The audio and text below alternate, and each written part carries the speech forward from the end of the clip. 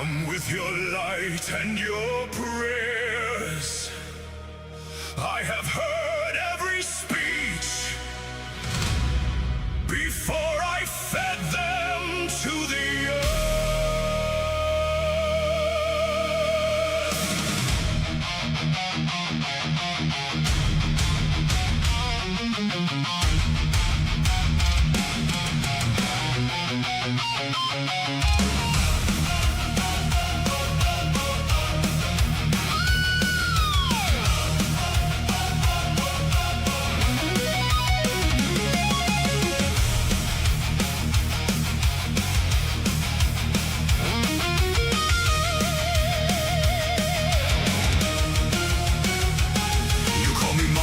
From your polished towers, you never watch the ones you love turn gray. You never held a body going cold and begged whatever listened to let them stay. So yes, I learned the words that break the seal. Yes, I drag them screaming back to bone and breathe. You wanna call that evil, call it evil. I call it refusing to accept. And every hero that you send to stop me has learned what happens when conviction meets a man who has already lost the only thing that made him care about defeat. You fight for kingdoms, you fight for glory, you fight for futures you will never see. I fight for something already buried, and that makes me more dangerous than you'll ever be. I know what I am, I know what I've done. I never pretended to be the righteous one, but they were mine to lose and yours to never touch. So come with your holy swords, it won't be enough. I know the cost, I paid it willingly. Every crack in my soul, every name on my hands, I would do it again and again and again. Come and stop me if you can. I know what I am. Your paladin is righteous, I can see it. That fire in his eyes I used to wear before the third funeral in a winter. Before I learned that gods don't hear your prayer, he'll tell me there is peace beyond the veil. He'll tell me that I'm keeping them from rest. He hasn't seen them stand beside me laughing. He hasn't seen what I have seen them be at their best. And yes, I know the thing behind their eyes is not exactly what it was before. But when you've had and lost and had again, you learn to stop demanding more. You fight for kingdoms, you fight for glory, you fight for futures you will never see.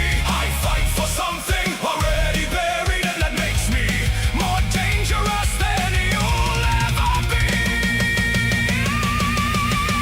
I know what I am, I know what I've done.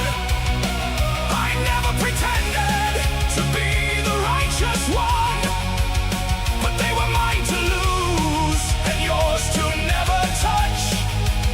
So come with your holy swords, it won't be enough. I know the cost, I paid it willingly.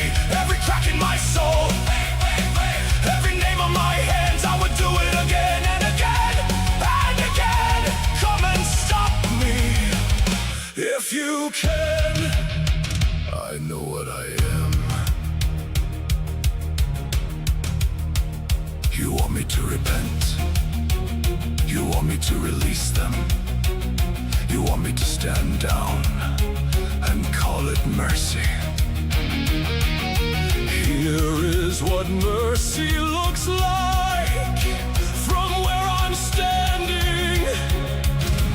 Mercy is the lie you tell yourself so you can sleep at night, while everything you love turns cold and quiet.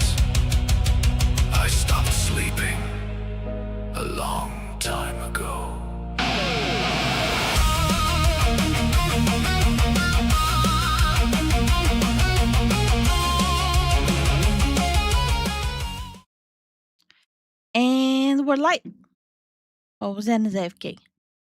Hi Tact, hi Grooms, hi Starwin, hi Shadow, hi Peasy, hi Tin Man, hi Taz, hi Ivan, hi Inspired, hi Inquisitor, hi Sarah, hi Moose, hi Ow, hi Scenarian, hi Kuro, hi Vampsia, hi Mike, how you guys doing? Hi Wrong, how's everyone doing? So we're a little late today. I had some difficulties getting up to. Oh, that's why we're late. No, no, I'm not dead. I'm honestly dead. Huh? Confused. You see, you were on Archcast a few weeks ago. Yeah, we're trying to schedule some more fun stuff, but he has a full schedule. Like he has like a lot of stuff he has to do. We have a lot of stuff we have to do. W- We have some fun stuff we want to work on. I'm very excited about that.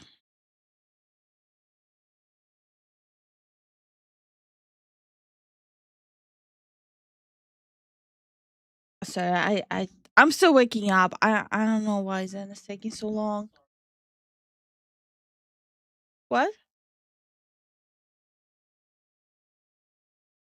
Yeah, it's just too much grass for them.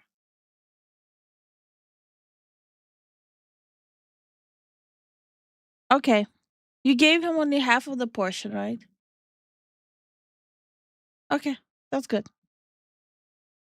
Daniel, I was just about to go through your pockets and look for loose change. Huh? Oh, you're talking to Moose. I'm just busy. Today's been a hacking day, and I'm so ready for it to be over. For us, it literally just started. We're just checking how like our oldest cat is. I think he ate like you know how like, cats are supposed to like nibble on like that specific grass you grow. I think they've been nibbling too much on it. Hi Pedro, how are you doing? Your suffering is just beginning. I think we're gonna have an okay day. Well, plus like absolute exhaustion, but I think we should be fine.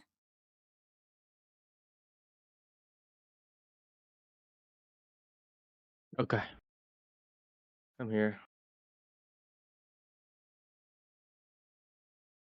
Let's go. How's everyone doing today? Hope you guys are having a good day today. There we go. Now I can have my coffee. Sorry about that. Better late than never. Then that's true. Mm. So, how y'all doing today? Hopefully, you guys are having a good Thursday. Wait, your cats eat grass? Grass is good for them, but too much Yes. of it can be really bad for them.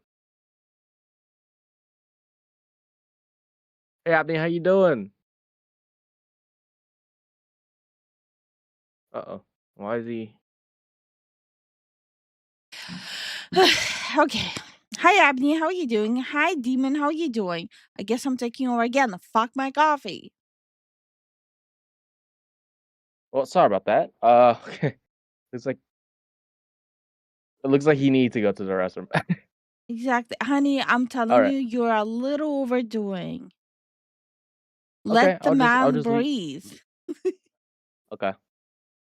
Hey Ben, how you doing? Hey Tin Man. Hey Inquisitor Jackie. What's up? This habanero mango meat is hitting the spot. What the hell? Meat. That's a thing. That's cool. Cat grass does help them. Otherwise, might have a Pika cat that eats wires and plastic other stuff. No, Bro, Zuko actually, used Zuko to used to do do that. that. Yeah. I trained him out of it. He has zero interest in cables. Like he doesn't chew on like random stuff. Yeah. Like he has like a wire dangling above his his head at all times when he's sitting with me. He don't even care. Yeah. He's like, this shit don't phase me. Yeah. Hi, Yui. How are you So, doing? hey, I'm True. How you doing? Mead. Where's mine? Someone's having mead, and I would like to try mead and ale one day. Hey, Al, how you doing? What's up? What's up? Hope you guys are having a good Thursday, or it's Friday if you guys live in the EU.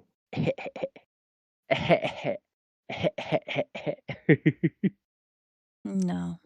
So, no, Can I just uh, complain for a second? That's a great start for a stream. Can I yeah, just go on. complain? Yeah, okay, pop off. Kids make no sense. Like literally, kids make no sense. We got like a capybara onesie for the kid's birthday, right? Yeah, She's like what? She is 7 years old. yeah, The onesie I got for her is for 9 to 10 years old. It's too yeah, small. It's like a plushy capybara onesie. It's too small. She's 7. It's for 9-year-olds. Now we have to get one that's for a 12-year-old. yeah. Is that normal? Is that normal that like the kids' sizes makes no sense and it's according their age and sometimes it's just according their height? No, actually no. I remember it being according their height. Since when is just like Mm. since when is the size according their age?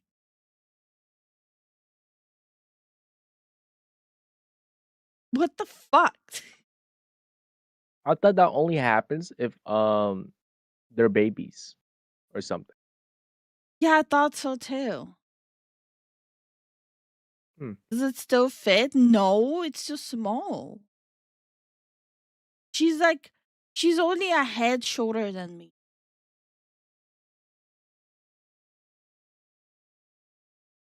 Like, what the hell is going on? I just wanted to complain. I wanted to vent about it. I mean, it Kids are depends. weird. Yeah. It depends on chilled child. Some people grow faster than others. I was taller than everywhere else by large margins in elementary schools and had a bear, full beard by the start of high school. God damn it! Damn, majestic full beard. But like, why is there no actual sizing? Why is it just age? Why is it age groups and not actual sizing? Since when did that happen? I don't know. The age thing is normally they are about this big at the age type thing. The clothes are exactly. It's like how the fucking like I mean, to be fair, like the kids here tend to be on the taller side. At least I think so. A lot of kids are pretty tall. no. I agree. I I agree. That's why I still didn't get anything like her height. I got Hmm. something like in a higher age group than she is completely. But it's like it's still small. Now like I got the same one in the group size of a preteen. Uh Like what the fuck? huh. Hi Garland. Hi Mechanical Mac. Hi Matt. How are you guys doing? How y'all doing today? I mean, it's just how it is. Like with kids, you kind of either get them very tall or very short, never in the middle, because everyone grows at their own pace. Mm. It just I wanted to complain a little bit about this. The fuck you mean pick an age and that's the size of the clothes for kids? I just wanted to complain. Why is there no actual height, like width, stuff like that? Like, Um, welcome to the world of grown children. no, I remember just a year ago it was like height wise, right? Just a Yeah. year ago, no, less than a year ago. It was just a few months ago. It was like height wise. Oh, pick your kids' clothes height wise. Now it's like, oh, pick your kids' clothes age range wise. The world's changing, my love. In like a month.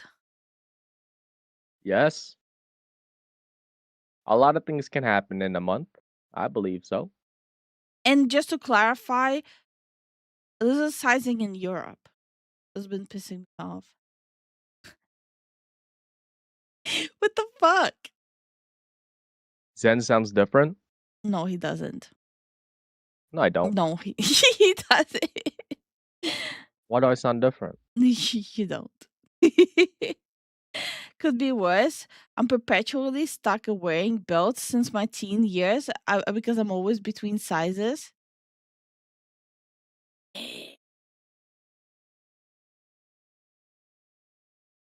Um, the source providing clothes also does change what you might be getting, especially if it's imported. That is true. That is true.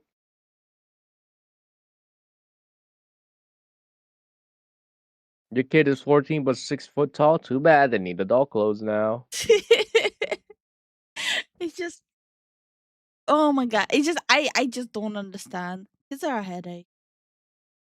You know what's worse? School books changing every year and being ridiculously expensive, only to be used 60%. Um, that's honestly that's almost exclusively US. Outside of US, you get the books for free. The school books, you get them for free. The only thing sometimes you pay for is study books, the ones you write in. And that is usually in total 300 a year. Right. Yeah, so that issue is almost exclusively just US. Like being thousands of dollars. Like I'm aware like in US it's becoming worse and worse with like paying for books.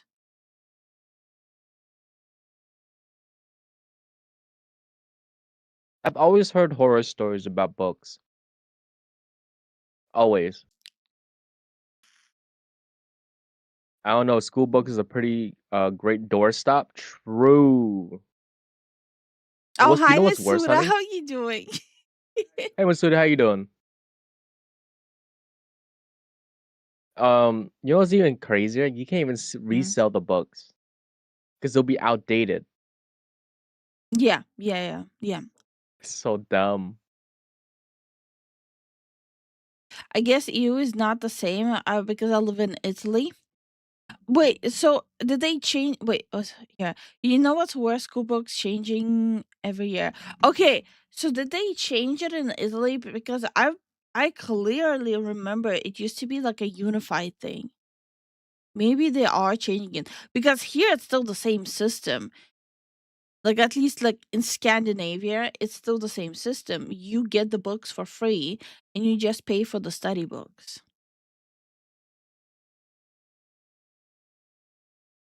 And you know how like every school has like a school library like Yep. inside of it?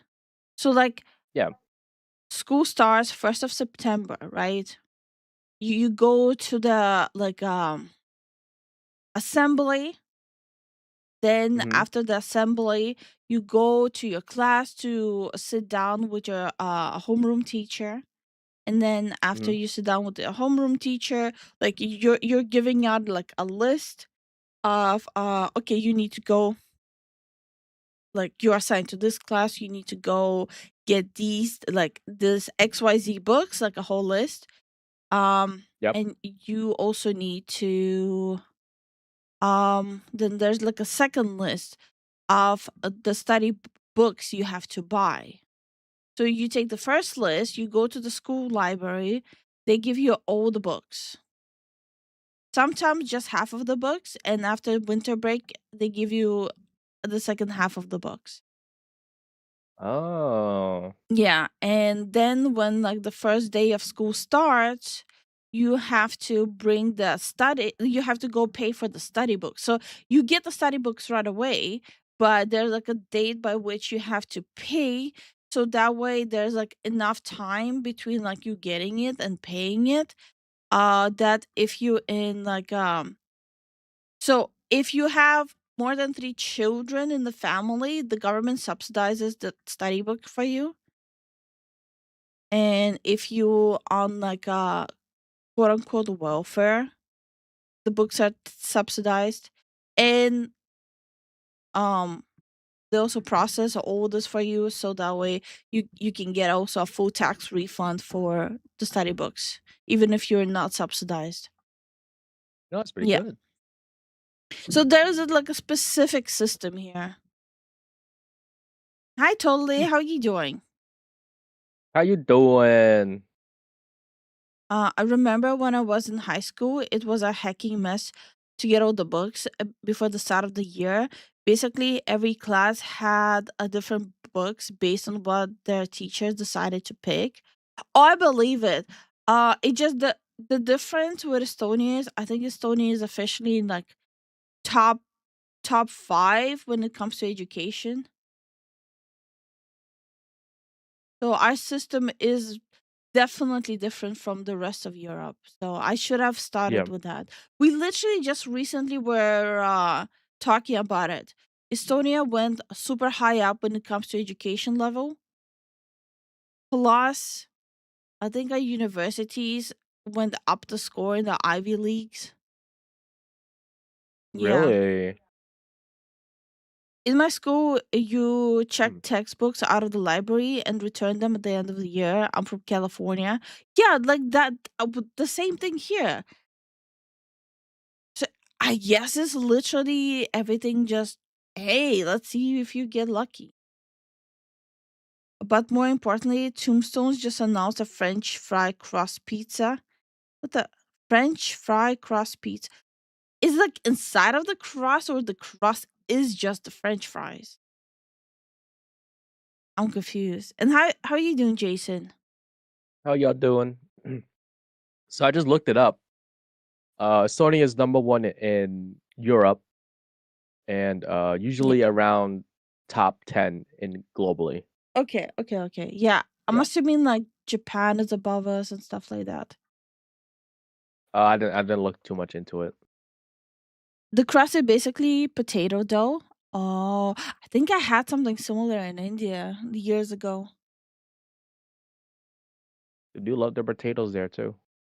Yeah. I feel like every country unanimously loves potatoes.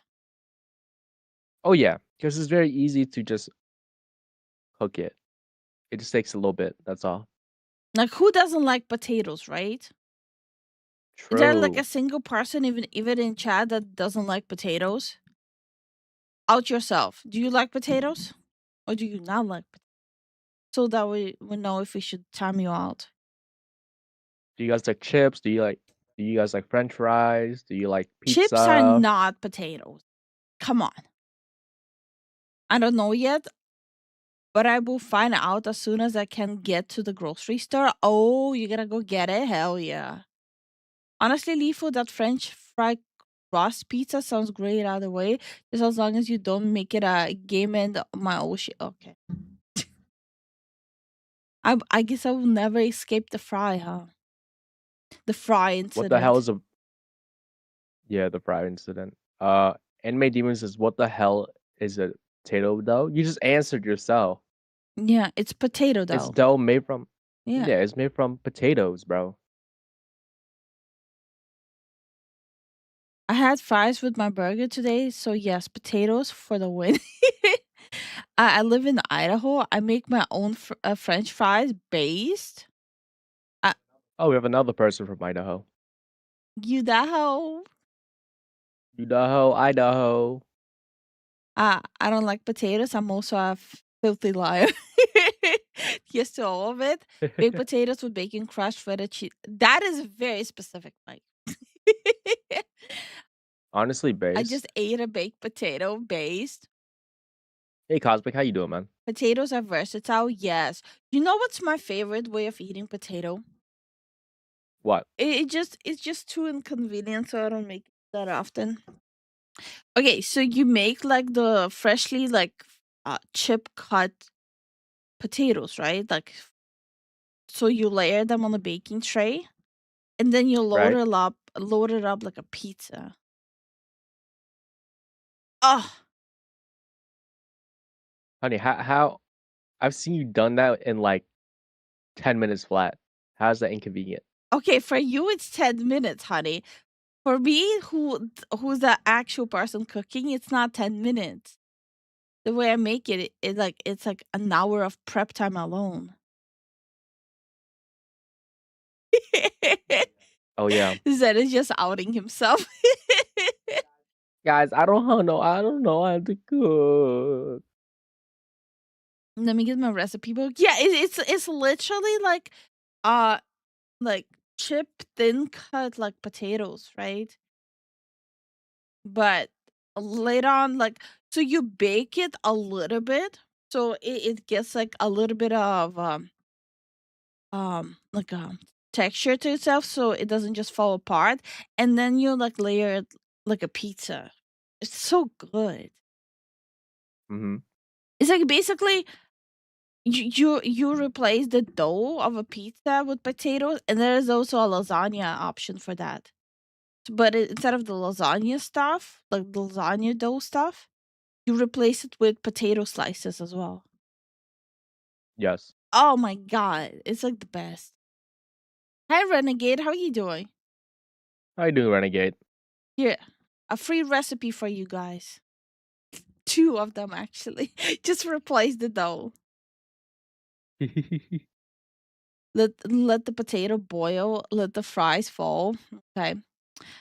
So spicy, so good. Okay, okay, lumpy. I swear to God, like a reverse pot pie. I guess so, but it's like no. Zen is right. It doesn't take that long. It is one of the easiest of recipes. It just the like slicing potatoes part is the one that's like time consuming. Yeah. So it's like if you switch something on to watch, it's like super easy. Potato braid,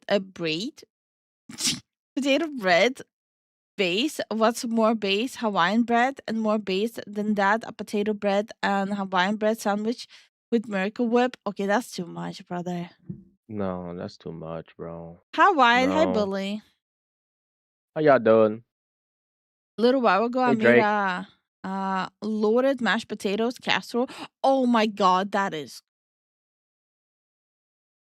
Drake redeems Russian time, and he's asking you to describe your favorite food in Russian. I don't have favorite food, so I'm gonna need to think of what to describe. Um, Maybe Pilaf. barbecue, maybe. Yeah, barbecue. Okay, Steps in Russian. okay. Моя любимая еда это шашлык. Короче, берешь мясо, нарежешь в кубики, манирируешь с маслом, солнечным маслом, добавляешь немного майонез, соль, черный перец, красный перец, соль, конечно же, немного укроп, и надо нарезать лук в кольчики. Все надо смешать и убрать на ночь в холодильник. Потом утром, надо подождать хотя бы там, может, 15 часов. Потом утром надо взять и поставить на шампуры, и потом н начать жарить на огне. There you go.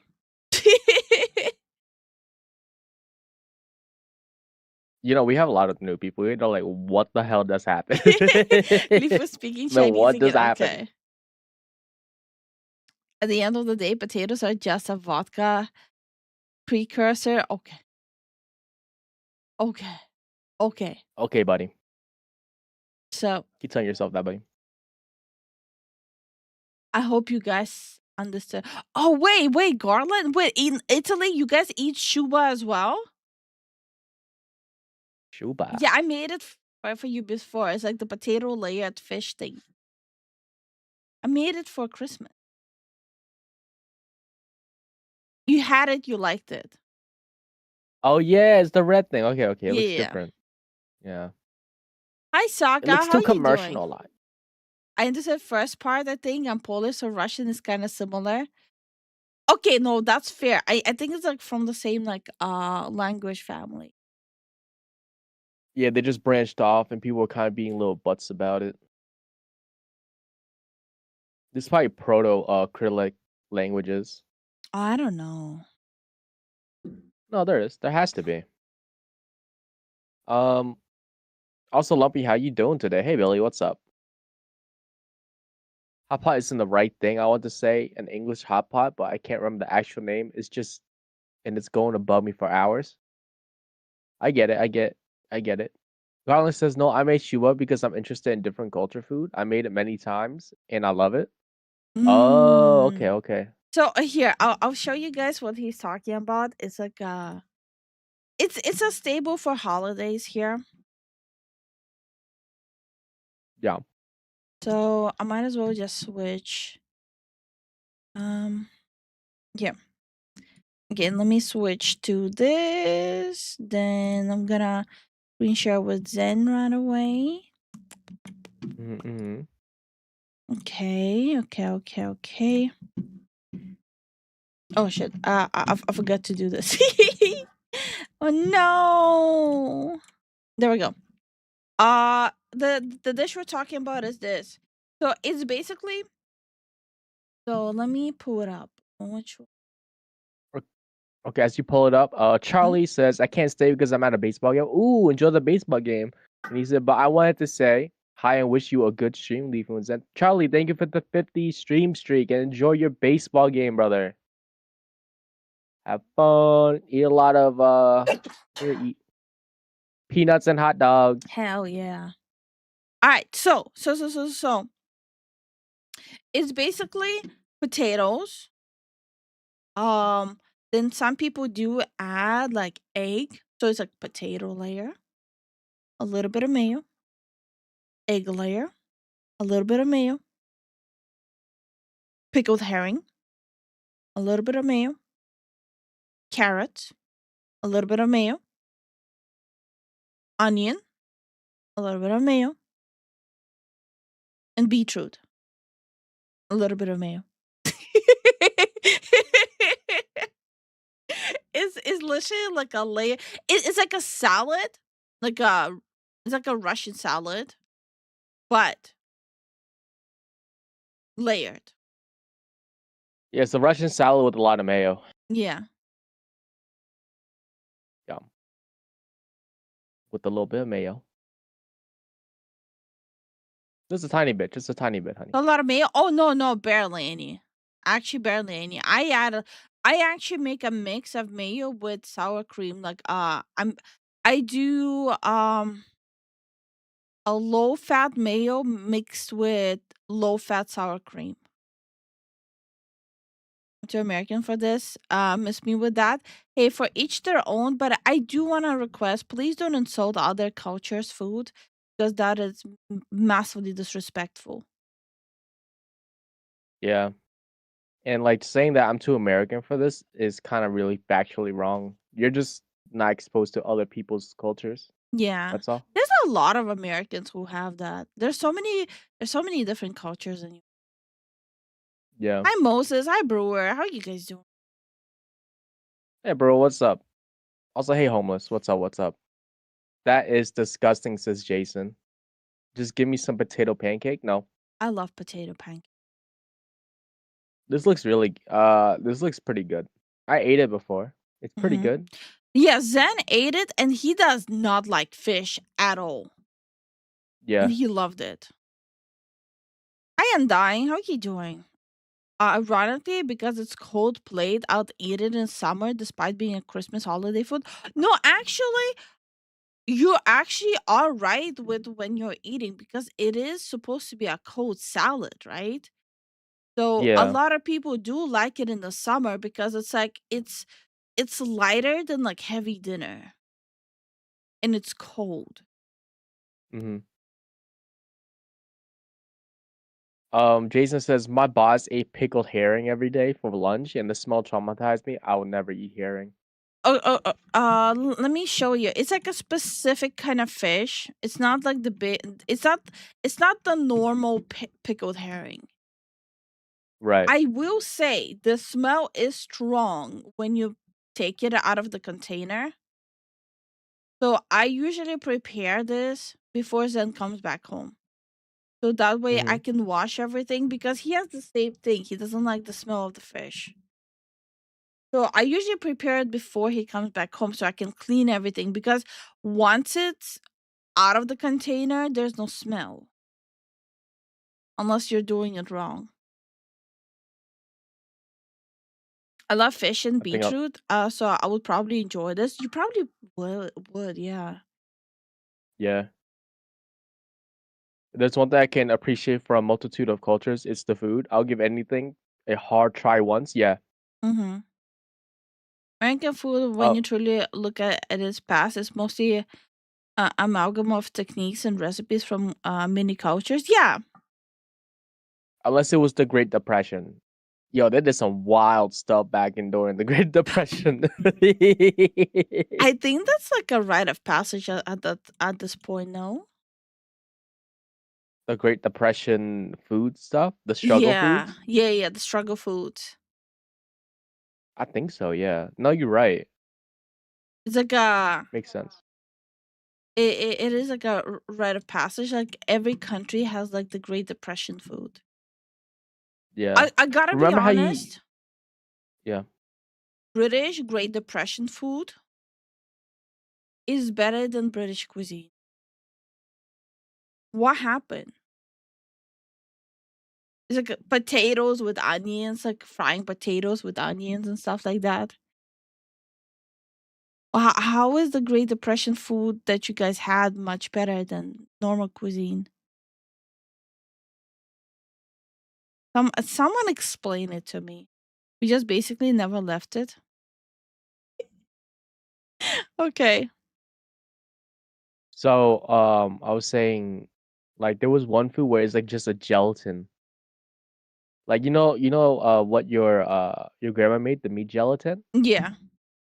It was something like that. Like, what I would see, during the Great Depression in America, US specifically. He's talking about this one, Yeah. but it's still like a staple here. Yeah, of course. So my grandma actually makes her own at home. She doesn't get like the store bought stuff. She makes her own. Yeah, 'cause she's built different. Yeah, it's basically like a gelatin cake with meat. Everything is meat flavored. Yeah, it's meat adjacent. Mm-hmm. No. It's meat, not meat adjacent. It's meat. No, I know, I know. It's just like, how do I explain this? Um, in the US, it's always been like meat adjacent, as in like they didn't use a lot of meat. They'd use enough so it tastes like meat. Oh, okay. Well, I wouldn't know. I didn't grow up in the Great Depression. No, they have a whole thing about it.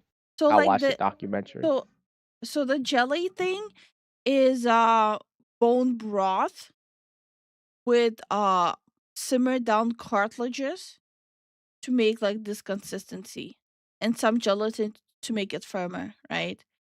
Inside of it is literally just cooked meat. That's what it is. It's just meat. It's Mhm. meat and bone broth. That's all it is. Right. Meat jello not usually is something I would make on purpose normally. I end up making something similar. Whenever I make stock for my soup, I concentrate the bone broth down so much it turns into that. Exactly what Scenarion says. That's exactly how you make it. That looks like Lutefisk, Minnesota has a large Norwegian population and it keeps showing up at potlucks. You should try it.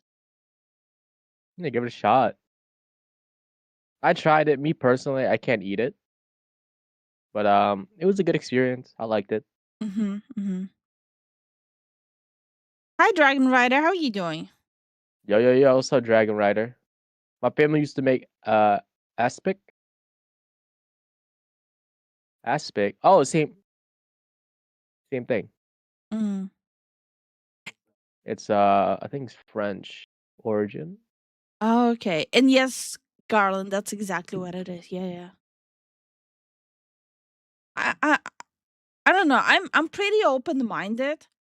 When it comes to food, the only food like my body cannot tolerate is I would say what it would be considered like quote unquote American food, like fries and burgers.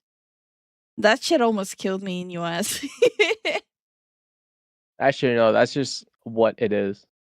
That's what the name of the food group is. What? What you show me is aspic as well. Okay. Yeah, that's just the name of it. Okay. Yeah, no, you might be right. It just I always forget the English name for it. Yeah, so that's what the meat jelly is called, aspic. Test. Oh, Stop right there, you get it criminal scum. fixed, huh? Nobody breaks the Congrats law on on my fixing watch. it.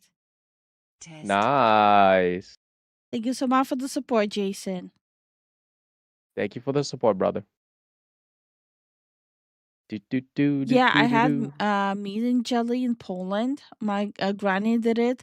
I ate fully because feeling of meat plus jelly disgusts me. I never disgust me. Yeah, it just I don't know. I like it. I've only had lutefisk once at the state fair in Minnesota. Fish was fire, but the steam bun they served it with wasn't cooked properly, so I just ate the fish from it. Honestly, understandable. Yeah, honestly valid. I get it.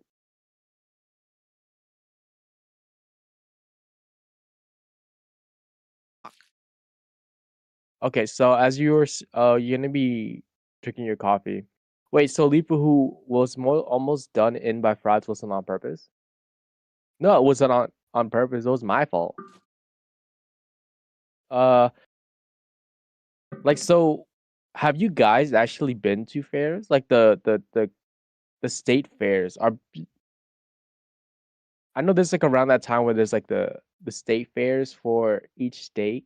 I'm assuming most states have fairs that specifically for their state. Like, what's the biggest thing that you would see there? Like, what kind of foods have you guys experienced? I want to know like what's different. There's the usual funnel cakes, uh, ice cream, uh, fries, all that stuff. Maybe a burger, but the burger's kind of trash.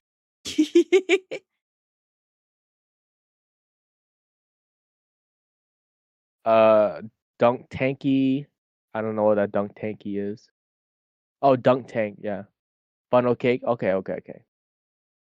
We have some clips from the fry incident in the Discord. Don't we never talk about that. It don't exist. How you doing, Santos? Fried butter. That's kind of disgusting. and no, I'm not talking about like the year of surgeries I had to get. I'm talking about like the greasiness thing. The Right. greasiness, high salt, and high corn syrup. That kind of it kind of like messed me up. Well, yeah. Just rough. It was pretty You have rough to for experience. me. Yeah. So I like smoked turkey legs from the Ren Fest. I'm talking about state. state fairs. What's a Ren fair? Oh, Right. Renaissance fair.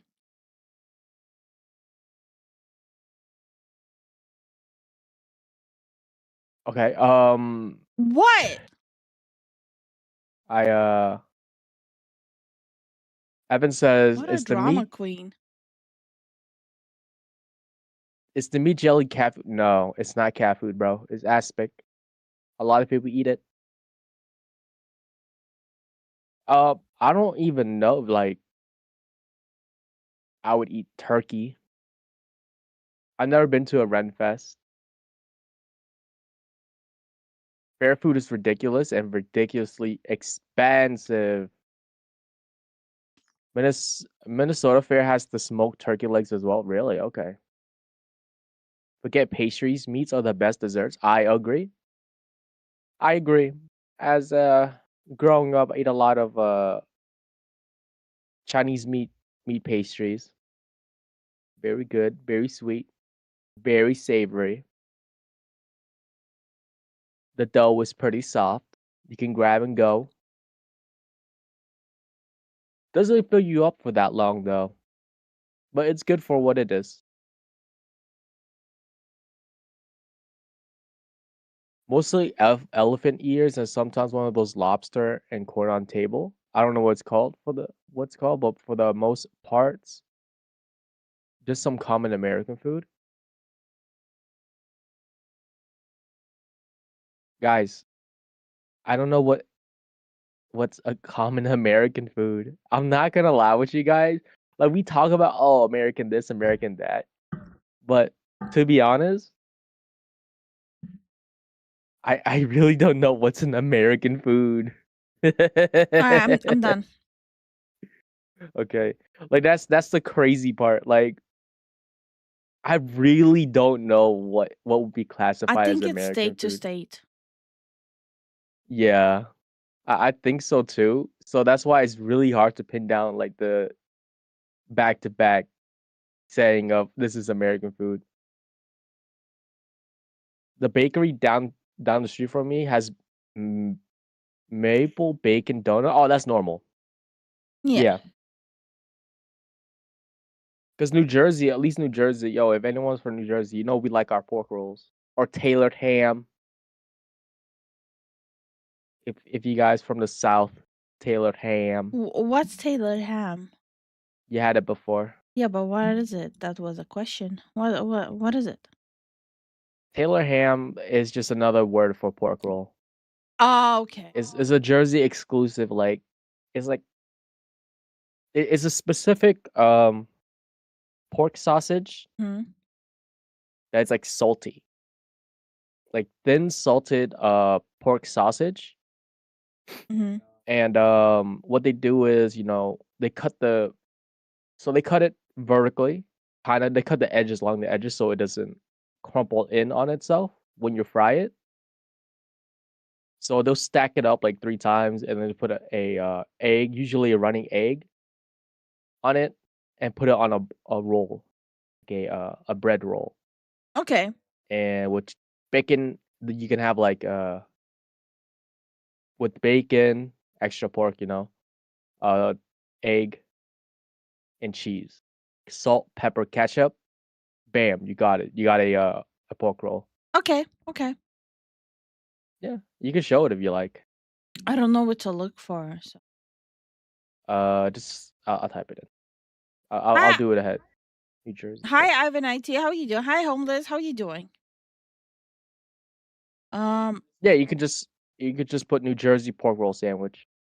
Okay. You had it before. I didn't like it. New Mm, Jersey pork roll sandwich, right? yeah. The sauces they used were very sweet, plus eggs. I threw up from eggs. It should be. Yeah, I already opened it. Yeah, I'm looking. The third roll and then going down. Third row, this. That one, yeah.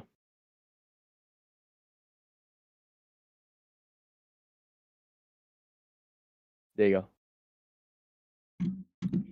Pizza is not American. No, like the pizza that US eats, that's American. The Okay. origin of pizza is not American, but like the popularized version of pizza is American origin Italian food. Yeah. So technically it would be American. Okay. All right. It specifically was originated by Italians in US. Holy crap, Snake! Thank you so much for the 5 gifted subs, Snake. How are you doing? Thank you for the 5 gifted, brother. Holy crap, how you doing?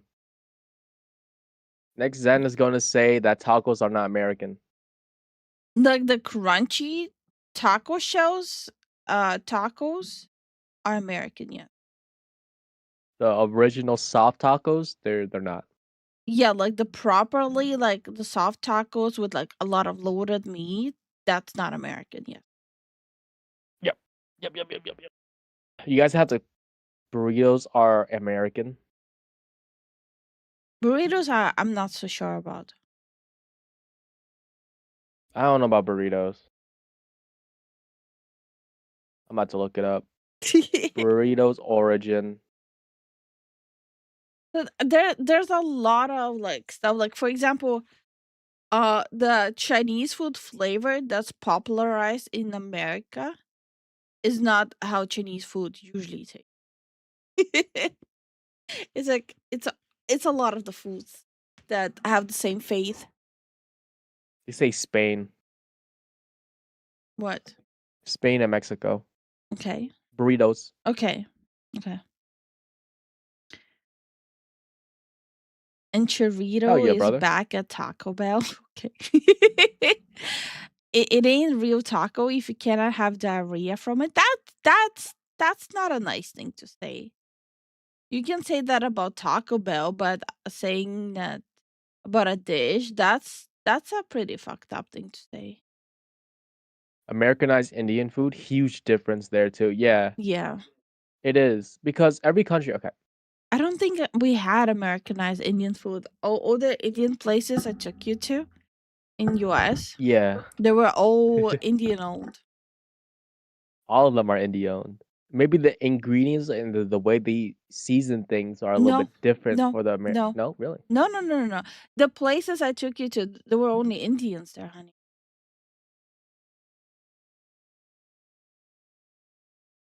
I see. Yes. Hey Skelly, how you doing? Um, every country kind of like caters to their citizens' taste buds Hmm. because when Lifu came to the US, everything's a lot sweeter. Yeah. A lot sweeter than outside. And I experienced this phenomenon. Pretty crazy. I'm not gonna lie. I first time in Estonia, I went and ate some food. Not sweet enough. Very heavy, very creamy, and slightly salty. Yes. No, that's an accurate description. Yeah. Y'all love your salt. Like a lot of salt. Yeah. Yeah. No, that's a very fair assessment. Hi, But Undertaker. hey Undertaker, how you doing? But it's alright. I like it. Can't complain. Pretty good shit. So it's like US diabetes and at least Estonia is like what's the side effect of salt? Uh Blood pressure? Yes. A lot of blood pressure. A lot of blood pressure. I have a video recommendation, and we appreciate the video recommendation. The video recommendations are only accepted in text form before streams. Hey, Rania, how you doing? How you doing, Rania? More sweet than Uh, iced tea, that's just sugar. Iced tea is just liquid sugar. Salt, the things CS:GO players scream about. Okay, Okay, buddy. I hate how sweet everything is in America. I got used to drinking nothing but water, and everything was super sweet. It's gross. It just also depends where you shop, honestly.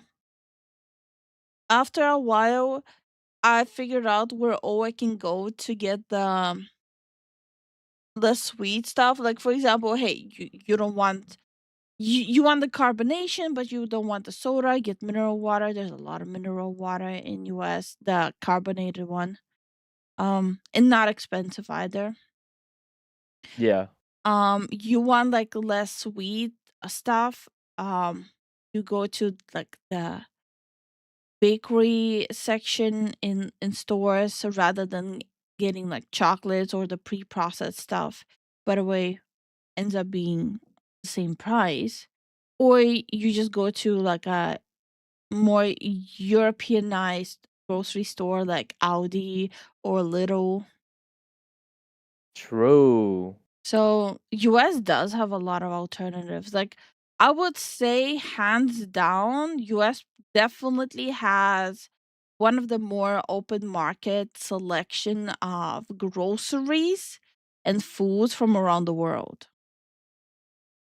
Yes. The only thing is that um US is based on convenience, right? It's a bit inconvenient if it's out of the way, and Mm, people tend not to go there if it's out of the way. mm, So you gotta go out of the way to get it. Make an effort. yeah. I mean considering how big like the car culture is in US, going getting stuff isn't really that hard. Yeah, some people just don't like driving, But especially mm, yeah. It also depends on where what state you live in, stuff like that. yeah, yeah. But yeah, no, it just US is just it's basically an open market when it comes to food and groceries. It genuinely like yeah, if you go to places like Walmart for your daily shopping for groceries, yeah, you're gonna be screwed. Absolutely, Yeah, it's gonna be overpriced and it's gonna be overtly sugary and corn syrupy. yeah, But if you go to Whole Foods, it's gonna be heavily overpriced, but you get whatever you want. If you go to ShopRite, it's gonna be overpriced, but you get somewhat what you want. To get access to at the same time, it's like a little bit of Asian stuff, plus European mhm, stuff, plus American stuff. That would be Audi or Little. yeah. Most of it is crap in American markets. It's full of additives. Yeah, of course. I again, that depends on what you shop for. The whole world uses additives, but We use a lot of corn syrup because yeah, that's our staple. Like we grow a lot of corn, maize, and stuff yeah, like but you that. can go again, Audi and Little or Asian food markets, Yeah, of which course. will end up being cheaper than going to Walmart. Hmm. So you can still get a lot of good stuff. Depends on where you're looking and what you're looking at. Got to start planting tomatoes of NY roofs. Why not? That doesn't sound bad. If you're, mm, can you do greenhouses only in the summer in New York? Yeah, and with the space situation in New York, you can't really. Yeah. You're gonna have to buy those pots, and like during night you have to bring it in, Hmm. or when it rains because you don't want that kind of rain hitting your plants. Mm. Well, American processed foods have more ingredients than in Europe. They use a lot more fillers than has been attributed to poor gut health and whatnot. Yeah, so when we were in US, like purely American food did mess me up pretty bad, like health wise. Hmm. I heard that America makes their Skittles with some dye that might get you cancer. It does. No, I think that was a myth. I'm pretty sure the dye thing was a myth. Really? Yeah. I don't think it actually gives you that. And hi, God of Myth. How you doing? Yo, yo, yo, how y'all doing today? Hi, Ancient. How you doing? What's up? What's up? Hope y'all having a good one. But I'm assuming you're talking about the red dye. Yeah, the red dye is outlawed here in Europe. It's Yeah. outlawed in Europe. And I'm very glad for it. Yeah, like I'm allergic to red 40. Yeah. Anything with red 40 in it, she's cooked. Yeah, like my throat swells up from it. Yeah. So I've noticed one thing. Okay, so this is just because this is something that I'm very passionate about, sriracha, right? Mhm. So you guys know that they changed the sriracha formula and the chili that they used to have, the farm chili, the chili farm, they used to collaborate with, made their own. Mhm. And it's not the same either. Because one, I will give it to the Vietnamese one. When they made it, they didn't use a lot of additives. But when the farm took over and did the whole, hey, this is the original sriracha, blah blah blah blah, and they made their own, there was so much additives and fillers in that it tasted more chemical than the chili. Yeah. And Lifu got really sad because she really liked sriracha. I like the rooster one. The previous rooster one. Yeah, of course. Mars is removing those dyes this year from M&Ms and Skittles. Okay, that's good. That's actually pretty good. Should have done it a bit earlier, but you know what? Better late than never, I guess. Shouldn't have been done Am I at right? all. But Well, at the same you, time as humanity were cooked, we would eat off of like freaking radium, plates and lead spoons. So like, I'm not surprised about anything at this point. I think we're cooked. I think we're cooked. You know what I'm not gonna miss? What? When renting an apartment in US, the fine print on the lease contract. If there's lead in the walls because it's an older building, it's not our responsibility or liability. I'm Oh not gonna yeah, miss that. dude, that shit was kind of wild. Not gonna lie, that's a little sus. They always put that when it's a building, like an older building. Like if the Oh yeah. building is like built since at least the 90s, they will have it as a fine print because it was that Mm-hmm. common. Yikes, that's Yeah, messed up hiding it. They're not really hiding it. It's like in US, you always have that in the fine print. yeah. Some people just don't read it. Yeah. I remember there was a kind of a outrage here because someone found out that the grocery store, the fresh sausages were made with an additive, and that turned out to be crushed bugs. I don't think I've heard of that. I don't know. I Bugs just mean, don't phase me.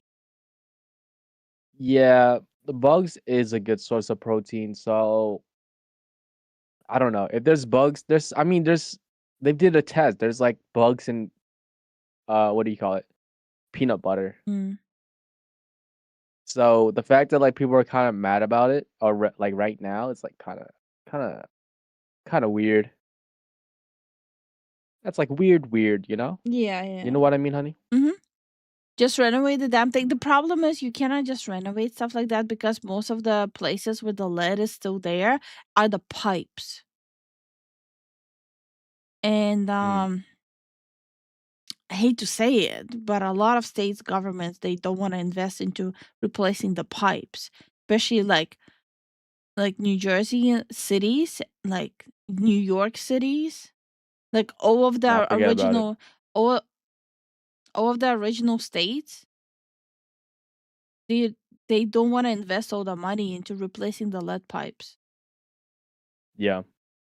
That's one of the like big lead sources in like the older apartments. Yeah. Also, there's a US Fanta that has 0% natural juice in it, and there is European one that I think is around 10% of it. I'm allergic to Fanta, so I don't know. I never drink it. Okay. So US Fanta is different. Like when I mean different, I mean like different compared to European Fanta. At least the one in Stone, bro. It's like orange juice, but like carbonated over here. It's such a weird taste, and I'm like, I kind of mess with this. That's why you never drink it? Yeah, because you can't drink it, so we get something that we can both drink. I'm not gonna just let's get one for myself, you know. Come on, boo boo. I want to try Euro Fanta so bad. Correct me if I'm wrong. Doesn't Mexico has European Fanta? I think they're huge on the Coke soda Coke, Coca Cola. Okay. Hi Goku, how Yeah. are you doing? Yo, Goku, how you doing? Lead pipes work for the Roman Empire and they nearly conquered the world. Okay, brother. The original Fanta was made by Germany during World War II. Okay. I think everyone knows that now. Hi Tin Man, how are you doing? Sup, Tin? What's up? What's up? Wait, no, Tin Man was here earlier. My bad. I'm very sleepy today. A building I work in had asbestos. They tried to hide it. I may have not given them any choice but to tell anyone. Yep. Is the European one the one that Mustache Man had invented? Yes. Yes.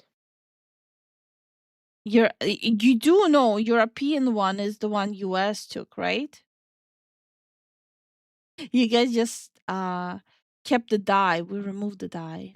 That's the difference. Yeah. And changed the taste. Less sugar. Yeah.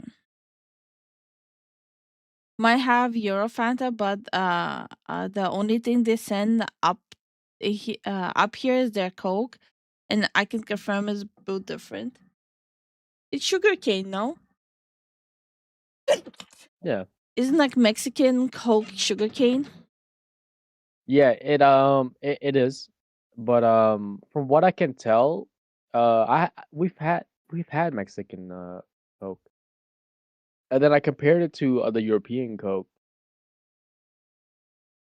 Um European Coke is more fizzy. It's more Mhm. fizzy and less on the sugar compared to Mexican Coke. What he's saying is the European one is just more carbonated. It's actual spicy water. Yeah. And thank you guys. Yeah, bless you. My sneezing is a little out of control. I mean, just a little bit.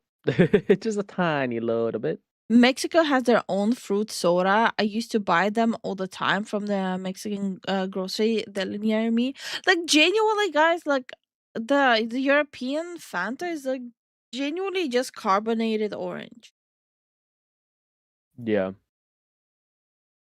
If you There's not if you go get a carbonated orange soda without red 40, there you go. And hi, Mikey, how are you doing? yo, Mikey, how you doing? Masuda says my mom prefers the Mexican cola. I get it. Mm-hmm. Let me just close these. Yeah, it's time. It's time, my dudes. Yeah, we've been yapping for like an hour and a half. No, an hour since we started late. Yeah, we locked in. Yeah. I'm not sorry about it. I'm like still partially awake. Not fully, just partially. Okay. Good luck with your raid, Jason. Good luck with your raid. Oh, yeah, it's Thursday. It's Thursday, my dude. Yeah, I don't know what the hell. God damn it. A little warning about yeah. No, no, no. Okay. Yagan, how you doing? A little warning about Batman Arkham Knight. When you try to record or stream two of the boss fights, it blocks and pauses gameplay recording. Don't know if it will do it on stream. On Steam games as well though. I think it's a case by case. I don't think I've ever had heard of that complaint. Yeah. Oh, so I have an update. I have an update about our merch. Yeah, I should tell them. No, not full detail yet. of course. Um, it's confirmed that Uvu Market wants to fully help us with our merch. I, when I mentioned that Uvu Market has reached out to us to have our merch on the website, Hmm. they reached out again saying that don't worry, we got you, baby girls. Yeah. So we will have our first merch, and it's gonna be under quality control by Uvu Market. So at least we will be absolutely sure that it's gonna be good quality. Yes.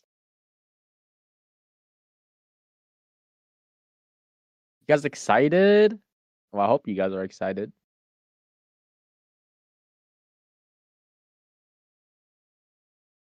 Are you? All right, let's see. Awesome Zen pill. This is never happening, Susie. It's never happening. Woo, woo market. You know, I Mhm. realized something. You said uwu. Yeah, because it's the name of the company. I know. Oh, marriage. I misheard a marriage. I was confused. What you mean? Oh, awesome. I'm glad you checked the work email. Finally, got things rolling. Okay. Yeah, so I started also looking at the email as well. So don't worry, guys. I will keep an eye out with Lifu. You know, if she missed some things, I'll let her know. How many times have you checked since we brought up the topic? Zero. I checked it yesterday. Cannot wait to see it. Well, in the purpose of being fully transparent about it, they have like several different tiers when it comes to merch. You can pick a tier that generates you minimal income, but the output is higher because they will have their own artists designing it for you. Yeah. And that's the one we want to go for. We want to go for minimum income, maximum quality. Maximum the quality. Because for us, like our first merch is for us the priority is for you guys to finally have something rather than actual income on. Mm-hmm. Because we want you guys to enjoy the merch. Because I know a lot of y'all have been asking for it. Mm-hmm. Like I have personal like priorities what I want with our first merch. Yeah, Yeah. it's important for us for you guys to enjoy the merch. So Lifu checks chat and then checks work emails. I check both. Yeah, she checks both. I was about to mention pillows. No, if we were to even make pillows, it will definitely be foo-foos. Like you guys, you know? I mean, how can I be proper simp if I don't have merch to buy? I mean, you got a point there. He does have a point with that one. I'm still gonna check if they can do the Asian street fashion clothes. Do they sell clothes? No, not street fashion clothes. Street fashion design. Oh, that's what you meant. Okay, Yeah. okay. Hi, Loudmouth. How you doing? Yo, Loudmouth, how you doing? So, I'm kind of excited about this because I want to see like what we would have in store for you guys Mhm. because it's been a long time coming. Like it it's about time you guys get some merch. Yeah. I'm just mad at PlayStation GTA 6 for ruining gaming. You guys keep mentioning that, but I'm sure we're probably gonna look it No, up. it's absolute cope. That's why I ignore these comments. That's why I don't read them. Oh, okay. Yes. Okay, so people are just being stupid. A little bit. A little bit. Like, people are just overhyping the outrage right now because it's not just GTA 6 or PlayStation that they're that doing all this. It's like people are trying to look for scapegoats when in reality it's like almost all the companies are doing that. Yeah. So people are just okay, scapegoating. Okay, no Yeah. fair. It's like most of them are doing this. Okay. You have to list all of the companies, not just put one. No, that's pretty fair. We need animal pins and or badges, jacuzzis with LED lights, patches for patch jackets. We want it all. Okay. Okay. Everything Lifu. Lifu 10 seasons. All the seasons. Honestly, I don't really care about PlayStation anymore. I have PC. Bro, I've been saying, like, how long have we had the channel? Almost 2 years. I've been saying from day one for almost 2 years. Switch from PlayStation. Go switch over to PC. Why the fuck are you using a PlayStation? I've been saying for so fucking long now. Yeah. Like, at this point, considering how much content there is out there talking about how people should switch away from PlayStation, their exclusives are not fucking worth it. And if you think they are, you're delusional. Switch away from the fucking consoles. Like, every fucking day there's at least 10 of those videos on my feed alone as well saying fuck PlayStation, switch off of it. If people still don't fucking get it, I don't know what to say. At least I have Nintendo. We enjoy getting bricked. Hi Warlock, how are you doing? Hey Warlock, how you doing? People want to complain about the problem, but they don't want to step towards the solution. Exactly. Think about it. People are a little dumb, that's all. Hi B-Ray, how you doing? Hey B-Ray, how you doing? My issue with the PC is the cost of it. So much money is needed. That's the reason I have a console. Buy an AMD, like not AMD, buy Ryzen PCs. Your cost will already go massively down. Yeah, Ryzen PCs are pretty cost effective. And And you don't instead even of need upgrading a console every year, just upgrade the peripherals inside of your PC little by little. yeah. Not It's not peripherals, hardware. Sorry. yeah. Like it just sounds like a little undertaking, but it's a lot more easier to maintain it than not? No, the amount of freedom you have with a PC and everything you can do. Like, you can use it like a console. You can use it as a workstation. You can use it as a TV. It just I don't think people quite understand how limiting consoles are. Yeah. Also, guys, just to let you guys know, we do have a PC Discord channel now. So if you guys have questions about PCs and all that stuff, or just want to talk about PCs, there is the PC Tech Talk, which is underneath the Automotive Garage text channel.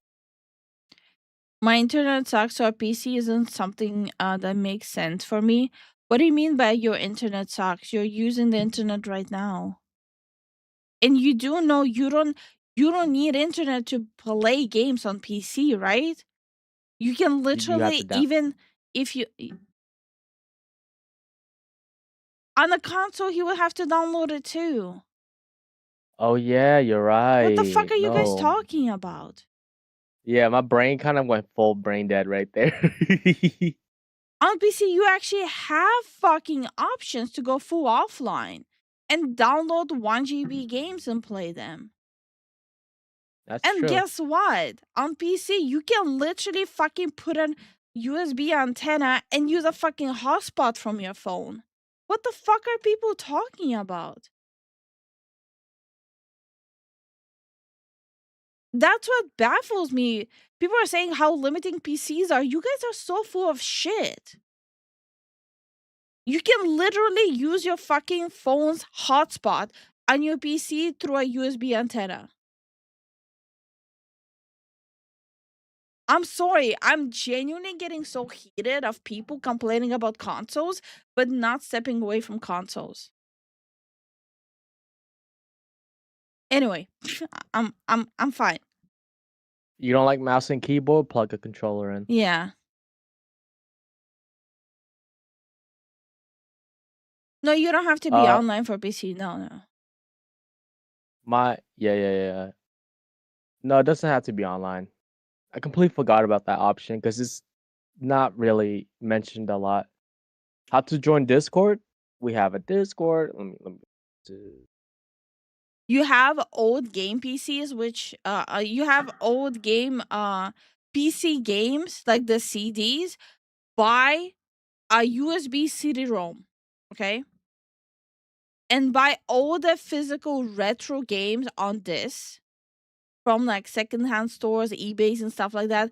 Go full off the grid gaming. You can still buy CD-ROMs. It's Yep. all there. People just don't want to accept the fact that it's all there. People are so comfortable about complaining but not changing. That's what's really getting to me. I went by the way, yes, Steam does offer a lot of offline games. Of course, you have to download them first, obviously. Data transfer. Hmm. Once you download them, there's so many offline games where you literally can constantly play offline. You can open Steam without needing internet to access your library. Yeah, true.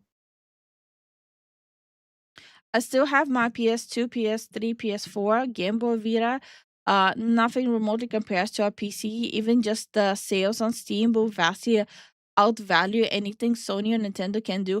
The amount of free games you can get from Steam, you can be a 24/7 gamer without putting a single cent into games on PC. Yeah. And hate to say it, but Epic Games is where it starts too. Downloading Steam and Epic Games will help vastly with increasing your Not catalog. Epic Games. You cannot access your library without internet with Epic Games. Yeah, Oh, not Epic Games. No, okay. there's a reason why I didn't mention them.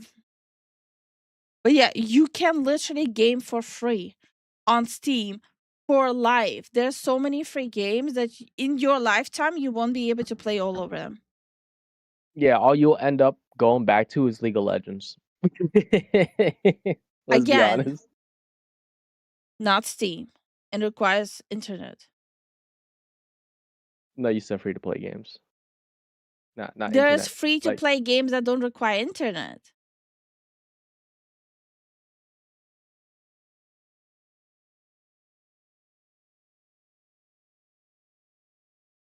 Zen just discovered something. I didn't know. What do you mean you didn't know? No, I actually don't know any. Oh my. Okay. All right. Anyway, I don't know what to say. I'm shooketh. I had no idea PC you could play offline, mostly because I don't ever hear anyone talk about it. Yeah, you can play offline, yes. On Steam specifically. Yeah, You have the game and it's not an online game, you can play offline, yes. I've never played League of Legends. It's okay. It'll Y- come y- grab you by the balls eventually. don't play League. It's a trash game.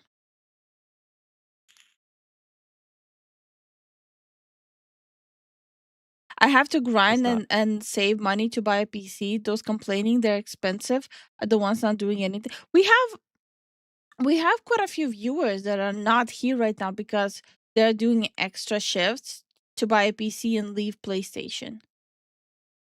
Yeah, and they've been doing it. They've been planning on doing that for a while Yeah. because they don't want like some run of the mill basic shit. They want to like have it to last long. So they're working for the quality because that's usually how it works. In real life, you gotta work for that quality. Yeah. Like it just there's there's really no excuse. There's really no excuse for people to continue supporting PlayStation, Nintendo, or Xbox. Good. Stu Studio says I went PC when I found out I had to pay for online on PS4 to play Minecraft. Exactly. Mm-hmm. Good thing I stopped. I feel so much better for that. I have lots of free games on the Epic Store, and I never play it, just to say how convenient that store is. Yeah, but Yo, Star, thank you for the 5 streak. Red Hood, thank you for the 10 streak, brothers. thank you so much, guys. Specifically, I'm using a laptop with a graphics card. Best decision I made, dude. Up until recently, I've been always a laptop gamer for like 10 years, Yeah. and I'm fine. You know how often I upgraded the laptop in 10 years? Twice. You know how much in total it was? How much? In 10 years. Hold on. Let me literally calculate this. Let's see. 12 times 10. Okay. Why am I Mm-hmm. calculating 12 times 10? Okay. Let's say.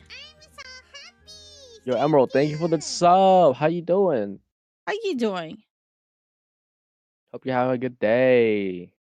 $29 a month for the past 10 years. Bam.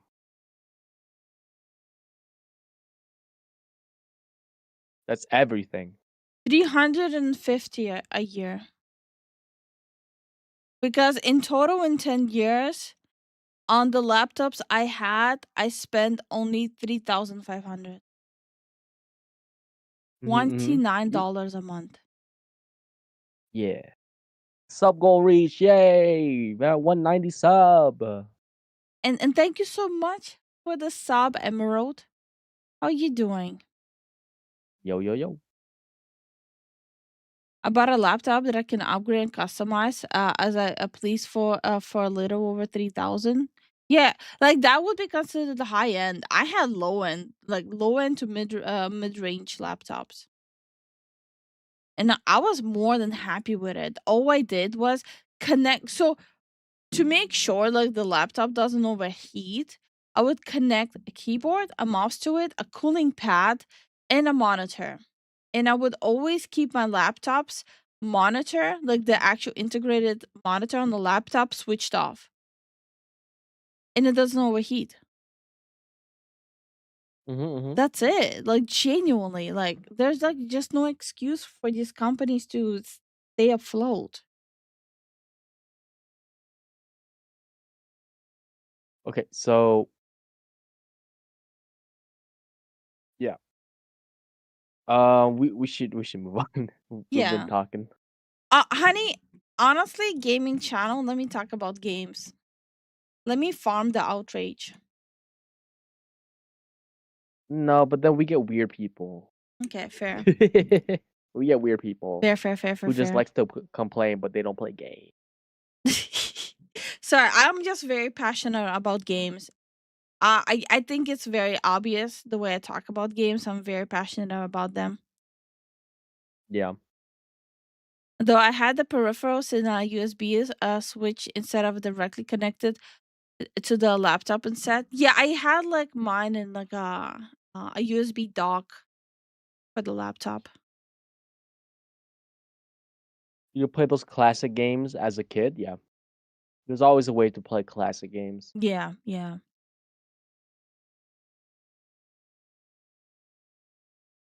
But then you also get people like me. Oh wait, I'm classified as weird people. Yes. God damn it, the beast awoke. Yes, he has awoken.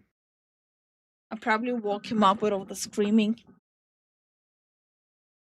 God damn it. That's on me. Well, listen, Yeah. it's okay. He was gonna wake up like eventually because he did sleep a little bit longer than usual. He did. He was knocked the fuck out when we came down here. Yeah.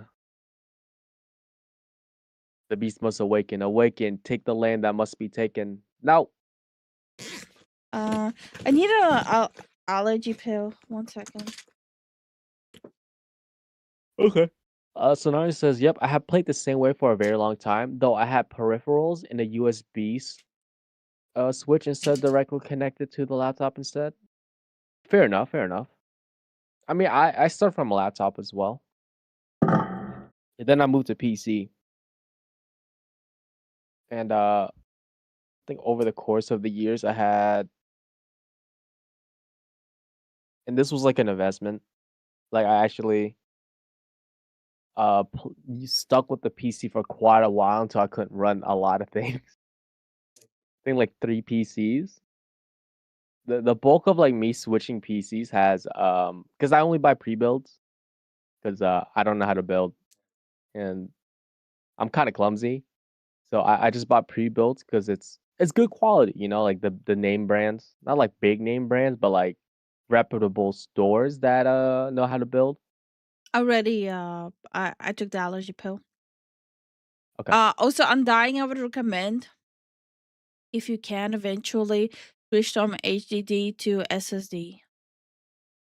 yeah. The games these days are more designed to run on an SSD. And hi, Mm-hmm. Lori, how are you doing? Hello, E, what's up? How you doing? How you doing? All right.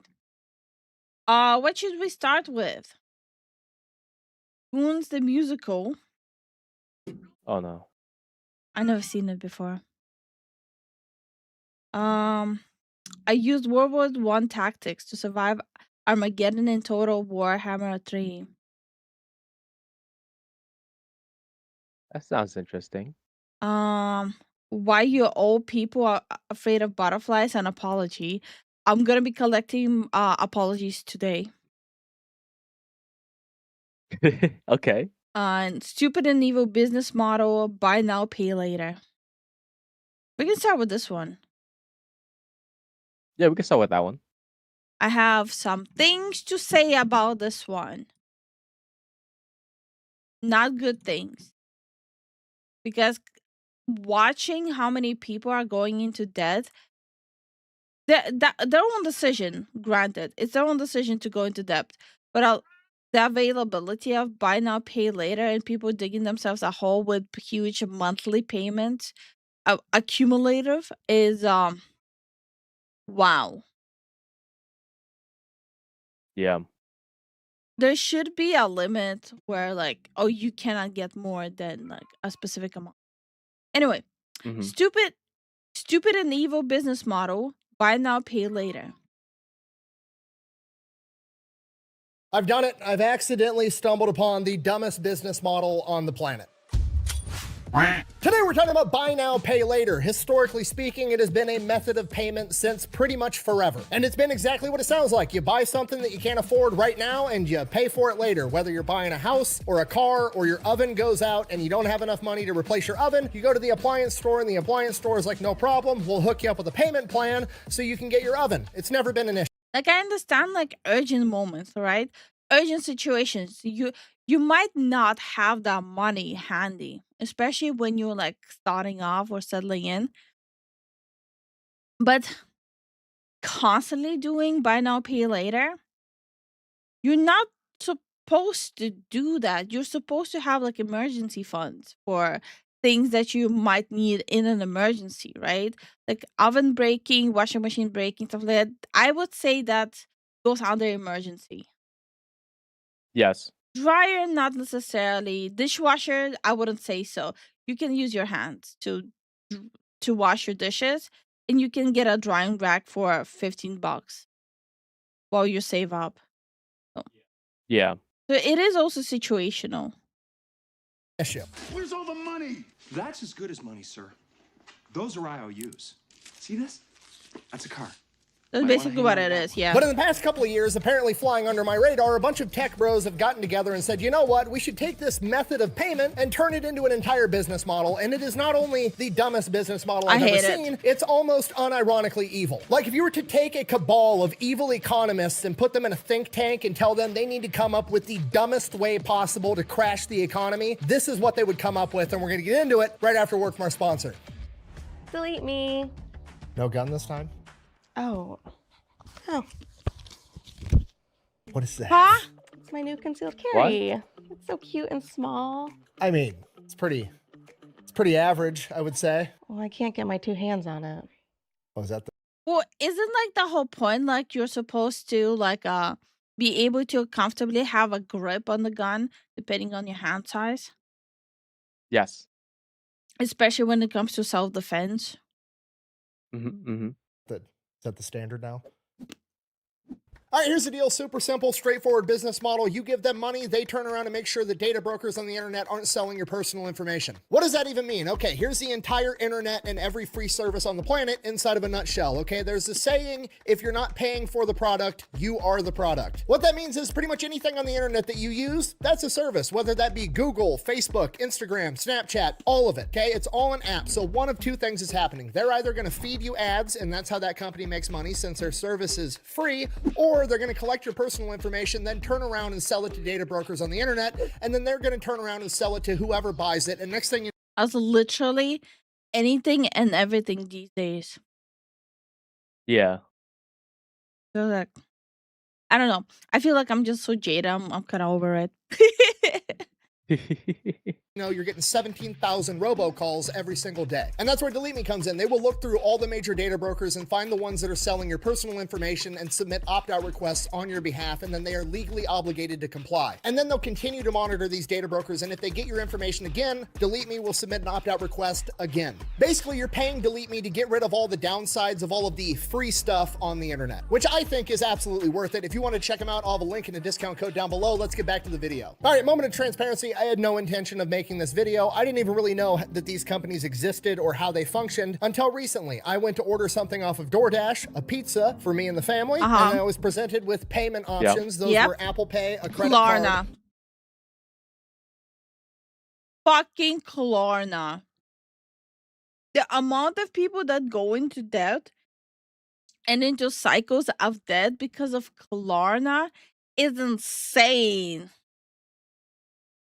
Or Klarna. And for whatever reason, on this particular day, I said, what the fuck is Klarna? So I clicked on it. I was then presented the option of making an account with Klarna, and then I would be allowed to make 4 easy installments to pay off my pizza. That is without a doubt the dumbest thing I've ever heard. Going into fucking monthly payments over DoorDashing pizza. That's the stage people are at. That's so bad. If you have to do installment payments on your pizza, I don't think you need the pizza. I think you need to get off your ass and go get a job. Yeah. To which I immediately said to myself in my head, that's stupid. I'm not about to finance a pizza and a private chauffeur to deliver it to me. I hit back and paid with a credit card, but then I was like, well, wait a minute. I technically did just finance a pizza and a private chauffeur to bring it to me because I paid it with a credit card, right? I'm buying it now and I'm gonna pay for it later when I pay my credit card statement off at the end of the month. So what the fuck is the difference between Klarna and a credit card? So I looked into it, and guess what the difference is between Klarna, Afterpay, Affirm, all these buy now, pay later tech companies, and a credit card? Basically nothing. Credit cards are regulated, these companies are barely regulated, and they're nowhere near as regulated as a credit card. Same, Yeah. but different. But still same. Now, What the hell was that? What? After all this time saying same but different, I find out there's an actual movie quote with it. What movie is that? I don't know.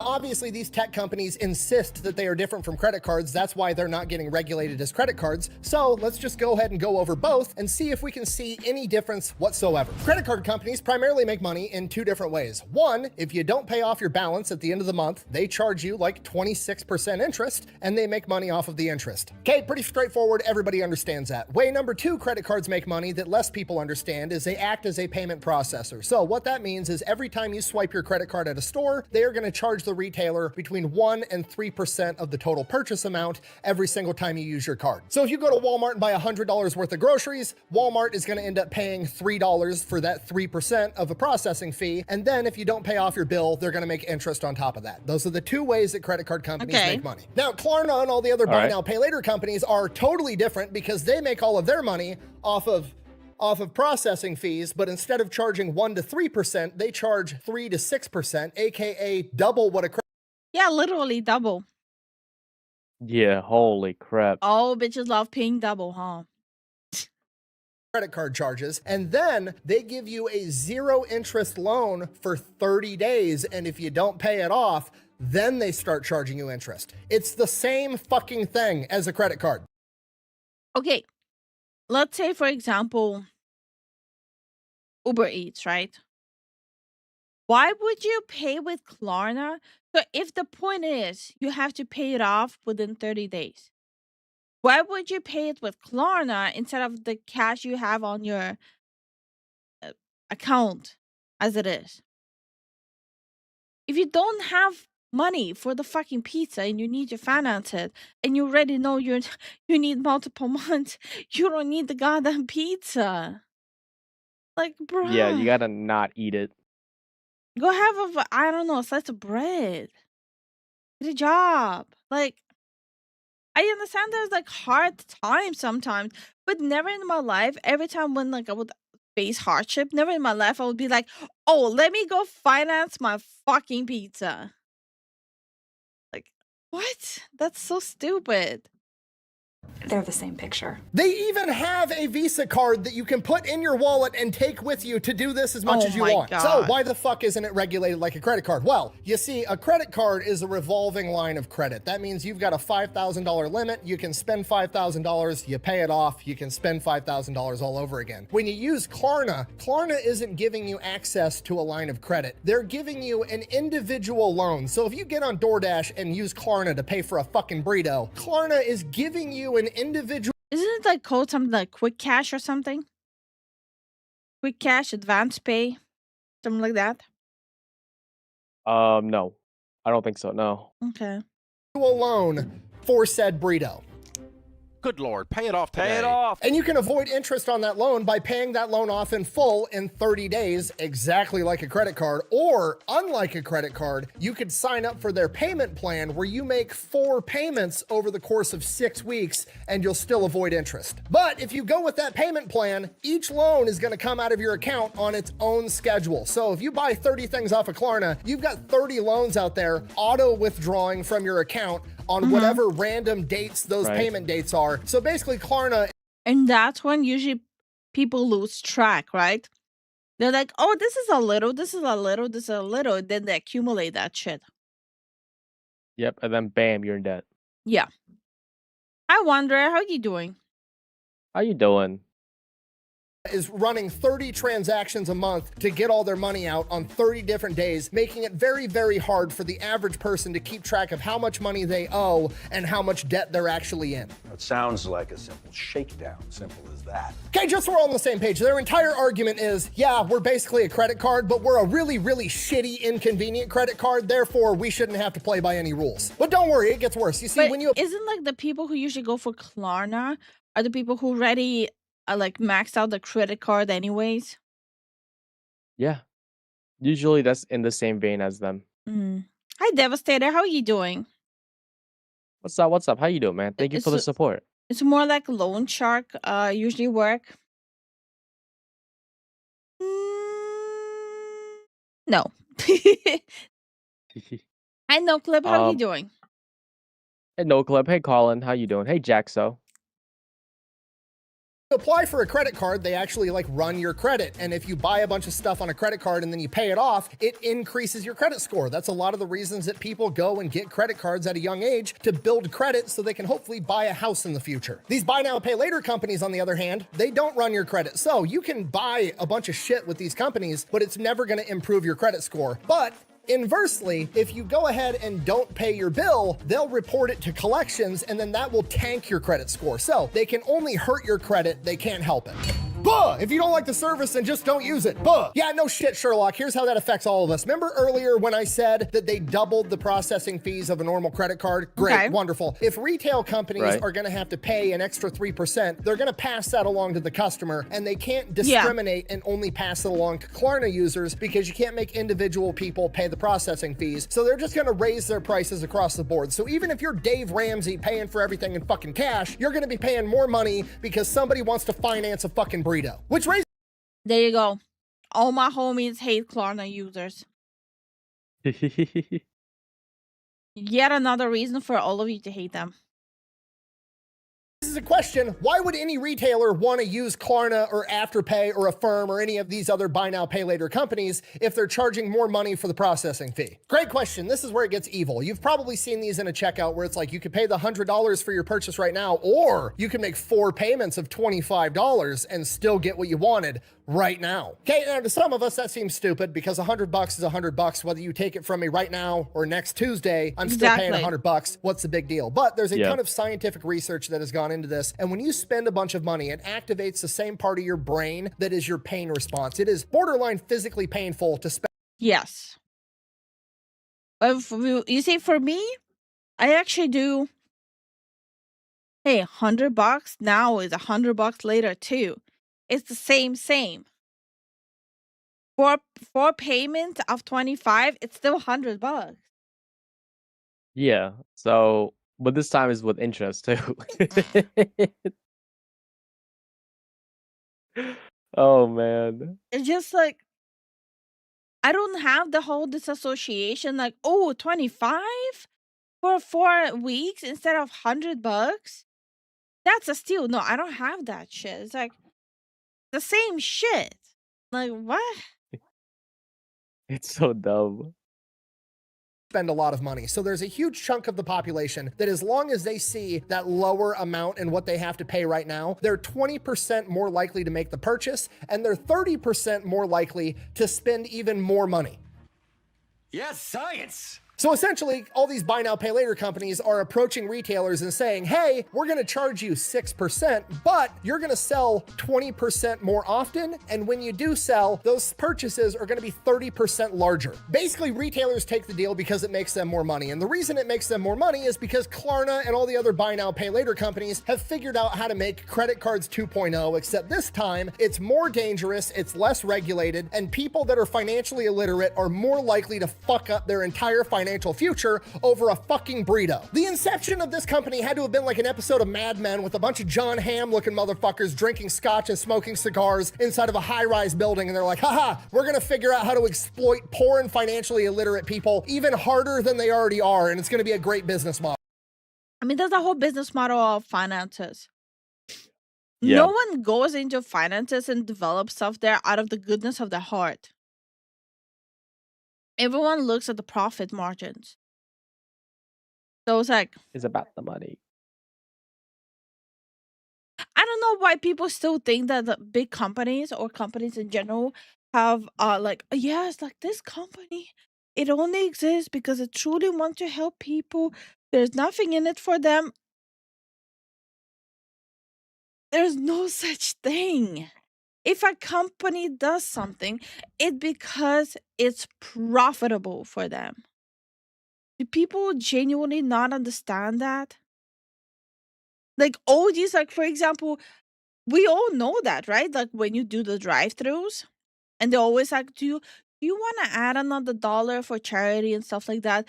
They're not doing that out of the goodness of the heart. Plus, by the way, they take your money for that. Yeah. They're doing that because it helps them. Like, I don't know. I feel like people are just so dumb. I'm sorry for the lack of better words. People are so fucking dumb. It's like the same thing as with like the Pride Month, right? All the companies sporting colors. They don't give a fuck, bruh. Yeah, Pride Month, Men's Mental Health Awareness Month. It's all profits. I'm sorry, but same with content creators. I know I'm kind of shooting myself in the foot right now. Majority of content creators, they don't fucking give a fuck. You know how many content creators this month I've seen be like, oh, men's mental health, blah blah blah blah blah, on the surface, behind the scenes, bio disgusting creatures. Go back to your cave. Yeah. Who are literally LARPing to get money. And people, a little bit off topic, but like people are like, oh, but this content creator is different. Not like the other ones. And then like, I can't believe I believed it again. I'm never trusting a content creator again. Bruh, fans were there all along. Don't complain now. Okay? Whoa, buddy. Nobody. Whoa, buddy. Hi, Wakey. How are you doing? Hey, Wakey, how you doing? Also, Argonian, thank you for the 110 streak. Oh, he's getting there. You don't? Me immersion? This is gonna be the first and the last time I'm gonna say this. We don't even ask our viewers to support us. All the support comes literally from their own initiatives. We don't ask people to contribute to charities through us. We don't ask people to support us. We literally don't ask anything. The only thing is, it exists. If you want to do it, do it.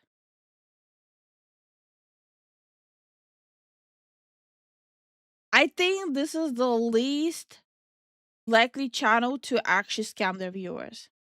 This is the first and last time I ever will mention this. Yeah. But the reality is, there's a lot of channels that you think they're there because they have the same thing as you. They don't. They see you as a fucking paycheck, and you're falling for that. Ivan says, but Lifu is different. She doesn't like me because of my gender. She doesn't like me because of my gender, my personality. She's the real one.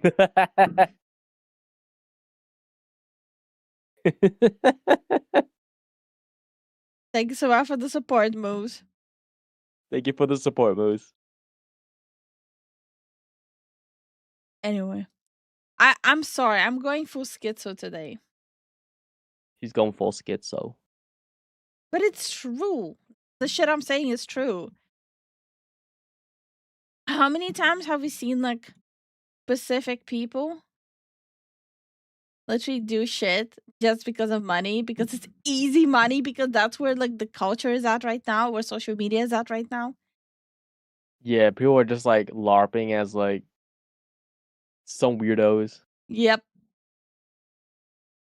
Yeah, except it's not, because that's the dumbest fucking idea I've ever heard in my entire life. Okay, let me rephrase this entire thing so we're all on the same page. Credit cards have a screening process. You apply for a credit card, meaning they've done some research into you and they've determined you're probably pretty likely to pay this back. Klarna and Buy Now, Pay Later doesn't do that same screening process at all. So they're giving lines of credit, essentially, individual loans on burritos and fucking pizzas to people that probably can't afford to pay it back. You wanna know how I know they can't afford to pay it back? Because they're taking out a payment plan on a fucking burrito.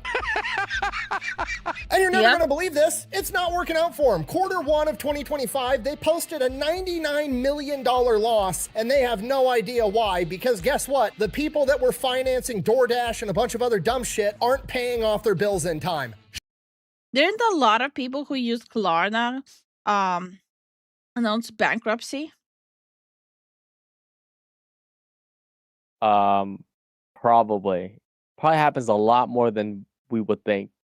Bankruptcy has been a pretty easy scapegoat for a lot of people, like announcing bankruptcy. Because it doesn't mean they're gonna be homeless or lose their job. I don't know. This is so fucking weird.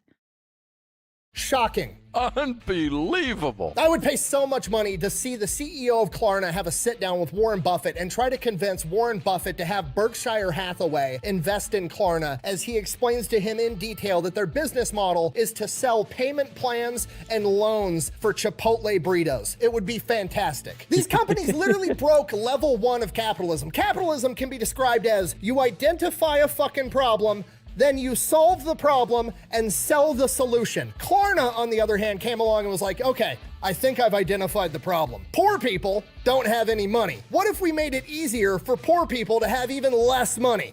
Perfect. Everything. That's not fixing the problem, it's making it worse. Imagine if a plastic surgeon in Miami figured out a way to help women with flat asses have even flatter asses. I mean, have you seen high fashion? Yikes. Isn't that exactly what they're going for? A plank? Hi, Mississippi. Hope you feel better.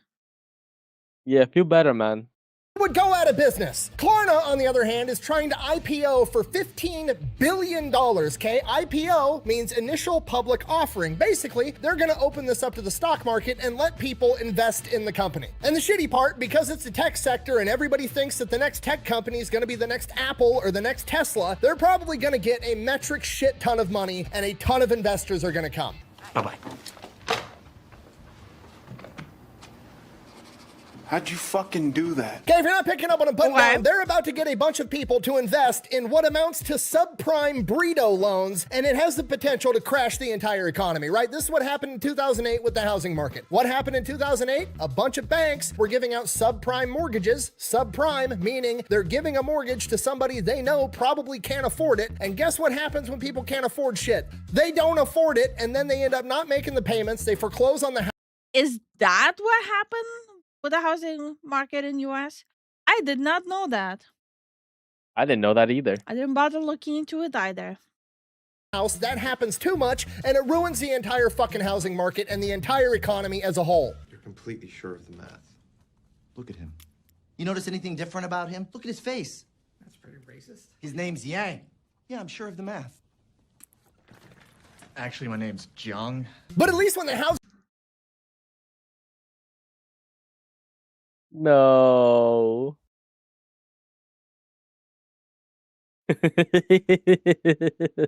Okay, that's a good one. That's a good one. Yeah, that's a good one. Hi, Arkin. How are you doing? Yo. Housing market crashed and the bank foreclosed on a bunch of houses. They still had the houses that they could turn around and sell to somebody else. Granted, they weren't going to get all their money out of it because the price of houses fell to the floor, but at least they had something left over. How the fuck are you going to foreclose on a DoorDash order that somebody ate 9 months ago, okay? You going to go repo a fucking turd? I can't believe I live in a timeline. Exactly. Go repo his poo-poo. And where I'm legitimately concerned that one day I'm gonna wake up and see the news headlines reading subprime DoorDash order bubble bursts, crashing economy. Could the government step in right now and regulate them as credit cards? They could, but they're not gonna. like they should be regulated and fix the entire problem? Absolutely, they sure as fuck could. Unfortunately, my entire government and every politician is 7,000 years old and too technologically illiterate to understand what the problem even is. Does TikTok access the home Hold on, Wi-Fi honey. network? Honey, hold on. I already paused it. What am I supposed to hold on to? My pee-pee? Pegasus has his legendary series. Lifa has her legendary pauses. Wait. Did I pause at a weird moment again? I thought I didn't. I thought it was a normal moment. The problem with Klarna is that they assume the customers will not only pay will not fully pay them off. Yeah, like with any loaning, right? Like all the income comes from the interest. But the problem is people are not paying them fully. You're right. But a lot of people also not paying them at all. Which is gonna create a big issue for them.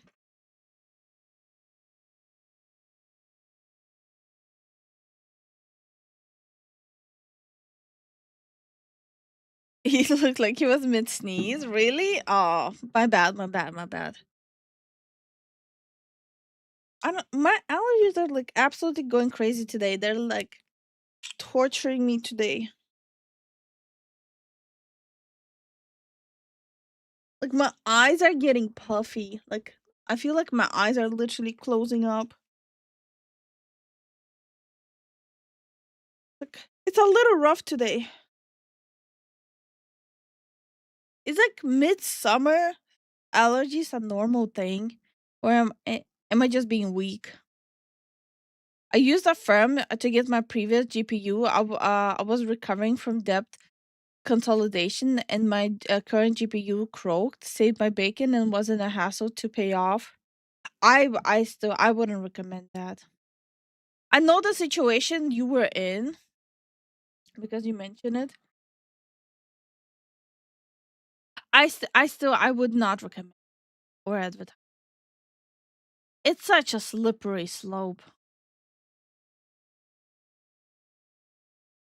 Did you eat something that triggered? No. It's just allergies. It's literally just allergies.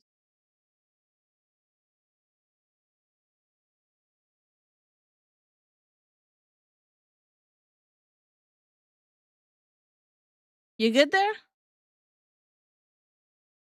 Okay. You overate again?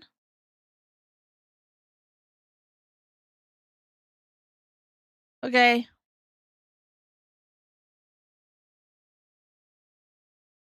No, I definitely recommend avoiding it. Especially for DoorDash. That goes without saying, right? You kind of have to be admitted if you use it for DoorDash. I'm buying the super chat on credit. Throw now, pay later. Okay. Thank you so much for the support, Jason. Aren't you supposed to be rating?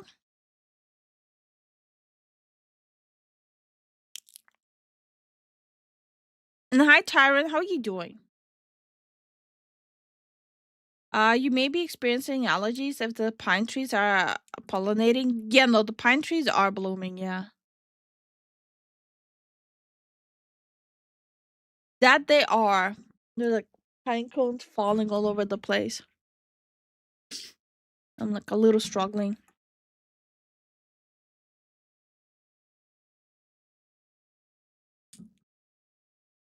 Oh, I need to sneeze so bad. God damn it.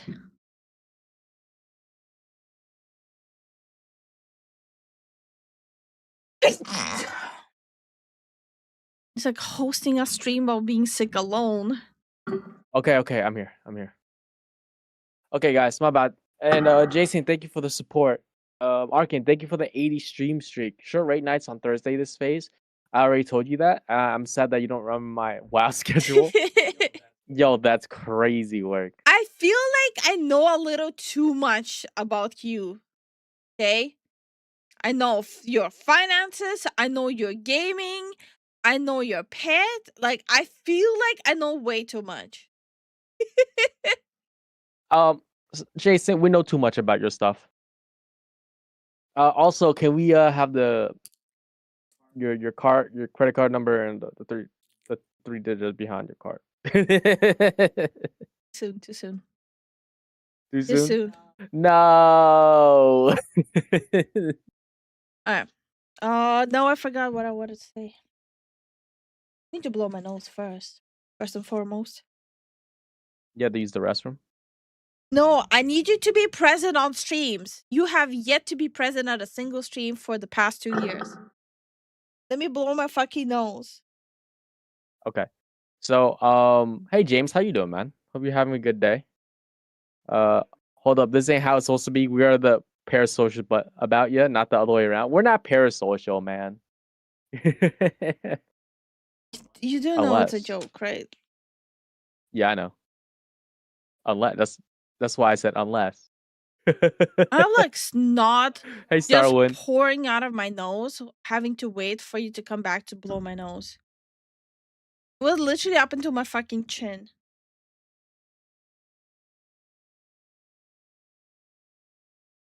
Hey, Starwin, what's up, man? How's work going? How's the drive? Wait, you should be almost done with your stops, no? I know it's joke, XD. Okay, loudmouth. No, it's not a joke. Okay. So this little one.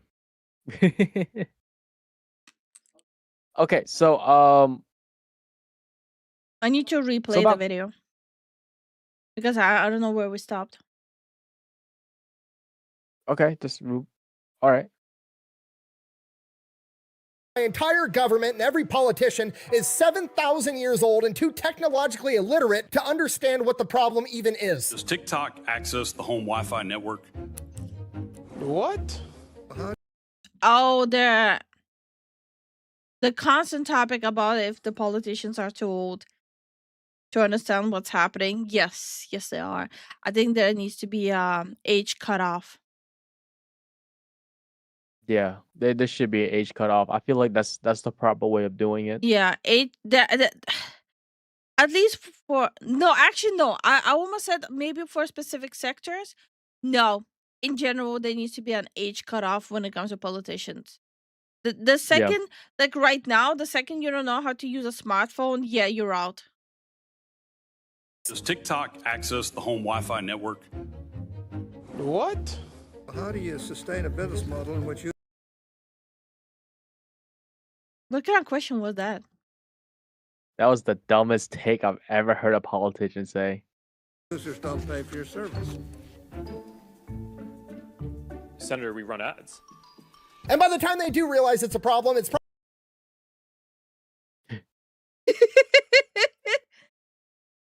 we run ads, my guy. Wait, what do you mean by that? This can't be real, man. This can't. probably going to be too big to fail, so they're just going to print a bunch of money, give it to fucking Klarna to pay off their subprime burrito loans, and then all the taxpayers get to pay for it. Fucking terrific. I can't wait. Okay, that's it. There's no silver linings. This is the dumbest business model I've ever seen in my entire life. If you want to take away from the video, it's this. If you're an entrepreneur and you want to start a business, find a problem, identify it, then solve the problem to make people's lives better. If at any point your idea to make money is to identify a problem and then make it worse to take advantage of poor and financially illiterate people, you're a piece of shit. And for the love of God, if you have to take out a payment plan to have a private chauffeur hand deliver you a burrito, please don't do it. If you need to take... Isn't technically every single company taking advantage of poor illiterate people? Yes. Like if you think about it. Illiterate and financially illiterate as well. Taking advantage of these people. Yeah. And if you tell me like, but Lifu, like there are people buying expensive brand stuff, that's for the uber rich. You know how many uber rich also becoming non-uber rich from all the gambling and spending? And how many people who are not rich buying those luxury items too? Yeah. Quite a bit. And it sounds like people actually need them. Yeah. Jason says, I was called to more raids, most likely to be all night, so take care. Good night, Jason. Good night, Jason. Have fun with your little friends. You low friends. Hey, Lord Peace, how you doing? Why are we talking to him as if like he's a kid going off to playing games? No, honestly. Hi, Lord Peace. How are you doing? I need to blow my nose again. Yo. Okay. Today I learned Klarna is the devil. Yes. Klarna is the devil that your parents warned you about. Because that's not good. That's not very good if you ask me. Sounds pretty shit. Alright, let's finish the video. Yep. Take out a payment plan for the burrito. You can't afford the burrito.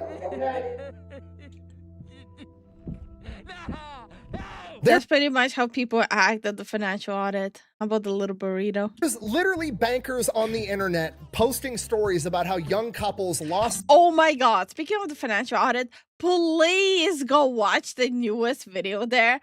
Oh my god, she is the new guest at the financial audit. Maybe, okay, listen, maybe like next week we'll sit down and we'll have a watch party on stream watching it. Oh dear god, she is her. She is literally her. You know the schizos on Blue Sky, Twitter, and Reddit? Right. The whole thing. Oh, fascist. What's fascist? I don't know. Socialist. What's socialist? I don't know. And huge Hassan fan. No. Yes. Go fucking watch it. Please go fucking watch it. Okay. After the weekend, since it is gonna be at least almost a week from like us like the video being published, we're gonna watch it on stream. It's gonna be a whole stream thing. Holy crap. No, it can't Blue be that hair, bad. yes. Blue hair. Oh no. Oh dear god. I really want you guys to see it because she's literally the stereotype of everything people hate right now. Hey Clown, how you doing? How you doing today? How you doing, Clown? Which video? Caleb Hammer financial audit, his newest video, his newest guest. Dude, are they cooked? I think they're cooked.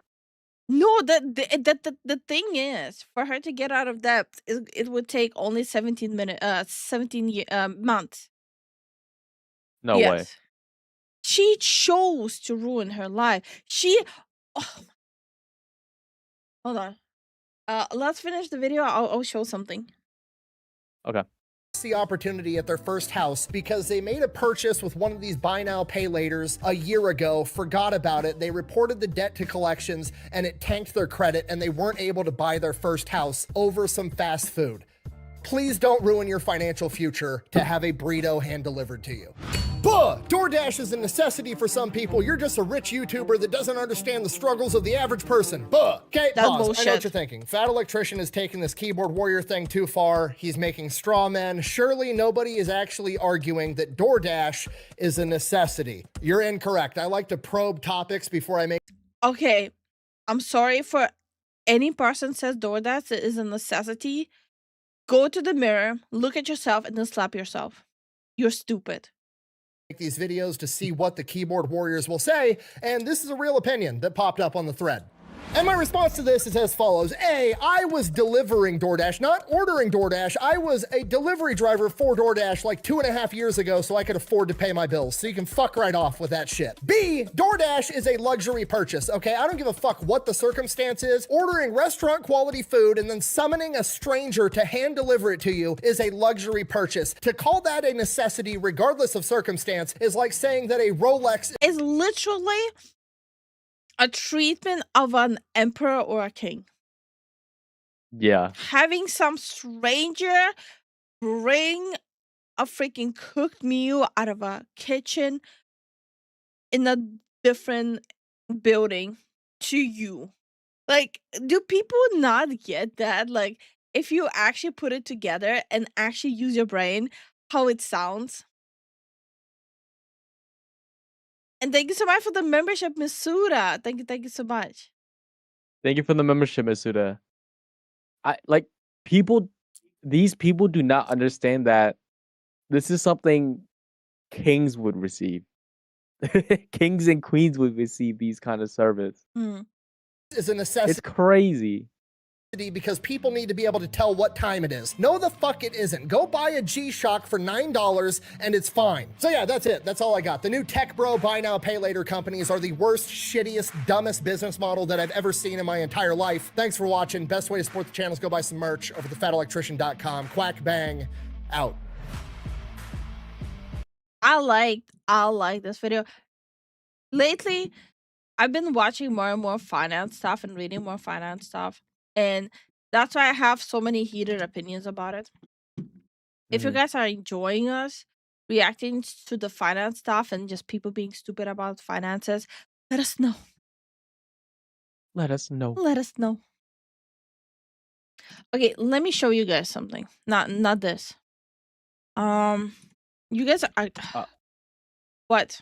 Okay. You don't mind if I put the cat bed in the washer real quick? Okay.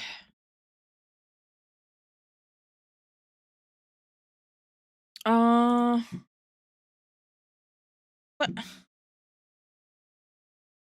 They're not opening. Okay, there we go. Here, I'll show you guys a little bit before we'll move on.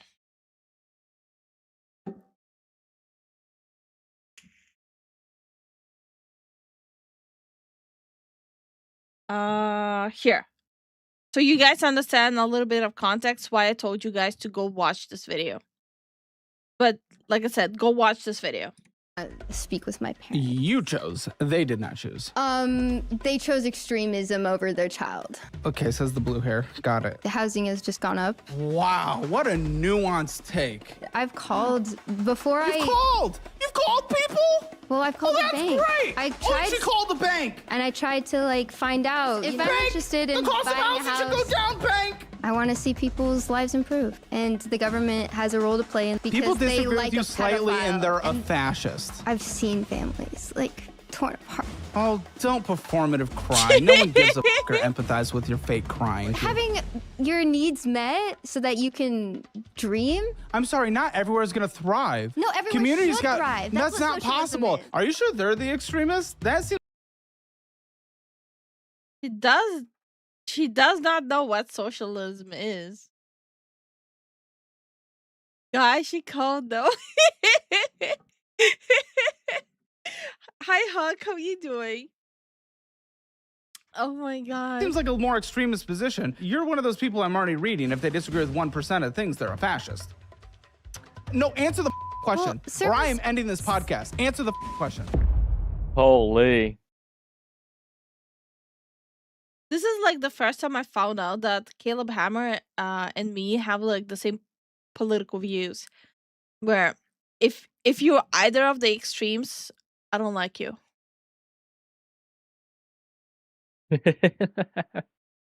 Like, it doesn't matter which side. If you're an extreme, I just don't like you. Hi, Babarnico. How you doing?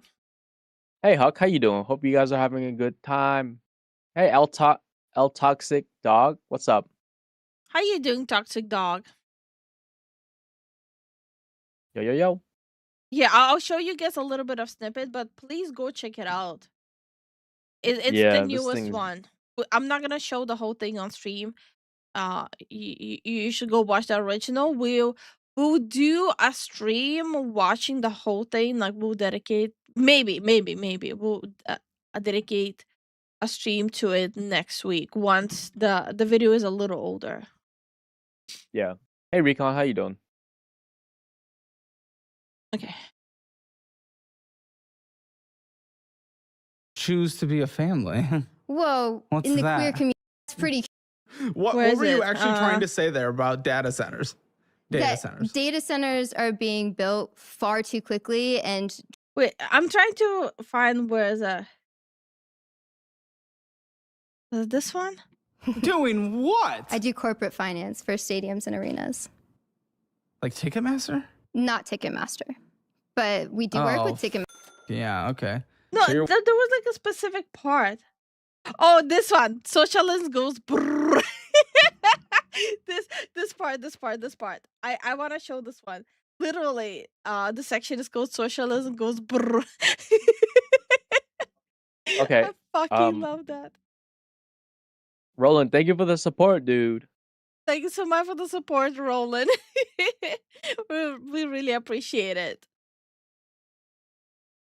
About meal prepping? Yes, I have a meal prep book. I don't belong in a kitchen. Okay. What? Really fighting. She doesn't want to cook for herself. She wants to order out every single meal because she doesn't belong in the kitchen. Okay. She only buys food. She never cooks food. But you know, socialism and like families are being torn apart. It's so hard. I'm a good person. I just want to help people. But I'm gonna spend all my money on takeout. Because, you know, socialism needs to be put in. And the champagne bourgeoisie are the issue. Meanwhile, lives like the champagne bourgeoisie. By the way, Bro. she's the one who used that word there. It's the bourgeoisie. It's like, bro, shut the fuck up. she's a strong woman. The patriarchy on that one, aren't you? Brave woman. So they, whatever, you know what I mean. Okay, so are you able to speak on anything, or is it just performative based bullshit? Oh, by the way, extra context. She earns $60,000 a year. Hey, that's decent. She earns $60,000 a year, and her friends also help her on top of that. No. Her quote unquote chosen family. But she's not one of the privileged ones. Just remember that. Crazy. Here's the reality. Here's the reality in the end. We are having food deserts and hospital deserts. And we're having those because it is not as profitable to have groceries and hospitals there's still lots out of there. public But funding. there is intrinsic value in supporting your community. Okay, and, so and how would we capitalism does combat? not- How would we combat a food desert in your mind? What is the actual outcome? By the way, when he asked her what has she done to help people, you know what her answer was? I called around, I talked to people. What does that mean? Exactly. What does that mean? State-run grocery stores. Okay, and those have always worked very well. Anywhere done. I mean, state grocery stores really impact people's lives when they're in food deserts, yeah. Okay. Where have they been done successfully? Kansas. State-run grocery stores? Yes. Okay. That actually, Kansas was the model for New York. Listen, if it works, then I'm down for it. I'm only okay with things that have a lot worked. of mutual aid, but they still have a large homeless population. You're A community where everyone contributes but her. Here's the best part. She advertises for people to pay subsidizing stuff and whatnot. She refuses to pay taxes. What? You had to pay taxes. She thinks the government needs to pay for everything while thinking that people like her shouldn't pay taxes. proposal first, outcome last. Outcomes are all that matter. I don't care if you sound like the moral good guy, moral masturbator, performative person when it comes to the, yes, I'm sure you masturbate. When it comes to the policies that you're proposing, okay? That's all that matters to you is sounding good, looking good on the front end, not the outcomes in the end. Possible. We have the Functionally possible. You know what's functionally possible? We have the highest disposable income anywhere else in the world. That is the money you have. An incredibly large military budget. Okay, I don't know what that has to do with the disposable income. This is what's so hard talking to people like you, because you had nothing to do with the point I just said. You just went somewhere else. Yes, we have a high military budget. What is it? 15, 20% of our federal budget? Social programs are 50%. So what do you want? Why are we cutting them? I don't think it's going to go below 50%. It's still substantially high. we're cutting. We're not them cutting our pretty mandatory drastically. spending. You know what's actually going to be cut? Social Security. By 2032, I don't have it. you'll have Social Security, but only what's coming in. You know why? Because we refused to invest the Social Security fund in the 90s into the capital that we have in the United States. The most capitalist thing we have, the stock market. It would have returned an average of 10% a year, and it would be a massive slush fund. But instead, people like you decided it was too risky, and we put it in low-yield treasuries, and now it's going to be depleted by 2032 because of freaks like you that don't understand anything about basic economics. Yes. Yes. I'm going to be real with you. It gets worse. Like, the more you listen, right? Most reasons. Zoning in this country. Environmental policies. It's just, you have to watch the whole thing. She constantly brings up a topic, right? When she brings up a topic, he literally debunks it right there. So she switches the topic right away. It's like, I've never seen an episode like this. Like yesterday, I was literally sitting like, I heard some of it. I was like, what the hell is going on over there? You I was heard like, it, what the right? hell? Yeah, I was like, dude, what is she saying? What is Caleb saying? What is this? It's all over the place. Because usually, like these episodes are usually streamlined. But this is the first time I was like, I was thinking to myself, are you watching like two like different videos for like 30 seconds? What the hell is going on? If she didn't have double standards, she would have no standards. So. By the way, the nose ring stuff, just a reminder, I have a nose. We're not the same. We're not the same. She has a nose ring, guys. I need to play this. Fascism is when we silence dissent. Whoa, okay. Copy and paste response. Let's try to. Yeah. I'll even rewind it.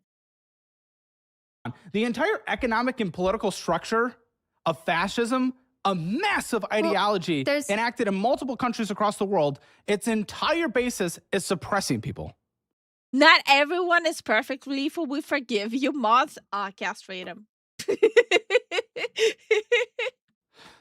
There's many facets of it, but Please describe fascism. I would like you to describe the. Oh, this is my favorite part. This is my fucking no. I love this part. This part makes me all giddy. Economic structure of fascism. For me, please. Fascism is when we silence dissent. Whoa, okay. Copy and paste. I kind of think calling her a freak was a little too much. An idiot for sure. Oh, no. Watch the whole video. You will understand why he called her a freak. It gets pretty bad. Paste response. Let's try to get a second one in there. You know they do that under communism aggressively and socialism, but continue, please. She does. Good. Continue. Fascism is also when you oppress a group. Minorities, oppress minorities. You basically just use the same talking point. Do you actually have anything that you can actually describe what fascism really is? Well, fascism is what... Define fascism. What is the economic and political structure of fascism? Fascism is private profit, or private prisons. It actually probably wouldn't be. Oh my God, she's I'll be so honest. nervous Under the right economic now. structure of fascism, it's much closer to socialism than it is capitalism in every measured way. Now, there are private enterprises, but the people running them and the people working for them are placed there by the state. You have to be loyalist to the state. And the state is determining, usually, the economic trend of what is being worked on in the economy. It is much closer to a socialist economic structure and political structure than capitalism by far. Free market doesn't exist in socialism. There is no, in fascism, there is no free market. It's not about private prison. No, it would be likely a public prison, and the person who's in the prison is going to be, who's in the prison? Whatever they decide the laws are under that country. It was different under Nazi Germany as it was under Spain, as it was under Italy. That's not what defines fascism. You know nothing. You use buzzwords and you know no actual reality. I know that reality is that we are suffering and there's got to be an alternative.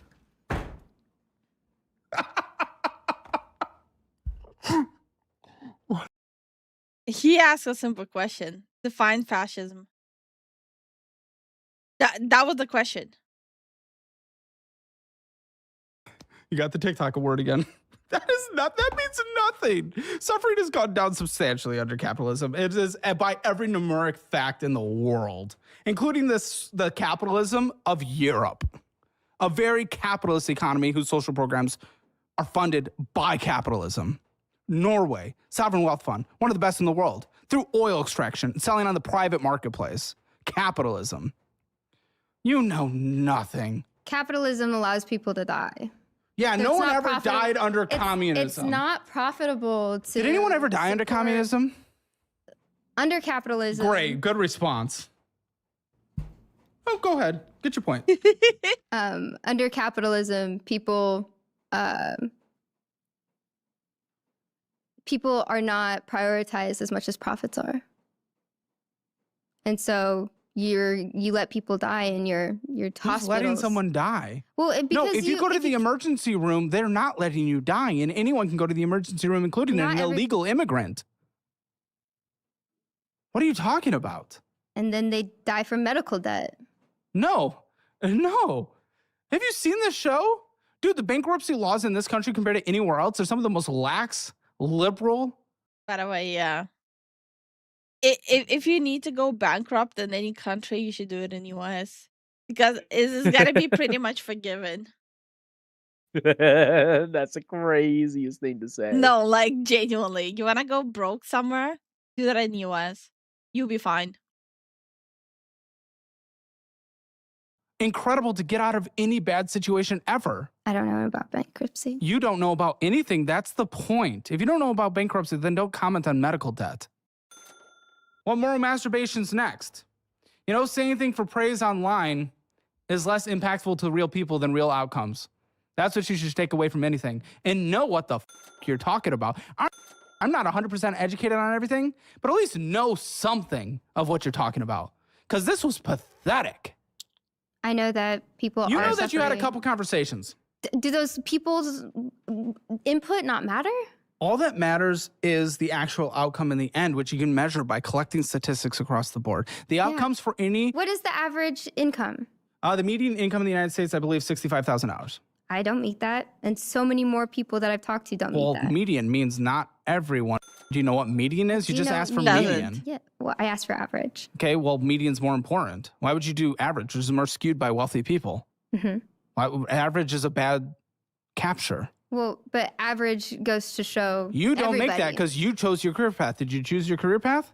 Did you make that choice? Did you choose what to study? Yes. Well, that was your fault. What? Why are you blaming America? For choosing what? You said you're not the median of the income. That was your choice. Yes. No, So like for example, me and Zen, when we lived in US, our income was median US income. For two people. Like the median income for a household, like for like what she has, we had that for two people. We were comfortable. I wouldn't say we were hurting for anything. You know what we didn't do? We didn't eat out. Yeah, we didn't. This is such a self-imposed struggle. Degree Face is the in teachers. consequences of your choice. Yeah. Pathetic worm. Well, I got my degree in teaching, yeah. Yes, you chose that. What's the point you're trying to make then, that you Well, don't meet because- the median? Before we keep going, quick word from today's... But yeah. It just, there's so much more. This is like almost 2 hours long. This is why I'm saying watch the whole thing to get the full context. I will show this part. 6 days a week, wherever you want. You have... And release the same on both platforms. Love you either way. See you in the post show. I haven't paid my taxes yet. You haven't paid your taxes. You haven't paid your taxes. You're a taker, not a giver. You're a f***ing champagne socialist. You live it up. You don't pay a single f***ing thing in taxes to actually go to the social programs. Then you're saying people need to go pay more money. You don't even know. I'm not paying for imperialism. Hammer elite.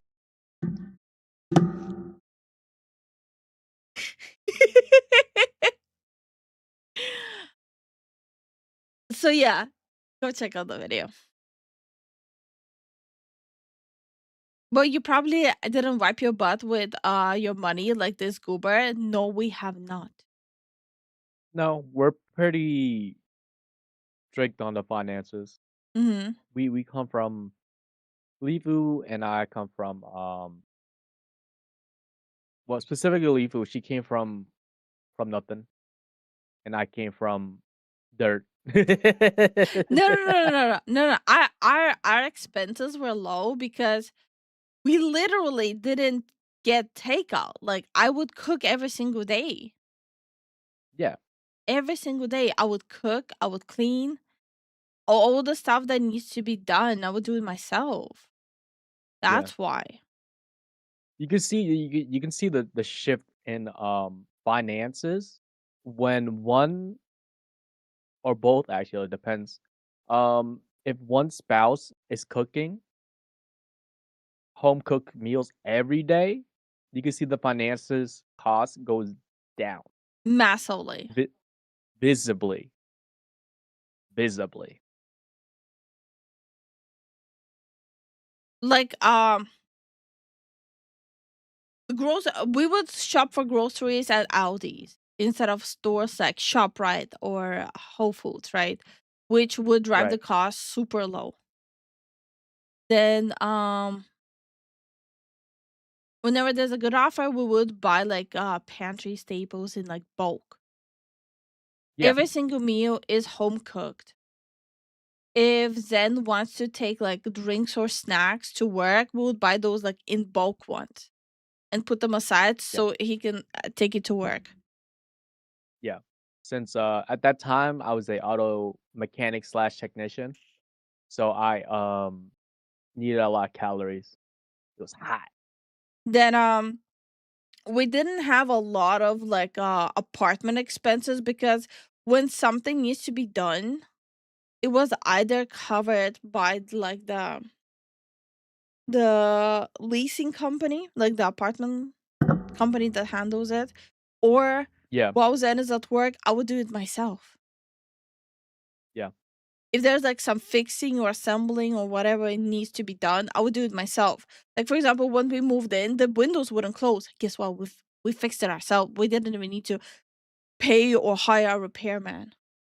Yeah, by the time they responded, we're like, "Oh, we fixed it." Yeah.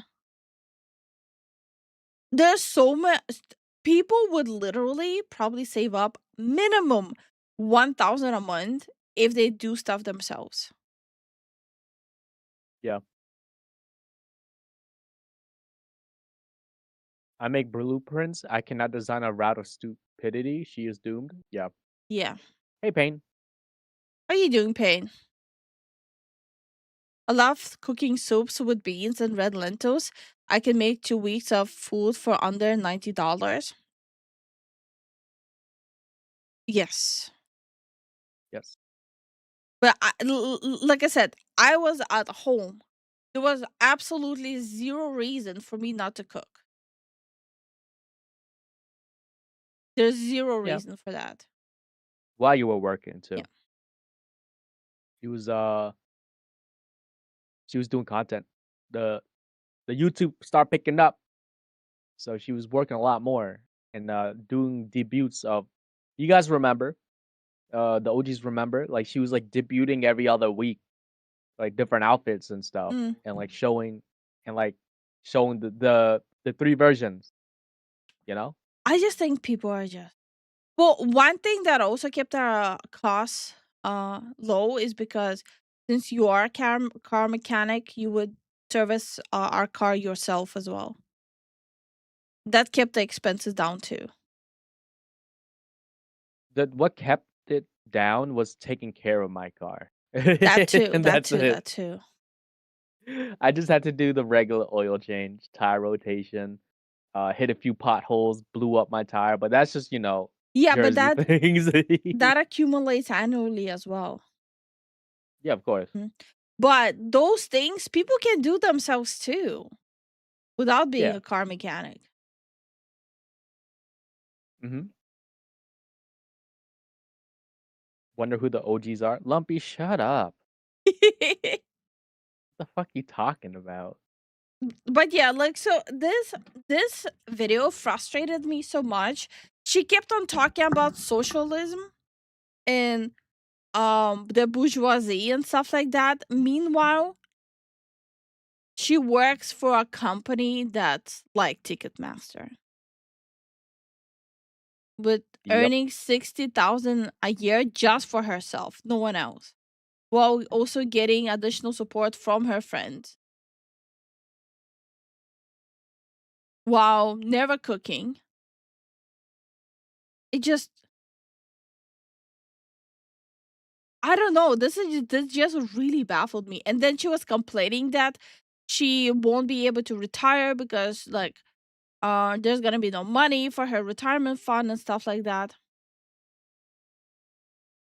That really confused the shit out of me. She can save like No. If you take away like all the debts she had, right? So there's a breakdown, right? She spent 1.1K a month on debt, which are mostly credit cards. right. If you literally remove the debt thing, she had like what, 2,500 a month left. That's a lot. Yeah. Dude, what the hell? Someone says, "Man, I make quite a bit more than she does, and I don't even think I can afford to eat out every day." Yeah, and that's the proper mentality because eating out is a luxury. In the US specifically, it's a luxury. No. US is one of the cheapest places to actually like not have to cook. Like relevant to like the income, right? Right. I just eating out every single day. It's not supposed to replace everyday eating. Yeah.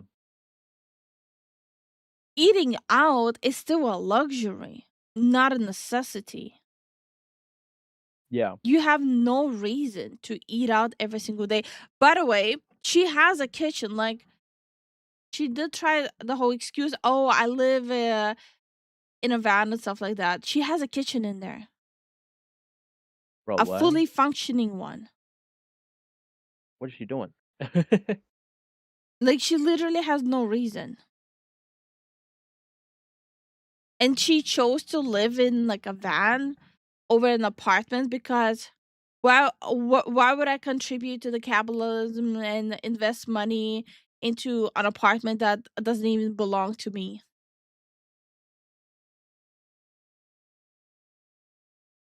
It's just so Yeah. stupid. It's like I will give Caleb this part.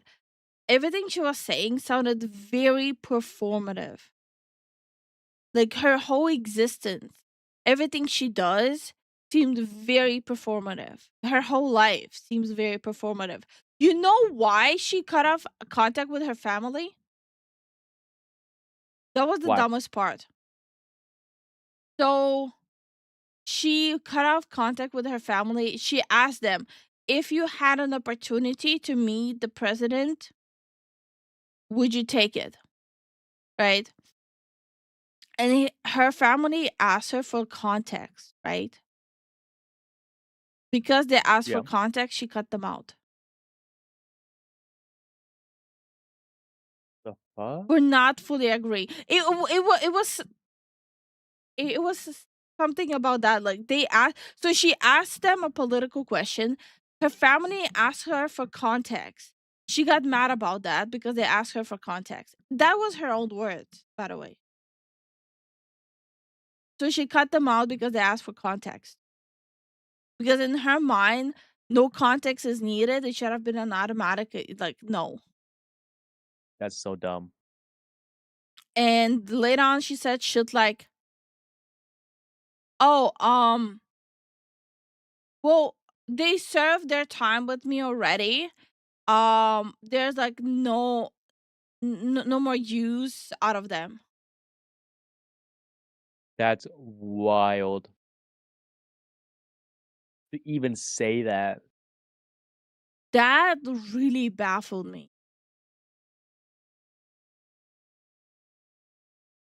Wow. I'm sorry, that's just like so fucking weird. Because they I'm want her kind to of do something speechless. with her life. No. She asked them a political question. The family said, in what context? And she got mad because them asking for more context. She got mad about them asking for context. That's the crazy part.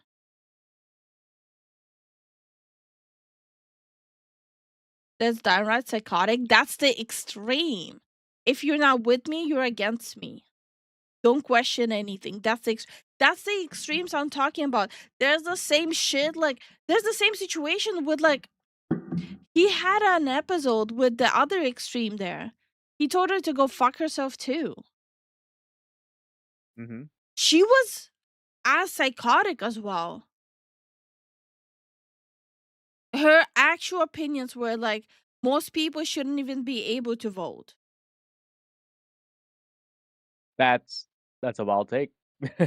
That's a very wild take. What? Yeah. Like he had both if you guys want, I can link both of the extremes on Discord so you can watch it in your own free time. Both of the extremes were this was the other extreme that he had. The like the first extreme was like what, a month ago or something? Right. Both of them are psychotic. It's like it's two different sides from the same coin.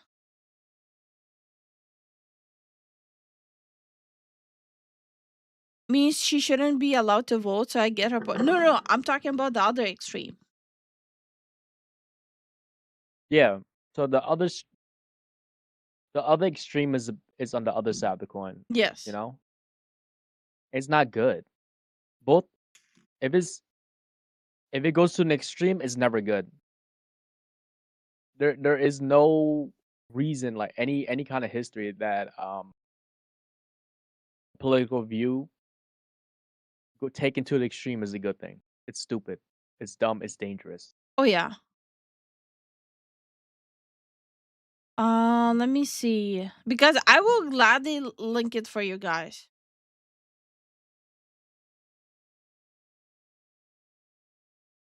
Because I think watching like both of these extremes side by side is a good idea.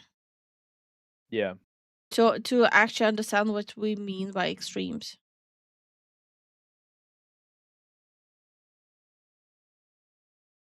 Yeah, once they get the context, like, oh, okay. That's a little weird. I just hate like both sides. Yeah. Like political extremism is never a good thing, no matter what side you're on. Like, don't even pretend like it is. Yeah. It's a dangerous way of thinking. I'll have to look for it. Like, Okay, Recon says my hot take is you should have a citizenship to be able to vote and valid ID. well, obviously, that goes without saying. That needs to be the bare minimum. Literally the bare minimum. Huck says IQ test should be mandatory at the voting booth. And Starman says I believe that we should have a psych test to determine someone can vote. And use social media. Yes, you had to check their social medias first. No, I'm talking about there needs to be an IQ test and a psych evaluation to determine if you're even fit to use social media. Mm-hmm. Well, yeah, of course. Mm-hmm. Honey, these pretzel sticks are killing me. They're too good. Enjoy them. You want them? No, you can have all of them. I'm not that big into pretzel sticks. Oh, Yeah. okay. So you can have all of them. Okay. Okay, I'm gonna need to like. Do you guys want me to link them on Discord? Yes, you should link them on Discord. I'm trying to find where the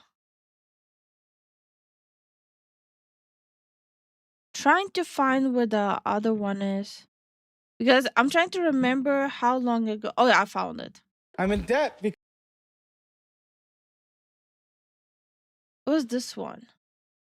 because I didn't attend January 6th. Well, what the do you mean? So my insurrection, my radicalization started during that. What the You said you deserved a year off. After grinding for 40 years, I deserve this. A year to yourself? What entitlement is this? What bullshit entitlement? You. You don't deserve anything. Well, BLM, I was going to donate to. I'm Okay, thinking, now. and then I educated myself. Oh. How do you think George Floyd died? That's the wrong hero to have.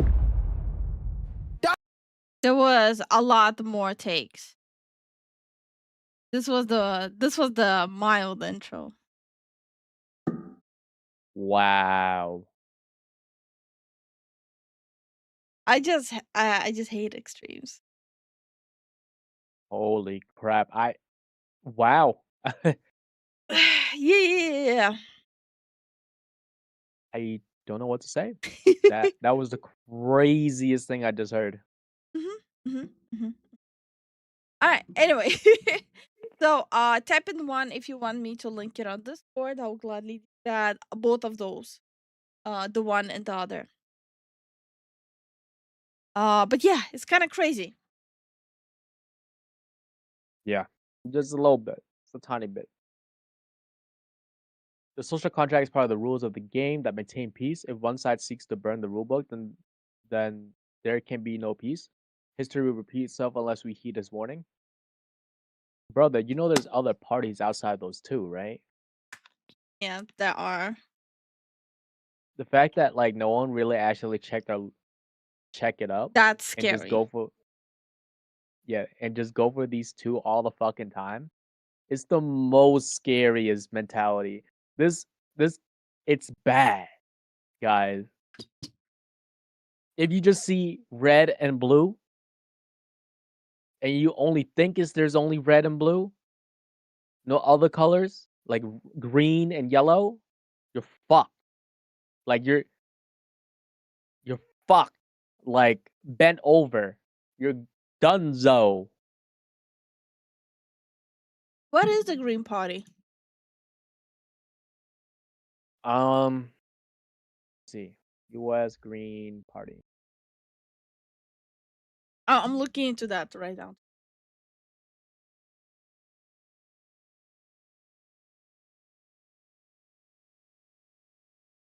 Okay, the Green Party of United States is a national federation of state Green Party focused on environmentalism, social justice, nonviolence, grassroots democracy, anti-war policies. It is the fourth largest political party in the U.S. by voter registration.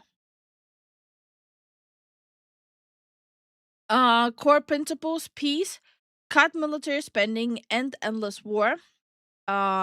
Ecology, transition to 100% renewable energy, combat climate change. Social justice, living wage, universal healthcare, economic justice, anti-racism. Democracy, campaign, finance reform, ranked choice voting, public election funding.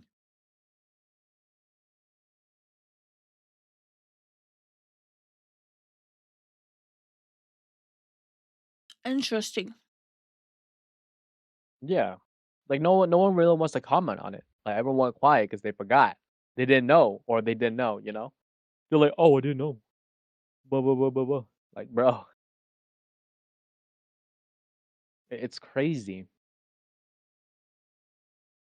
Green Party equals hippies. No, not exactly. No, it doesn't. That's the dumbest take you ever said. Okay, it looks like it's not popular in US because they're considered like the political fence sitters. Of course. Because they disagree with the both top political parties, so they're considered like political fence-sitters. That's why Yep. it is basically, again, the whole thing. If you disagree with me even on one point, we don't like you. Right. Yeah.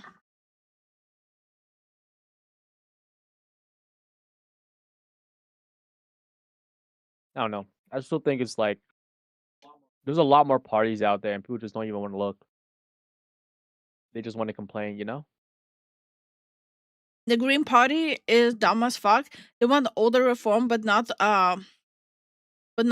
to wait and find alternatives. They want everything now. That's just because of the idiots who are there. Always. Mhm. Everything you just mentioned is literally hippie crap. I already closed it. That sounds like pacifists to me, but pop off, I guess, King.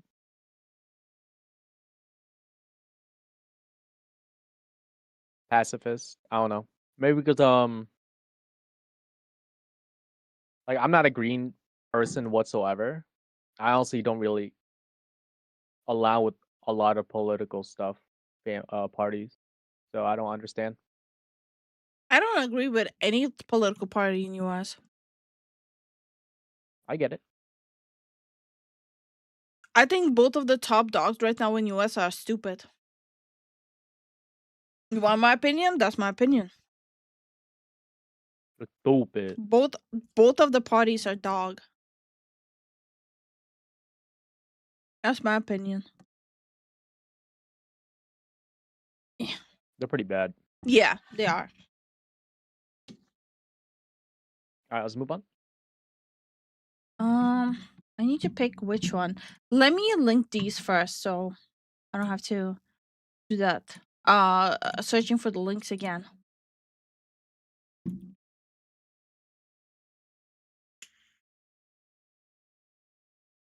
You guys live in Estonia. You don't need to worry anymore, I guess.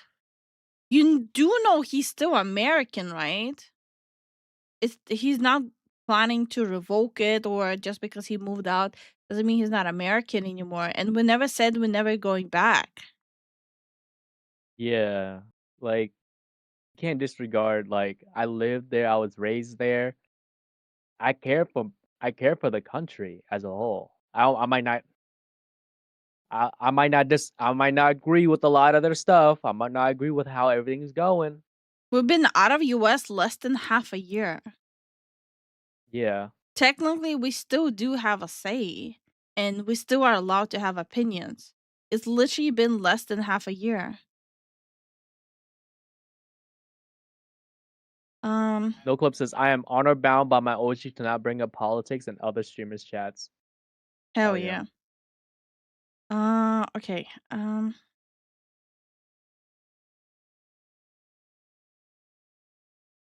The Caleb Hammer videos. So I'm putting it in the gen chat, so that way you guys can grab it whenever you feel like. Yeah. And like I know it got bare, like we're scraping at the edges of it, but overall it's stupid. Like that's our statement. It's stupid. Yeah. It's the extremes. It's literally just the extremes. All parties are crap, but when a third candidate enters the ring, they only split the vote and allow one party to take over. It never worked out. And Moose is right. One party rules it all. Wait, what did Moose say? Unknown and voted that way since 2004. Red blue followers can be crazy and say, I'm wasting my vote. Oh, so Moose votes for a third party. Okay. That's the context I missed. Okay. Gotcha. Yeah, it makes sense. Yeah. No, I was reading through it. I'm like, okay, I missed something. I need one of those contexts, please.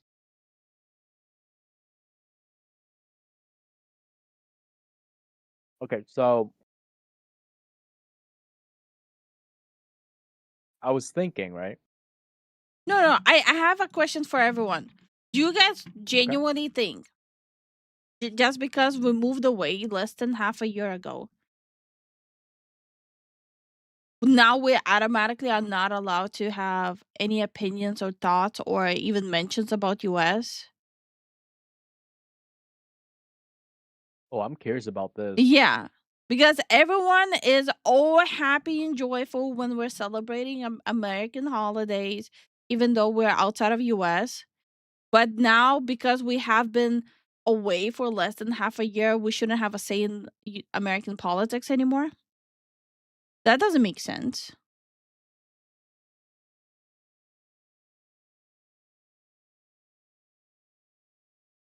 It just it doesn't make sense at all. Hmm. I'm sure there's people that think that though. And it's actually kind of crazy.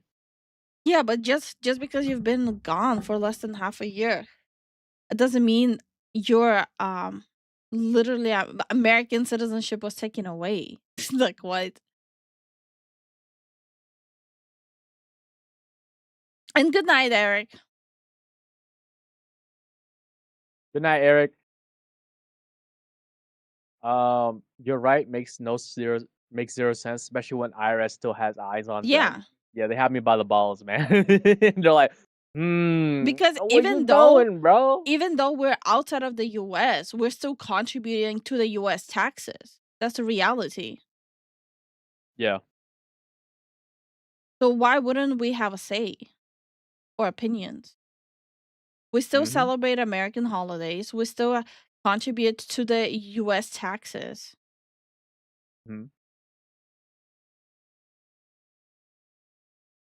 Lifu is not.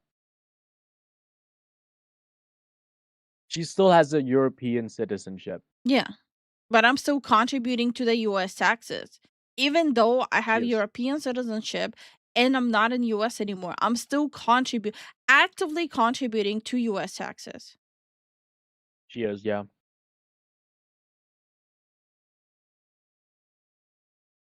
I think you are. Politics across the world tend to affect one other in some way, even if it's not immediate obvious. Hot take: we should all pay the same tax rate as churches and nonprofits. Everyone, no matter what tax, like income bracket they're in. I don't think that would work out.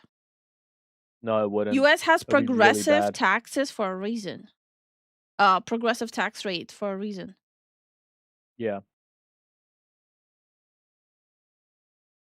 Huh? Wait, what, huh? What's up, What's up, Barnacle? What do you mean, huh?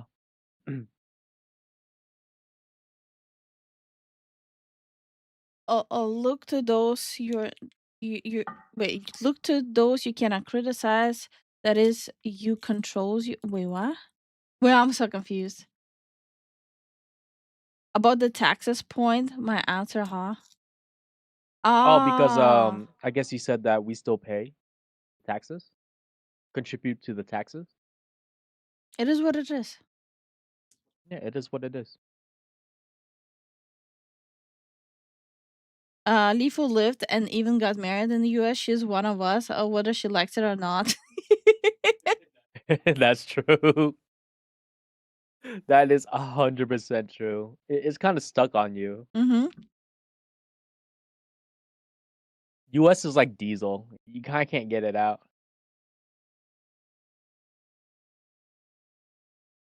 Oh, okay. Look to those those you cannot criticize. That is who controls you. There you go. That's the whole saying. It's about the Thank you, chatter point Shamasa. about everyone paying the same tax for taxes and different type. No, I'm actually a big fan of the progressive tax rate. I'm actually a big fan of that. Hey, boy, how you doing, dude? How you doing, Abel? Because when it's like progressive, it still has a cap on it too. Yeah. but it changes according to the income bracket you're in. Because I fucking hate the Estonian tax system. The European tax system is dog. That's the reality. Europe has a fixed tax rate, and US has a progressive tax rate. You know what's the difference? Depending on your income, you might be paying 0 to maybe 5% in taxes. Let's say you earn $2,500 a month, right? You're almost gonna be completely exempt from taxes. In Europe, you still will get fully taxed because it's a fixed rate. Good luck surviving on bare minimum and still get taxed. That's the stark difference. Yeah. Abel says, "How are you doing? We're doing good. We're chilling. Lifu has a super allergy, so she has the sniffles. Yeah, I have a little bit of the sniffles. Yeah. The top 1% of earners in America pay 40% of the taxes, while the bottom 50% of people pay only 1% of taxes. Yeah. Yep. So I don't know. Okay, so let's move on from this topic. Why it makes you uncomfortable? Yeah, I don't like talking about taxes. Okay. Okay. Talking about taxes is bad, man. Listen, when I had to look at my paycheck, IRS take a lot of my money, and I won't ever see it again. The tax refund, they barely give me anything, man. Bro, people are gonna you know what's gonna happen after today's stream, right? People are gonna send me a lot of nasty messages being like, how dare you not agree with me on XYZ? Every time we bring up anything, the washer is done. Yeah, I hear it. Every time we bring up anything mildly that has any thought or opinions, people get mad at me with death threats for not fully blindly agreeing with them. Taxes are scary. Oh, 100% agree.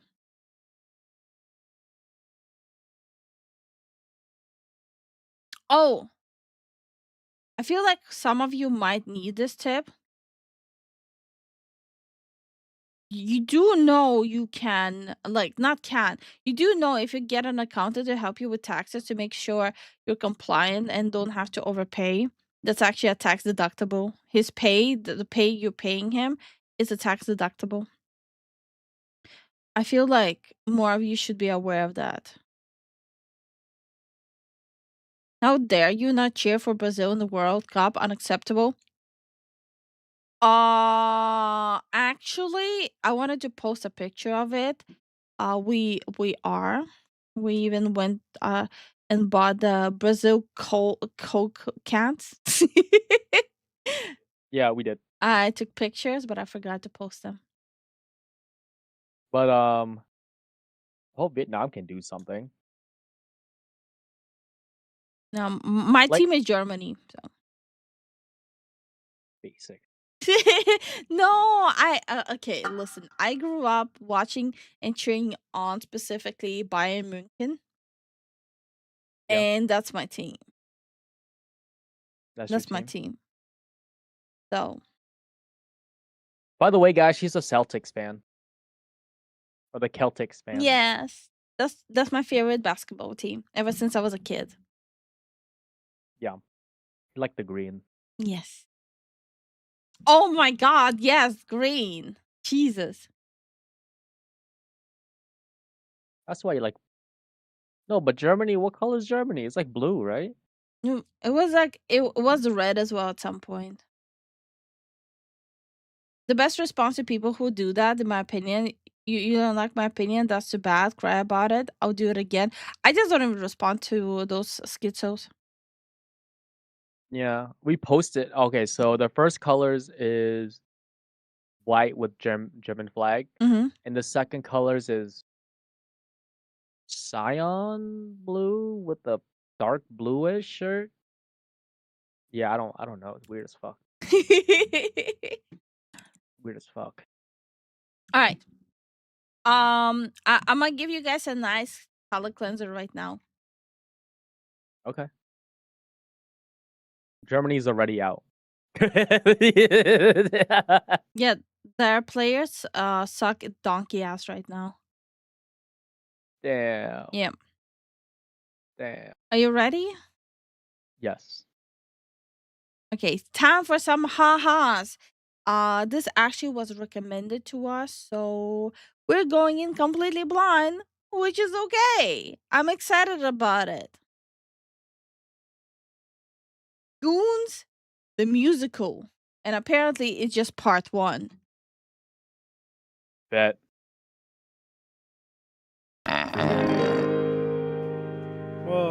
Which dumbass motherfucker decided to spend millions of man-hours carving president's face into a rock? I want to find that guy and shoot him in the head. I want to kill him. I don't want... Wow, that's a start. Wait, who did come up with that? Huh? I don't know. Who woke up one day like, hey, you know what we cool? Chisel the faces. them to ever breathe ever again. I love slam poetry. Show me the way, Jesus. Show me the way.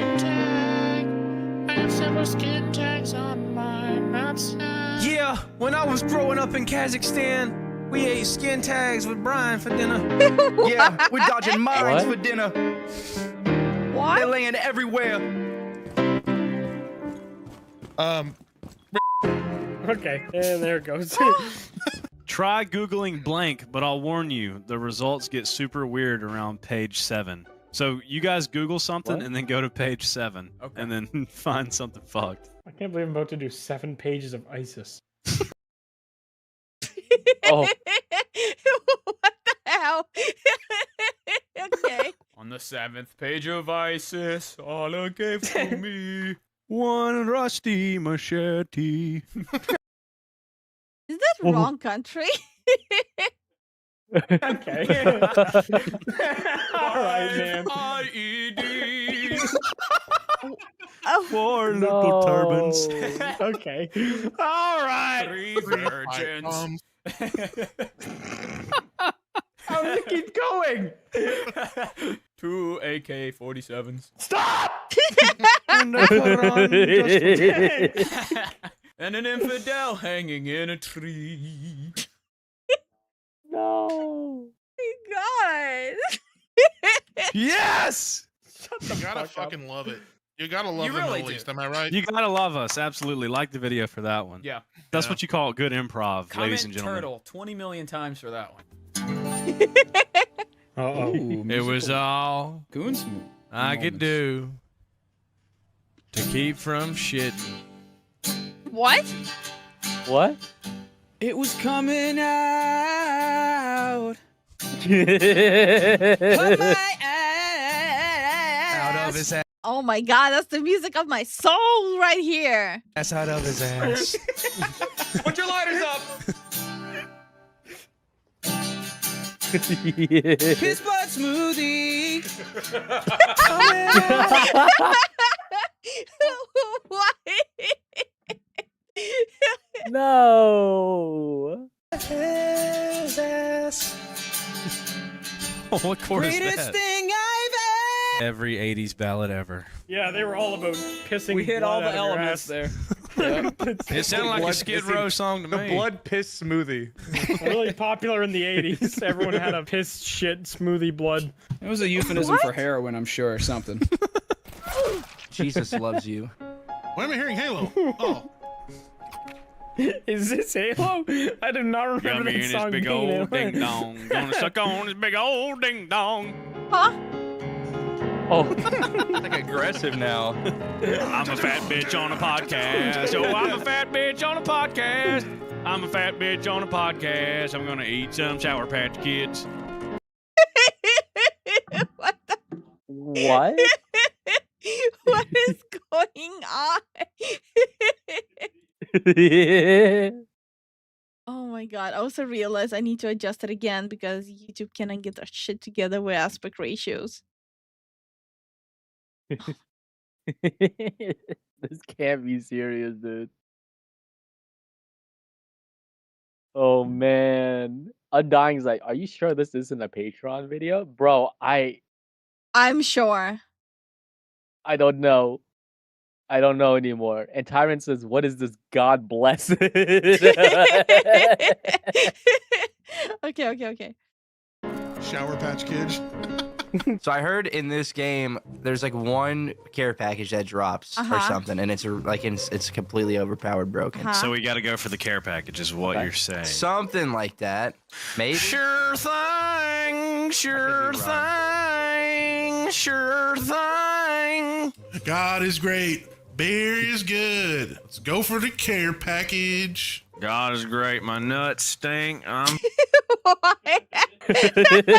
farting twice a day. It's not a lot. Man, Billy Carrington's gone downhill since he made that song. God is great. Beer's good. And I have cancer.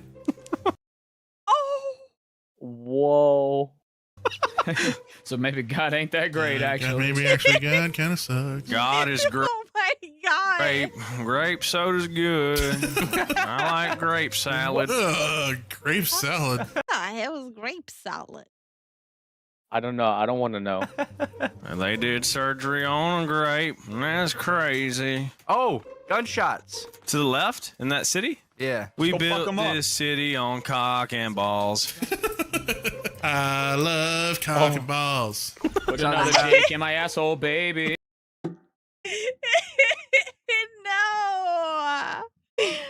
No. Wait, I got a fucking nuke? Hello? Why do I just have a nuke? Drop it on that city down there. Sure thing. If China has taught me anything, I'm gonna nuke this whole town. Oh, What the fuck? Whoa. Oh my god. 1v4 clutch. That's my only response about that. I think I can do Folklore it. on my dick. What are you saying? No way you don't understand me. What did you just say? And for the lag. Never mind. I'm gonna sing this song. I did a cartwheel. And through the lag, we battle on. On through the lag, on CS2. We battle on. We battle on. And we never would have made it. Wouldn't make it. If it wasn't for Yummy and his big old ding dong. Oh! A big ding dong. What? It turned into like a sitcom. Yummy and his big old ding dong. Gonna let us play CS2. Ding dong is pee-pee, right? Yes. Why did they talk about pee-pee so much? Because that's our humor. Fair. Through the lag, Yummy and his big old ding dong. Yummy and his big old ding dong. This is not a good song. Not a good song. Yummy and his big. Oh, I'm lagging up! Oh my god, he's lagging the hell out. Dude, he's tweaking more than us. Oh, what the fuck? Don't use the op. Fuck my butt. I'm lagging. Oh my I'm stuck in god. fucking Jeff Peanut Butter quicksand. Hell on earth. Come here, boy. Come here, Piana. It's like a very happy cholo calling his other Come cholo here, Piana. friends. Get on over here. Piana. God damn, that's Oh one no, fat it ass bitch fell. piano. Okay. That's one fat ass fucking piano.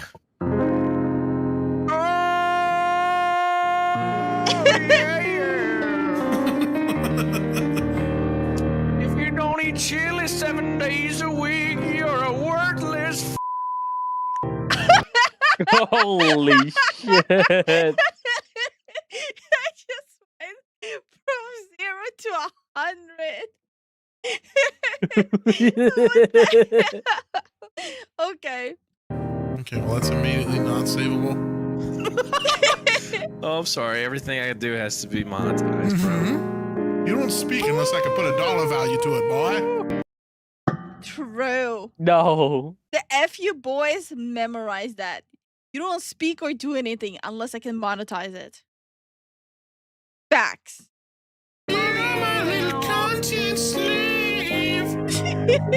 Judging by the amount of time we've been singing about monetizing this, we can buy a bag of chips.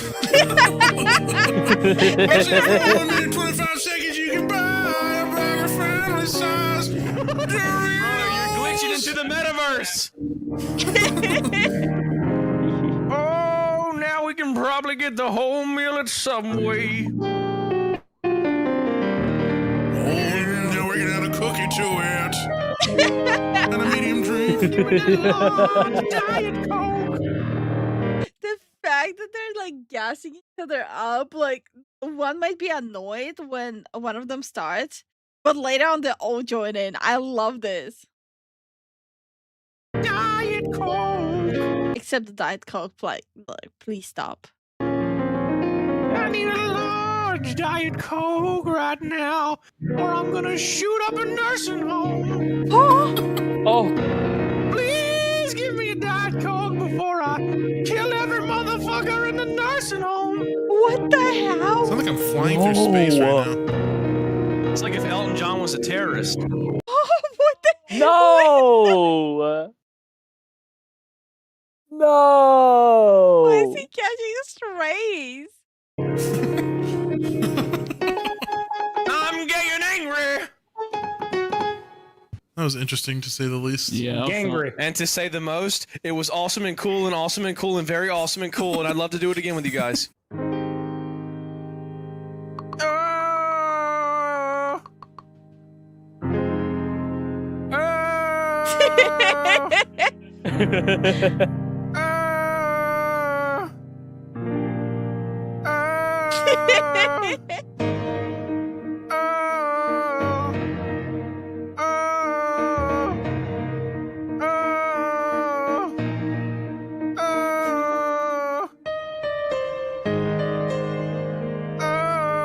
Is that him actually playing? This is so good.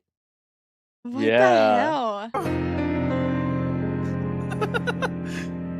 The fuck You're is trying to happening? make the dog shit vocals work. All right.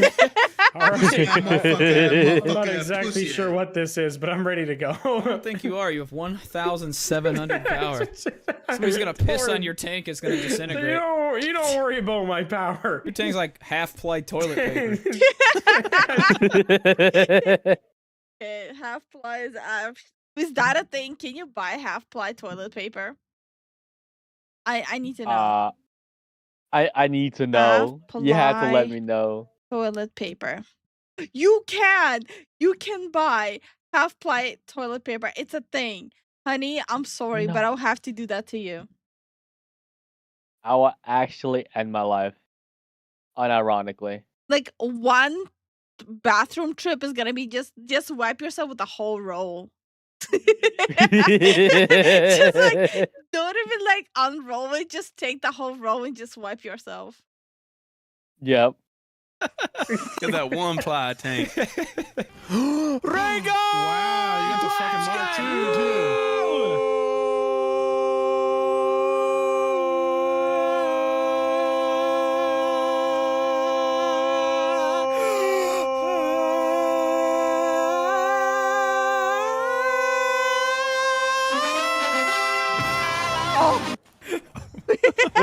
Fuck. That was pretty, Damn. that was pretty good, actually. That was layered. It was. It actually was.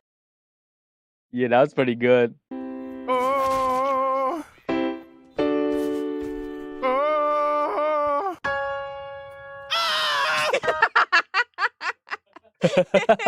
That's the sound you make when you sit down on your nuts accidentally. Ah! God damn it. Dude. Never mind, I was wrong. That's the sound. Not even going up in key, you're screaming. He's not even going up in keys. He's hitting the same key. It's the same thing every time. Special ed music class. All right, we're gonna do this now. Today we're gonna know your scales. Let's hear it now. We're all going to hell for laughing at this. No. Why does this remind me of South Park humor? That's very good. Okay, This here we is go. cursed. Okay, very good. No, come on. Put your He's back out of into breath. it. We're going to hell. We are fucked up. Yeah, no, everyone here watching it, laughing at it, recording it, everyone collectively, we're all booking a bus to hell. Oh yeah. Hopefully I I'm fucking love it 'cause it makes dying. me money. Got a big round oily butt. Oh, shut the fuck up. Wish we could turn back genders to the good old days. Let's go, Yeah. Brandon. Make America great again. Wish we could re-elect Oh. Trump like the good old days. And have separate water fountains. I don't know about that one. No. No. This was a year ago, by the way. You're turning the 21 Pilots into a terrible band. Yeah, that wasn't already a thing. We did that.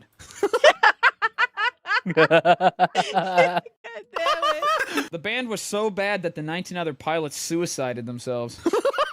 Oh. Oh my gosh. Straight bread. Yeah. Hot crossbones. Everyone said hot cross Okay. bun, but nobody ever said Hot crossbones. Why no one ever said the cold straight bread, huh? Hot crossbones. Hot crossbones. Hot crossbones. Hot Horizontal crossbones. croissant. Hot crossbones. Hot crossbones. I want to have sex with a man. Hot cross. Whoa. Whoa.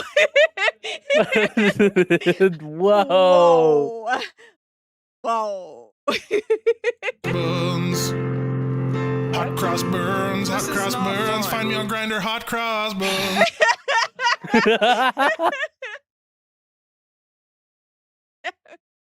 No. No. This is a Lil Nas X remix of Hot Cross Buns. Hot cum bun. My name is Monty on Grindr. Find me on there. Hot cross buns. Dude, play me a song inspired by the events of September 11th, 2001. Uh-huh. Okay. No. No. No. No.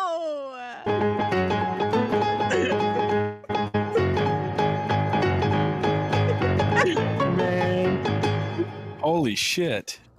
That was pretty spot on to that Yeah, that event. was good. Yeah, right. Well, Yeah. you did good, kid. You did good. You want to give that one a try, Soup? Did you want to give that ramp a try? See if you can do any better. Sure. Wait, who does he sound like? He sounds like someone. I don't know who he sounds like. The guy that's in the helmet. Crusader helmet. Right? I don't know. He sounds like someone, but I cannot put my finger on it. Maybe that is the guy. Sure. Put it in Discord. Will do. It's fucking warning. It's long. Yeah, I heard. Why did you come in for like 8 bars? Now it's gonna be like 2 times as long with it slowed down. It's kind of a hard track though. All right, Soup. Oh Ready? my god, yeah, let's do There it. you go. What does a Here you wizard go. sound like? Yes, That's a witch, not a wizard. He has a witch. I like that vibe. I like that vibe. Yeah. Like that sounds like something I hear before I get poisoned by an apple. Yeah. Switch off the Glock. All right. All right. I'll All give right. you. I'll give you a 2-bar intro. Okay. All right, I'll do my best. Yeah. Huh? Big wizard dick on the track. What? Real potion shit. You switch off the Glock. Here comes the wizard, join the gang, it's a shock. Cast his spells, cause of mayhem, watch the streets rock. I'm a lyrical sorcerer, my rhymes never stop. Bro, this reminds me of an epic rap battle of the history. Yeah. I'm a wizard spitting fire like a dragon's breath. Stepping in the hood, bringing magic to the death. Came from Hogwarts, but now I'm ripping the streets now. Cast the spells with my words, hold me into the crowd. Wow. He's a wizard. It's like some Dumbledore flow going on. My wand is a microphone. Watch me enchant the crowd. With every single verse I spit my crowd. Oh, wow. You do a goblin. I can't do anymore. The streets of my kingdom, I reign supreme. My rhymes like potions, I like sipping lean. Oh! What's Cipolline? No. What's lean? It's cough syrup and Oh, Sprite. sipping lean. I Yeah. heard Cipolline. Like, No. like, what the hell is Cipolline? That beat Wow. is wild. Well done, dude. Dude, round of applause. I got you. Dude. Nobody in here knows I only make 1700s trap beats every night. And I've been waiting for this moment. That was a little too good. Dude has like Dracula beat number 17. It's like, it's my time to shine. Finally, they asked. There's another ridiculous premise for like a thing going gangster rap. Like, what would be ridiculous to join a gang? Like a clown? The minions join the Crips. The minions join the Crips. It's just banana. Banana. Hit us with a minions type beat, like almost like a. I'm not even sure what that sounds like. Cartoon sound Be like effects in it. Moist Critical. Yes, he kind of reminds me of Moist Critical. Not Swagger Souls, not Howard Stern. He kind of reminds me of Moist Critical. Yes. Thank you. It was bothering me. Doesn't sound like him. He kind of sounds like him. Like that. Dude, I need you to encapsulate this vibe.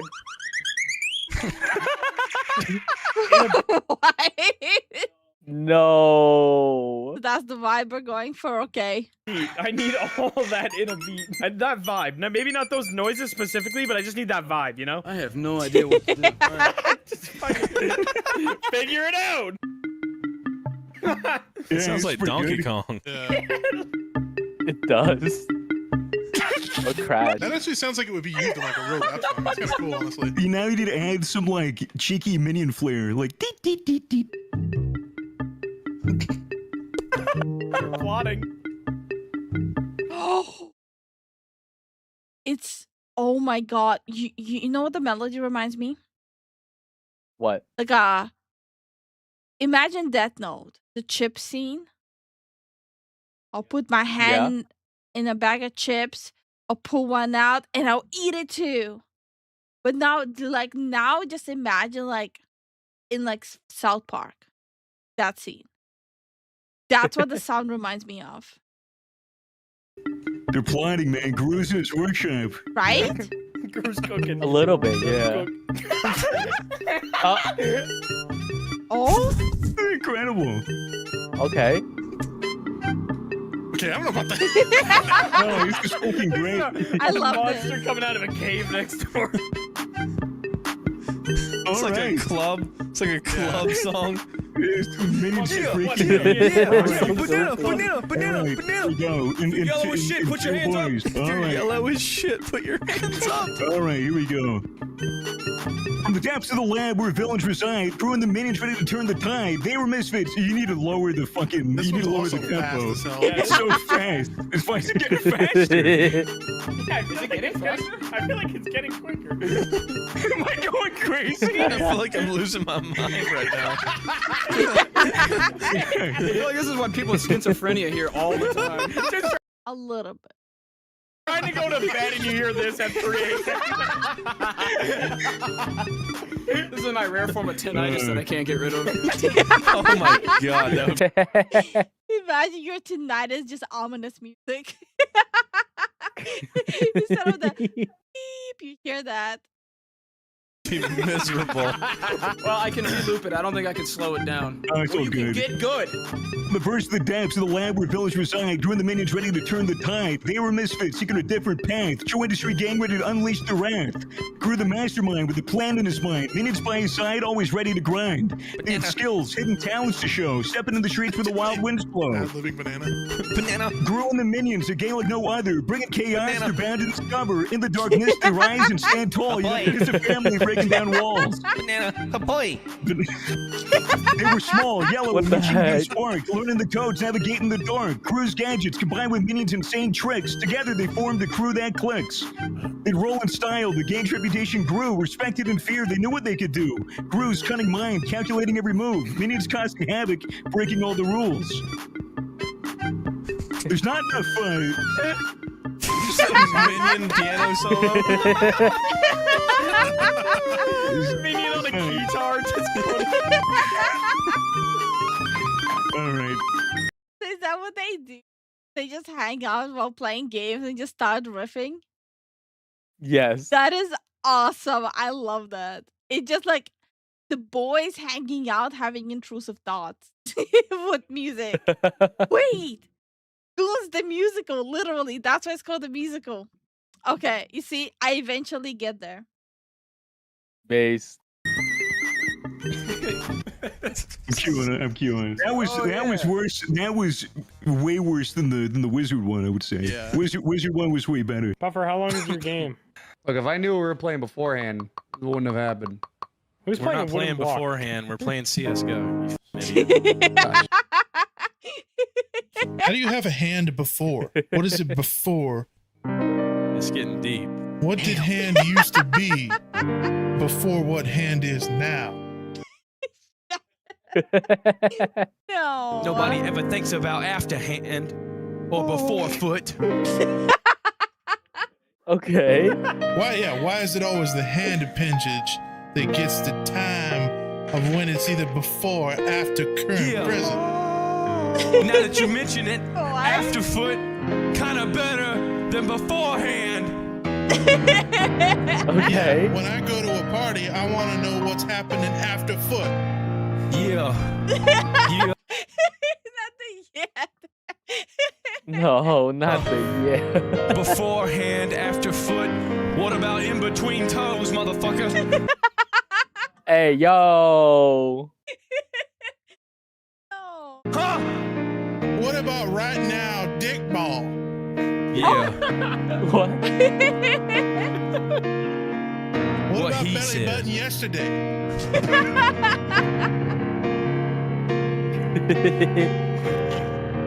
Only the Lord knows, Jesus knows what's happening before and after. Yeah, what about Jesus knows?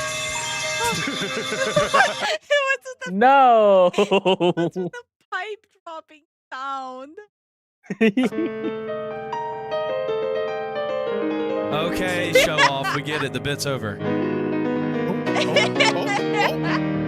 But the bit's never over. Jesus never goes away. Jesus always here for the win. Joke's over, motherfuckers. When Jesus fell off of the metal crucifix onto the Roman soldiers. When Jesus dropped his pan inside of his dishes full of fork, knife, spoon, with loud mic. Fork knife. Oh, we found the pan. Let him go. Jesus was Jesus pansexual. Jesus loved pans.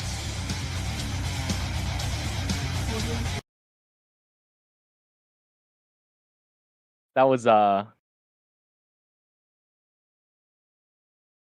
something. For the people who asked us to react to this, I'll have my people search for you. You should have known that after foot. Yeah, Okay, no, this is funny. This is funny. Again, the people who get offended over this, you're a bored little person. This was actually funny. Oh yeah. It was super funny and pretty base, not gonna lie. Thank you so much for the support, Prince, and good night. Good night. Thank you for the support, brother. And hi, Mel. How are you doing? Yo, how you doing? This is good. I feel like we all needed this right now. Yeah. Oh, I have more videos. Okay. Let's get it. Hey Wolf, how you doing? You want to do the butterfly thing? Yes, the butterfly thing. Okay. Why you owe people afraid of butterflies an apology? I'm gonna play this video, and all of you owe me an apology. I keep telling everyone those motherfuckers ain't real. They ain't right. Everyone's been laughing at me. I've been saying butterflies. There's something off with them. If you want something cute, look at moths. Butterflies, hell no. So I will be expecting my apology. Ew, like what is this? Plenty of animals have pretty privilege, and no other animal has ridden that train further than a gutterfly. I did not misspeak. This halo effect insect is an Look at this. Ugly mother. It's so cursed. abomination with wings, and if that offends you, you could die in a field today. Corpse still warm. Last thing you might see is a Huh? bloodthirsty butterfly swarm. disgusting. Many butterflies There'll be some art major being, but that looks artistic. drink blood. Among I think they say aesthetic now. Oh, sorry. Is that boomer speak saying artistic? Yeah, I think so. Well, stop being so acoustic over it. other things. My Butterflies bad, will my do this bad. thing called mud puddling, and essentially, it's using that built-in straw called a proboscis to suck the juices out of organic matter to farm free nutrients. Trench flies usually get it out Ooh. the mud, but they'll also suck on rotting plants, feces, and dead bodies. You don't even have to die. If you pull over to the side of the road to relieve yourself and come back hours later, you may find a flutter of fiends feeding on your urine. See, now you thought they just they're freaks. use flowers as fuel, and that is true. The problem is just a diet of sugar water would leave butterflies without key minerals they need. One of those minerals is sodium, and they'll go to extreme lengths to secure it, even irritating the eyes of reptiles to drink the tears. Crocodile tears have use to someone. Of course, butterflies taste through receptors on their feet, so one landing on you doesn't make you a Disney princess. It makes you a sodium-seasoned rest stop for a flamboyant fly that's just using you until it gets what it wants and moves on to the next one. Yeah, like your sweat, right? Right. Because butterflies are boys with wings, and that is not a joke, because their mating behavior is at a pocket for something with its PR, but one thing at a time, we'll get to that. But the only thing more questionable than what some butterflies eat is what some people will do to find them. The purple emperor is a beautiful, ethereal muse to any entomophile. It's also a death merchant that avoids flowers, instead preferring rotting animal flesh and fecal waste. I'm just saying, if you like butterflies, there's something wrong with you.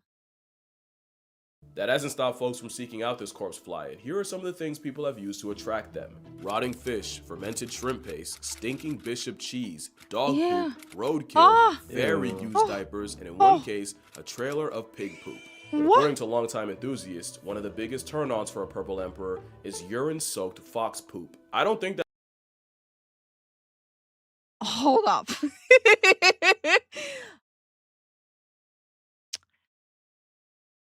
Wow. I'm just processing that. I don't appreciate my shit literally being used to attract these ugly little bastards. I feel used. that's a coincidence, because not only are butterflies fine to mine for liquid gold, science says they might prefer the pee of carnivores, specifically mountain lions, to that of humans or cows. So when you say they prefer cougar pee, we're talking about in more ways than just cloudy with a chance of storming Daniels. But butterflies are opportunists that'll take them from anywhere, and Russian experiments have shown that vampire moths, yeah, them's a thing, are able to use hook-shaped tongues to drill through human skin and feed on the blood. But that was just an experiment. To you watching this, Yeah, but it's vampire moth. Hold on. I'll show you a vampire moth. Vampire moth. I didn't even know those were a thing. Yeah, they are. They are. That's vampire moths. Okay. Yeah. It's like It's you know what the funny thing is? They're still not as ugly as butterflies. Oh yeah, no, they look pretty. By the way, it's native in Japan, Korea, China, and Malaysia, and Damn. some southern Europe too. A vampire moth is no risk that we know of. That being said, butterflies are not what you think they are, and the more you learn about them, the more you understand why SpongeBob turned his town into an Avengers end credit after experiencing its mugshot once. The funniest part is, the close-up they crashed out over was actually a horsefly. No, I hated butterflies ever since I was a kid. Probably because they knew an actual butterfly would have ruined the animal for an entire generation. Because like I said, no animal has Look how ugly that thing looks. Like that's illegal. had better Yeah, it is pretty ugly. Yeah. PR than a mosquito in drag. In fact, even their name might be a cover-up. A popular theory is that their original name was actually Flutterby, and the global game of telephone ended predictably. It's much more likely that it came from the Dutch word butterscheiter, or buttersh, because apparently a butterfly bowel movement looks like a brick of butter. It's not 100% confirmed, but believing otherwise goes against my narrative, so I'm gonna disregard it. Insane intro aside, what is it that makes a butterfly? Because I wasn't kidding. If you're like me, butterflies are not what you think. Like on a scientific level. Jesus. Oh God. That is scary. Lepidoptera represents the order of flying insects that are, well, basically moths and anything that looks like a moth. Butterflies are a relatively small superfamily that's less than 10% of the Lepidoptera party, with a small contribution of, at most, 20,000 species. Everything else is a moth. They go to war, moths clear. There are also skippers, which are technically butterflies, but were such an out-of-character butterfly that science thought it was its own thing. Long story short, it's a butterfly that heavily borrows from the moth's playbook, especially when it comes to flying. Which gets straight up confusing when you realize there's an animal called a moth butterfly that skippers have nothing to do with. But basically, American moth butterflies are that weird, only ever see during the holidays type of family of butterfly that were so weird and mothy, it kept them from the butterfly function until recently. Boring high school. That is a lot of subspecies. What the hell? Yeah. I had no idea about like these ones. Like I'm pretty sure I've seen them before, but I didn't know they're like their own thing.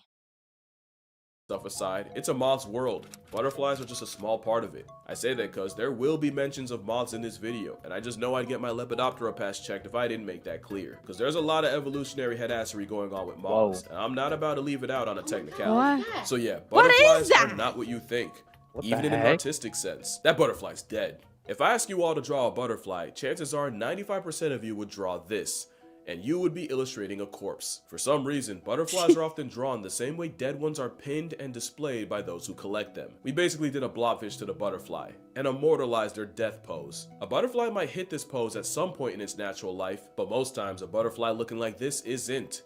But it was. My condolences to anyone watching this and realizing they have As a kid, I always drew them kind of at an angle.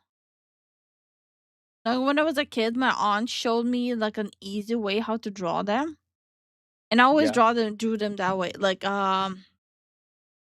here I'll show what I mean. I've always drew them as a like that actually. Now I think about it. I drew it like they're dead. Like they're pinned up. Here, I always drew them like this, right? So it's like first you like do the head, right? Then the Right. body. Then you do like these things. Well, it's usually the other way around. My bad. Like you do these things, and then you like do this.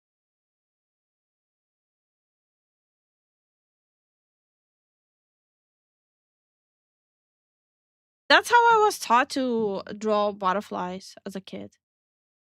Okay. Like sideways. Yeah. So I don't know. I guess it's like people split into two categories. You're either like the sideways a butterfly draw or like this style. Yeah. You get one or the other. Like what style are you guys? Are you 1 or are you 2? Let us know. So Zen is 2. I'm 1. Mhm.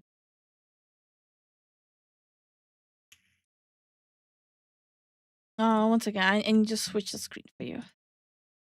Okay. There we go. You see it? Okay. Yeah, I see it. Of a dead winger tattooed on them. So while we did do butterflies dirty there, butterflies don't need help doing that themselves with the things they eat, and that really starts as caterpillars. As you know, butterflies have many forms, and the caterpillar's job is to eat as much as physically possible. Caterpillars have the type of greed they warn you about in the Bible. No other animal reaches such biblical levels of gluttony. A caterpillar can eat 200 times its birth weight in the first 2 weeks, which can become 1,000 times its weight in only 2 months. Now, those numbers probably don't hit as hard as a North American silk moth. No animal alive eats. Wait, that is beautiful. Dude. What the hell? Those are beautiful. They look so cool.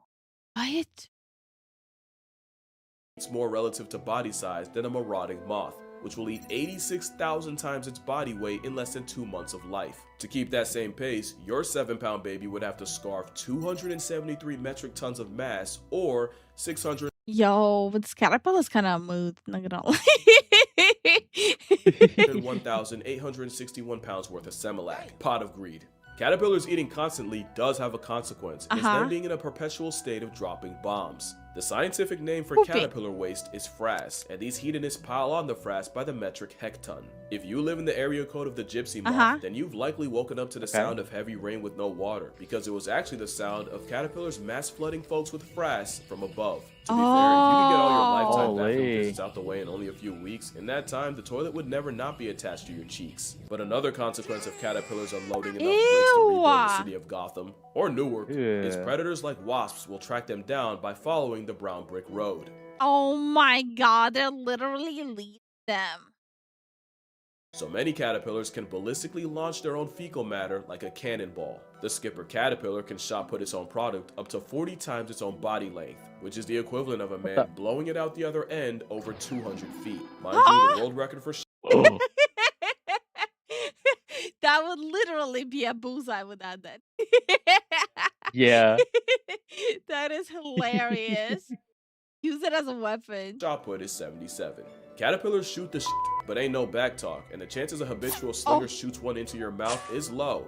Science won't let it be zero. But they don't always shoot it, only because caterpillars will also use their poop to manipulate the very plants they eat. Plants don't just get munched on all day and just take it. They'll produce chemicals to repel plant predators like caterpillars. Not only that, but those chemicals are like a cry for help, where one Yo, he's like a scanner with the eating thing. Bro, I admire that. Big fan. one plant being eaten can warn others with its aromatic alarm bell. The catch is they can only react to one threat at once, and the armyworm caterpillar exploits this by dropping deuces that tricks the plant into thinking it's being attacked by a fungal infection. The plant can only deal with one problem at a time, and while it's crashing out trying to fight a fungus that isn't there, the armyworm has free reign to eat it along with any other plant taking a cue from it. That's diabolical. The plant's get back is devious. That's what it was? I've seen that before. I thought the plant is dying. That was just poo-poo? What? I've seen that before. I grew up very outdoorsy, so I've seen this quite a bit. I didn't even know that. What the hell? And I had a caterpillar living at home. You just never knew. I didn't. I was a dumb kid. Plants can release a chemical that turns caterpillars into cannibals. Apparently, methyl jasmonate is such an insult to a caterpillar's palate that when plants would produce it as a defense, the caterpillars decided they'd rather eat each other instead. Simply not eating is not an option, and the moment a plant becomes less palatable is the moment you see a bunch of sindworms start ripping into each other. Although in the plant's defense, caterpillars don't need much to turn on each other, and the moment caterpillars realize there isn't enough milkweed to go around, they'll start aggressively headbutting each other to steal food. So caterpillars don't always choose violence, unless it's food. Then the bulkworm's ready for. Okay, mood. I again once more mood. Big fan, big fan. Big fan, big fan. War. But the reason the hungry caterpillar is more of a curse than a kid's book is because they'll need all that energy for metamorphosis. And if the end game of that wasn't a butterfly, we'd probably look at the whole process differently. You know it starts when hell freezes over and the caterpillar does something wildly out of character. It stops eating. If you keep watching, you'll witness the caterpillar split its skin and then pull its flesh suit down and then writhe around like a foot trying to emancipate itself from a gym sock. I did not know they do that. I thought they weave the thing around themselves. Yeah, me too. I was taught to believe that. Oh my Until the skin suit falls and reveals a gooey casing called the chrysalis. So a quick rundown. What? The chrysalis is the shell booger the switch up happens in. Pupa usually refers to the life stage this happens in. And I thought they make themselves a little onesie. the cocoon you may remember hearing about are the silk cases many moths will make as a chrysalis substitute. Some moths don't cocoon, but no butterfly does. Now the process of metamorphosis is beautiful and has also been associated with rebirth. It might be associated with something else if nature removed the modesty chamber and let you see what actually happens. Inside the chrysalis, the caterpillar releases enzymes to dissolve its tissues, basically digesting itself into almost soup. If you cut the chrysalis, a mess of caterpillar slushy would spill out. The only things that don't turn into Shrekfest are imaginal discs, and what they are basically whatever they need to be. They're like the blueprint to their adult life, with discs for every butterfly body part like wings, eyes, antennae, and they lay dormant in the constantly eating caterpillar like a sleeper cell. The only thing stopping it from activating is the juvenile hormone in the caterpillar, and the same way neutering neophytes kept castratos sounding young, the hormone Peter Pans the caterpillar and keeps them young so they can keep eating like nature's favorite feedie. Once the hormone drops, the caterpillar pupates, and those sleeper cell imaginal discs use the protein-fueled former caterpillar to fuel rapid cell division.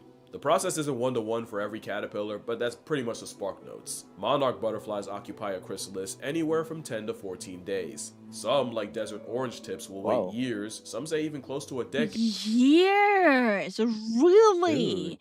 I thought they're all just like days. Yeah, no, I thought so too. I guess. Wow, that's crazy. I actually feel like I'm learning.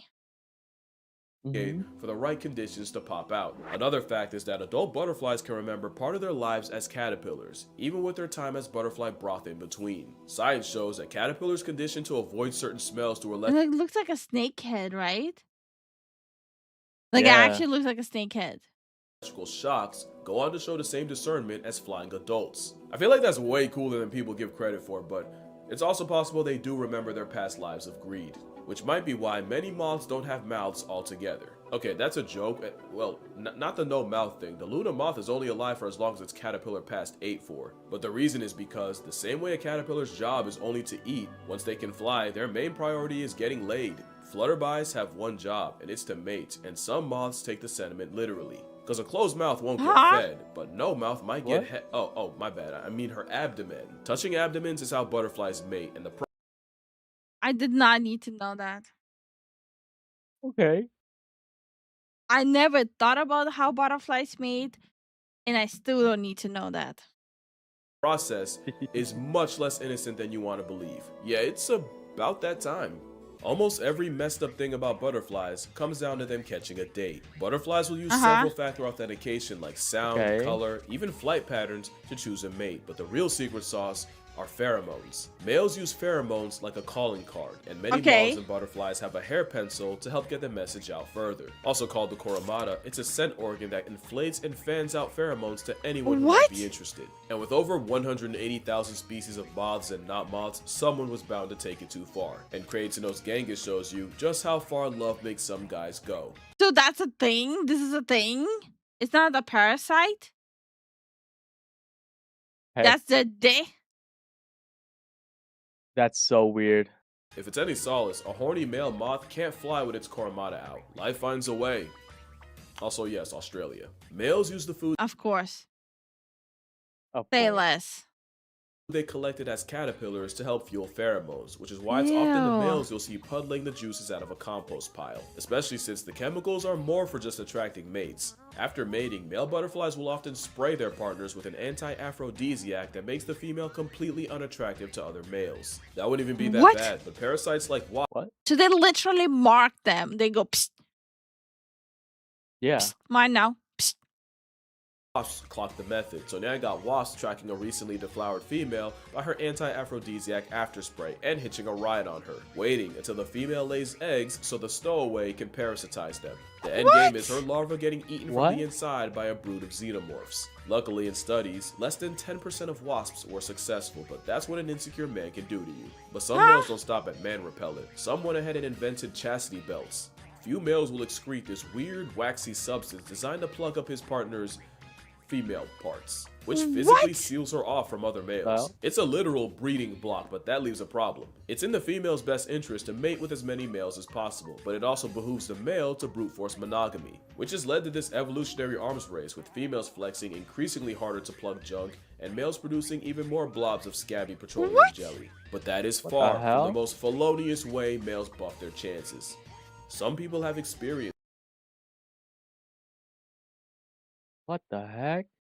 Okay, I'm gonna be real. From now on, I'm gonna be going outside with a flamethrower.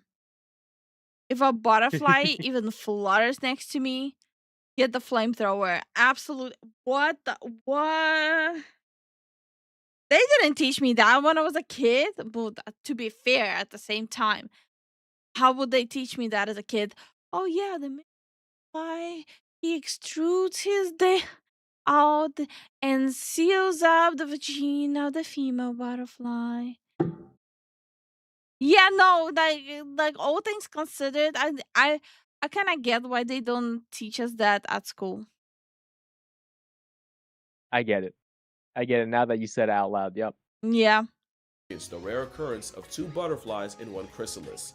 Really, it's the scene of a crime. Some, like the zebra longwing, won't even wait until the female is fresh out the pupa stage. As the female's getting ready to break out of the chrysalis, a gang of males can swarm her and start fighting for position. The winner then rips into her chrysalis to mate with her while she's still stuck in the stage. There's a term for this. Some call it pupa arrow. Now insects. Oh? Is that like the same thing as like guys in their 50s spawn camping chicks hitting 18? Actually, yeah. That's probably it. But god dang, the butterflies. God, I hate butterflies so much. Can't really consent, so maybe that's too far. So forced copulation is a nicer way to describe it. But the rising female has zero choice in the matter when she basically gets spawn camped, and that just feels illegal. Still just butterflies, right? But when you only have a couple weeks to live, you pull out all the stops to make sure you. This is a moth though, not a butterfly. Or is no, this is a moth, right? Yes, Ma. Do moths do the same thing? Am I gonna be sad? Your genes don't pass tense with you, and it's why male butterflies are more likely to suck the Ew, sweat off look at this. He's like tapping you. Like your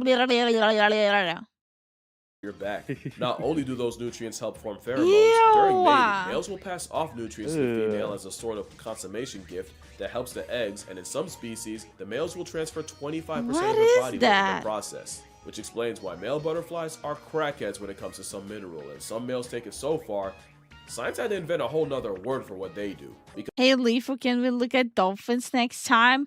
Want to castrate him. Yeah, castrate him. He don't. No. No. Because in North Sulawesi in Indonesia, milkweed butterflies were seen harassing, scratching, and eventually sucking the juices out of caterpillars. The same claws they use to scratch the sweet out of leaves, they'll use on a caterpillar until their internal essence spills out, and at that point, the butterfly treats its own kind like a juice box, which led to the term kleptopharmacology. Because they're not exactly preying on the pillars, more than just stealing their substance, and a lot of times the caterpillars actually survive. Although knowing that they keep their memories as adults, probably not without PTSD. I think I'd rather die. But yeah, that's gonna do it for this video. Understandable, yes. If you come away from this video thinking less of butterflies or even hating them, then I failed at my job. I never want to be the reason y'all hate an animal when there isn't an animal alive. That's okay. I hated it before. No worries about that. Don't worry, man. We got you. I hate. There's no cutaway. I meant that. The butterfly didn't ask to be put on a pedestal. If learning more about them ruins them, that is a failure of your own expectations. And to steal a line from friend of the channel, Hank Green, butterflies aren't here to please us. Their beauty is an accident, and we are merely spectators. Exactly. So I'm open to hate whatever the hell I want. Especially when the monarch population is down 99%. That's that's not thing good. About them. Also, oh, that explains it. Yeah, it does. I wonder why the numbers of butterflies go down. Pesticides. Really? Pesticides and like deforestation. Oh, okay. I didn't know that. I want to thank y'all so much for 4 million subscribers. I've said it before, but y'all have changed the trajectory of my life in ways you cannot even begin to imagine. I got a lot more stuff planned, promises to keep. I did not forget the checks my big mouth wrote this year. But for now, as a thank you, I'll be doing a video on whatever the top comment says. Within reason. Within reason. Anyway, been a minute since I want a video on how pretty moths are. said this, but drink water, hug your mother, save the butterflies, fam, and moths too. And I'ma see y'all in the next one. Probably the last one of this year, to be honest. Aw, the puppers. Oh, little guy. Like it. Cats don't care. They have food in front of them. They don't care. What is the butterfly doing there? I don't know. I demand a video on how pretty moths are. I demand it. I need it. We need it. It was a good video, though. Yeah, very cursed, but good video. Very cursed, but definitely worth watching.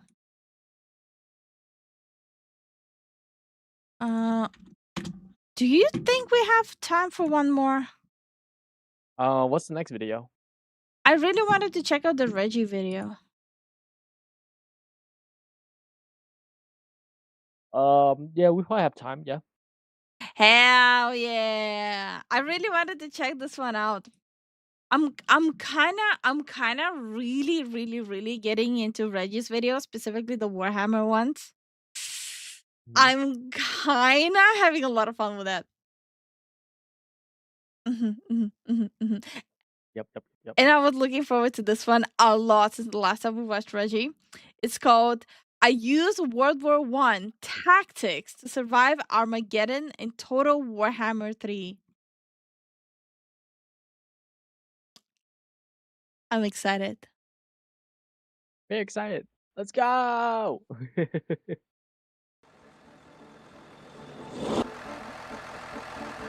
Gentlemen, I have one question. When you visualize Warhammer, do you see machine gun nests mowing down hordes of the undead? Maybe war zeppelins dropping bombs on confused Frenchmen? Or even thousands of soldiers simultaneously... Okay, Frenchmen. Who do you think the Frenchmen would be? Flaneshi followers, right? Yes. Yeah. I think that sounds right.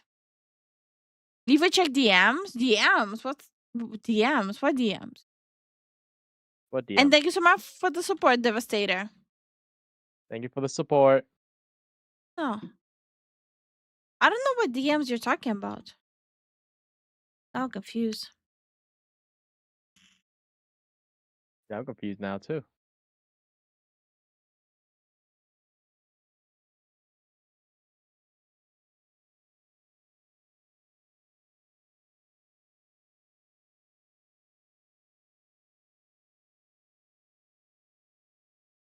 Yeah, so John said, yeah, I don't know. I'm confused. Thank you so much for the support, Devastator. thank you for the support, Devastator. Discord messages.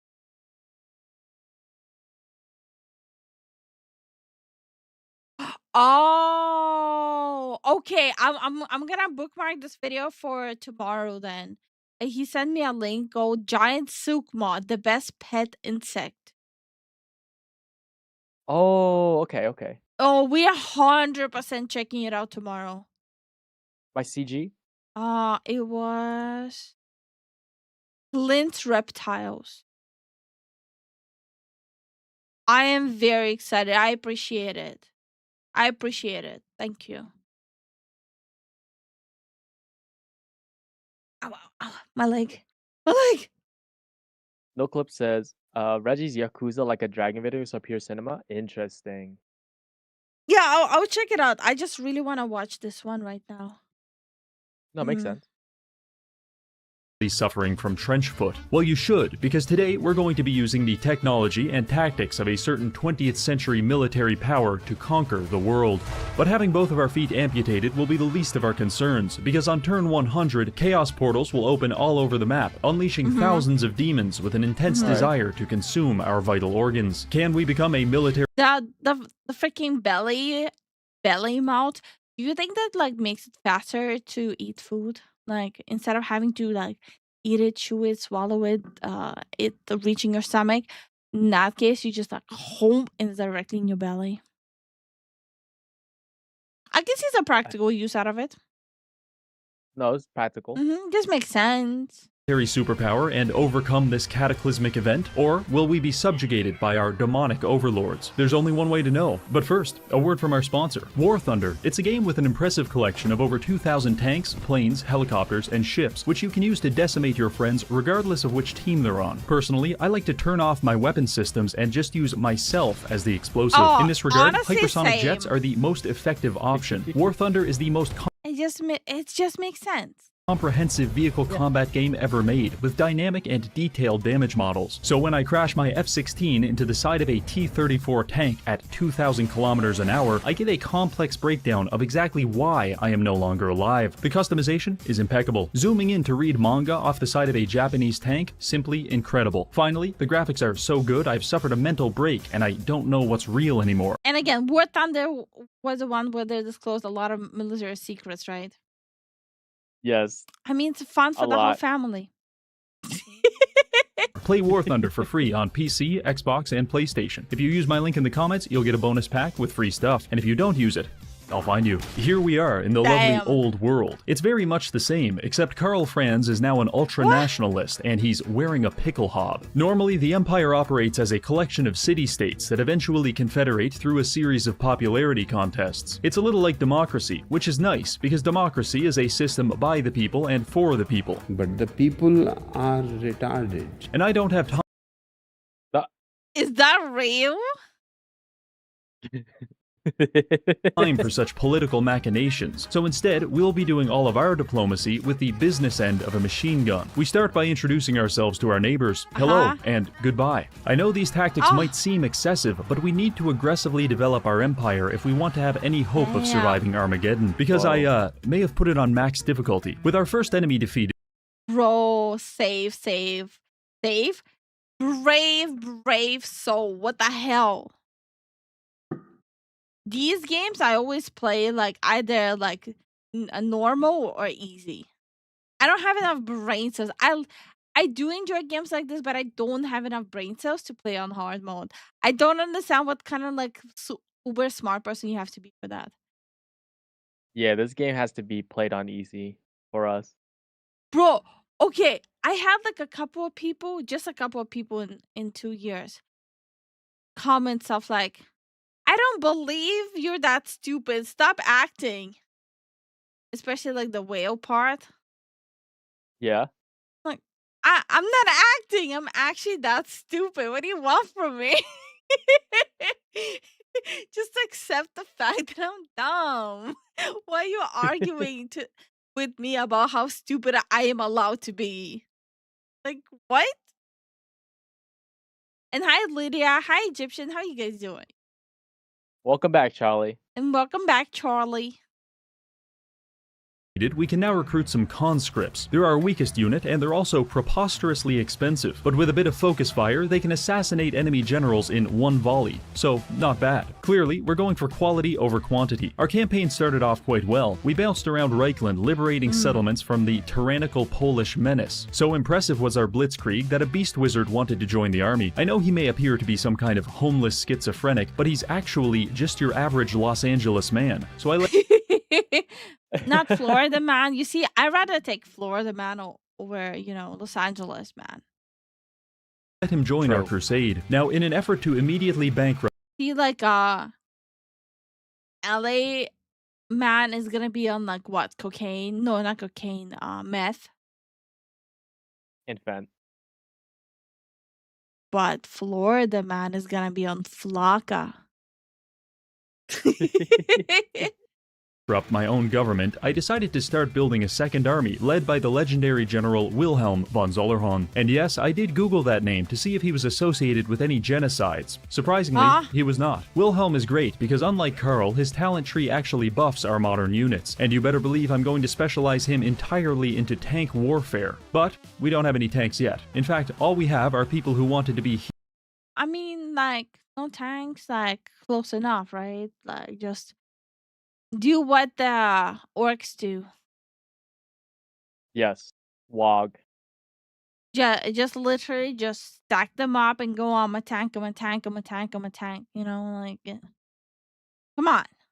But you gotta believe. here slightly more than they wanted to be in a military prison, so let's get back on track. After finishing off the Empire Secessionists, we received a quest to defend this beach from an amphibious landing of Vikings. Unfortunately for the Vikings, the beach they are landing on is Normandy Beach, because we have just unlocked light machine gun nests, and as you may imagine, a band of naked Norwegians is no match for the 1,200 rounds per minute coming out of these guns. After completing our revision There. Like, Vikings are strong, but not necessarily against machine guns. No, modern weapons, I don't know about that. revisionist history at Normandy, I decided to declare war on Emil von Corden. Why would I do that? Because no one can stop me. Emil's Wait, I want to look at it. The weak shouldn't fear the strong. What the hell? Emil's forces were difficult to defeat because there were 2,500 of them, but now there's not. This gives us ownership over one of the mountain passes, which will help us control our borders, especially when the demons arrive. While this was going on, Wilhelm was starting up a war on the Eastern Front, and things were going pretty well. However, we were starting to run into some growing pains. As it turns out, ignoring your faction's game mechanics in favor of ultra-violence is not a wise decision, because after declaring war on two people... Why? How could that... No, that's the smartest thing you can do. Just like, you know, like stabby stab, attack attack, you know, like, come on. Easy solution. See, now he's applying the orc system. He's starting to believe. Just for fun, everyone thinks I'm clinically insane and our popularity is plummeting. Much like a high school girl, without popularity, Karl's empire starts to physically decompose. So to correct this economic tailspin, we need to increase our approval rating. To achieve that, we will stop fighting humans and instead focus on killing creatures of the night, such as... I mean, can't you just force them regardless? Yes. Like, why bother being popular? You can just force them. As the elderly. Unfortunately, Eben von Leibowitz didn't get this memo, and he attacked Wilhelm with 3,000 units. Now, machine guns are very strong, but as it turns out, they have their limitations, and we got absolutely massacred. This was a small but detectable setback in our plans. With my army destroyed, Durthu took the opportunity to demand financial restitution from us, despite the fact I've never even talked to him before. I'll be honest, it really damages my confidence to be successfully extorted by sentient plant matter, and I won't be forgetting this. But for now... He got owned by the tree. he got extorted by a houseplant. Groot shaked him down. Let that sink in. Yeah, he was like, hey, I'm Groot. Run those pockets right now. God dang. Okay. We can't afford another war. Now, it's not all bad, because the Beastmen had just completed their... No, it sounds like you cannot afford. It's more of a... when you can. Friend of a suicide pact by running headfirst into my capital, and this gave us a nice little chunk of change. In fact, money is at a bit of a premium in my empire, because if I want to recruit a super heavy tank, it's going to cost me thousands of gold. Fortunately, I... What was it, a cyber truck of tanks? Did you see? No, I saw it. It looked kind of funky. Looks like the cyber truck of tanks. What is that? Yeah. 2,600 gold for this? Come on. Thousands of gold. Fortunately, I found a few ways to make money. For example, I struck up a trade deal with this lovely wood elf lady. Shh, don't tell. But I think I want to kill her. Aside from that, we've just been completing quests, trading with the Chinese, and stealing Heinrich Kemmler's social security checks. Speaking of Heinrich, Lifu equals green. Orcs equals green. Coincidence? Quick, get me my purple paint. On it. They're on to us. They know too much. Ah! the war is going quite well. Much like the Beastmen, he fell into the trap of driving himself into a wood chipper at 300 kilometers per hour. And since then, I've been using light tanks to carve my way through his territory. Truly, there is no cleaner pleasure than watching machine gun fire tear into hordes of the undead. Our campaign culminated in the siege of Castle Artois. It was kind of awkward because we have almost no melee units, and we can't really shoot them effectively from this angle. So I settled on using some breaching charges to open the castle gates. From here, I just let my tanks sit down in front of the door and shoot anyone who attempted to move. I mean, melee is overrated anyways. It's obviously the inferior cousin of attacks. Range attacks are always superior. True. From here to here. It was a little like Red Rover, except the stakes were a lot higher because angry Germans are shooting at you with machine guns. Eventually we won, but clearly I'm going to have to invest in some heavy artillery going forward. At this point, all of our initial enemies are dead, so it's a good time to assess our position in the world. It's turn 33, we occupy a thin band of regions along the southwest. I was hoping to have the entire empire conquered by turn 40, so it's safe to say we're a little behind schedule, but I'm confident that our rapidly developing military technology will help us catch up. For example, Wilhelm recently acquired a new mount. Is it a horse or even a dog sled pulled by children? No, it's a bulletproof Mercedes-Benz with a machine gun mounted on the roof. I'd like to see Vlad von Karstein compete with this. Speaking of... So much Cybertrucks. What the hell?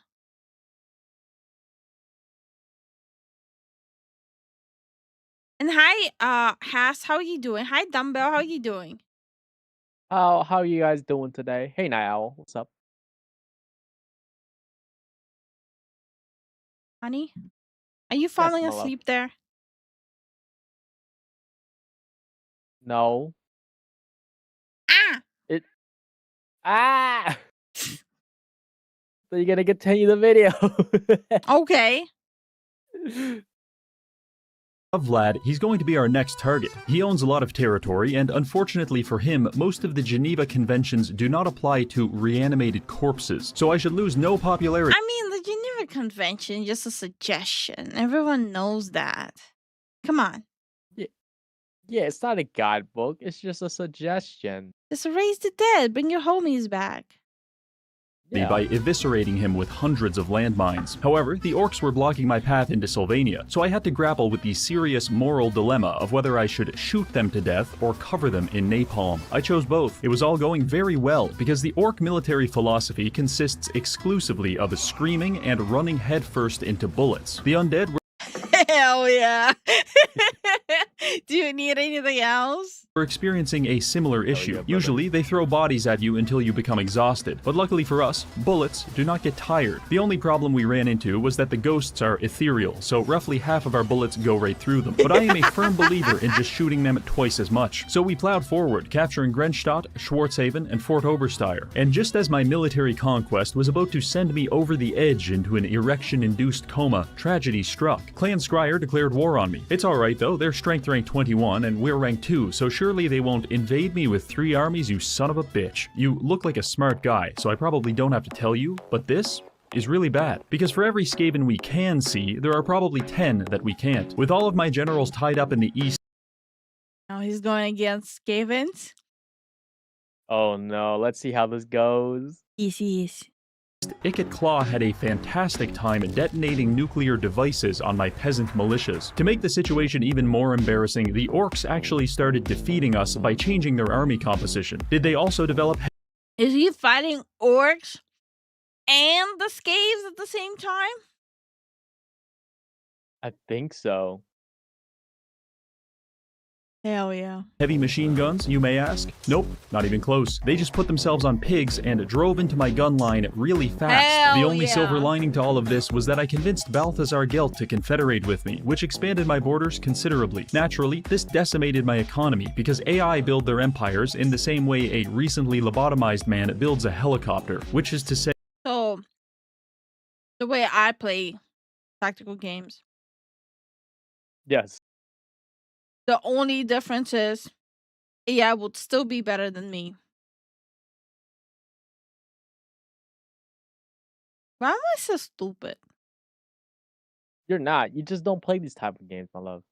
Say, not very well. Anyway, after sorting that out, I sent Gelt back to deal with the Skaven, and since he is a wizard of metal, I gave him some very heavy metal to work with. Aside from that, Wilhelm went on a paid vacation to the lovely city of Skavenblight to burn it to the ground and stomp on the ashes. Our capture of Skavenblight could be compared to cutting the head off the chicken that is Clan Scryer. The issue is that the body is still thrashing around and shitting all over my territory. However, after 10 turns and several doses of lorazepam, we had finally finished them off. In their place, I installed several puppet governments that were loyal to me. I can't be everywhere at once, but having multiple semi-competent allies spread across the map should be enough. At this point, my blood pressure was finally starting to normalize again, so obviously the ogre... Too soon. It's normalizing too soon. I can feel that. Decided to rectify that by declaring war and attacking me with 3 gigantic armies. At this moment, the game expects me to just roll over and accept my dick flattening like a good boy, but I said no. I'm fighting this battle, and I'm not going to stop pissing myself until I win. We took up a defensive position atop this hill, and I started skirmishing with my tanks. The ogre race is an exciting experiment in determining just how much fat a body can accommodate before it ruptures at the seams, which makes them incredibly easy to shoot with a rifle. Wait, I actually did not know they added ogres in this one. Did they have them in previous ones? Yeah, the Ogren. Mm-hmm. And what's for Warhammer Fantasy? I think it's the Chaos for Vermintide too. The big Chaos Warriors, I think they're ogres. Kinda, I think. Okay. How's their faction? Is it fun? Is it good? Is it dog? Is it slow? I think they're just like typical brutes, like berserkers. Okay. Even better than that, I found I could use my tanks to blob the enemies up, at which point my heavy machine guns would start tearing them apart. It was a bit of a messy process, but eventually we managed to shoot, bludgeon, and explode the ogres to death. As a thank you to Scrag for being such a good sport about the whole ogre genocide thing, I decided to travel into his territory, burn his castle down, and install a xenophobic city-state in its place. Now back to business. Vlad von Karsh... Face. I've done the same thing. If I could win against the AI.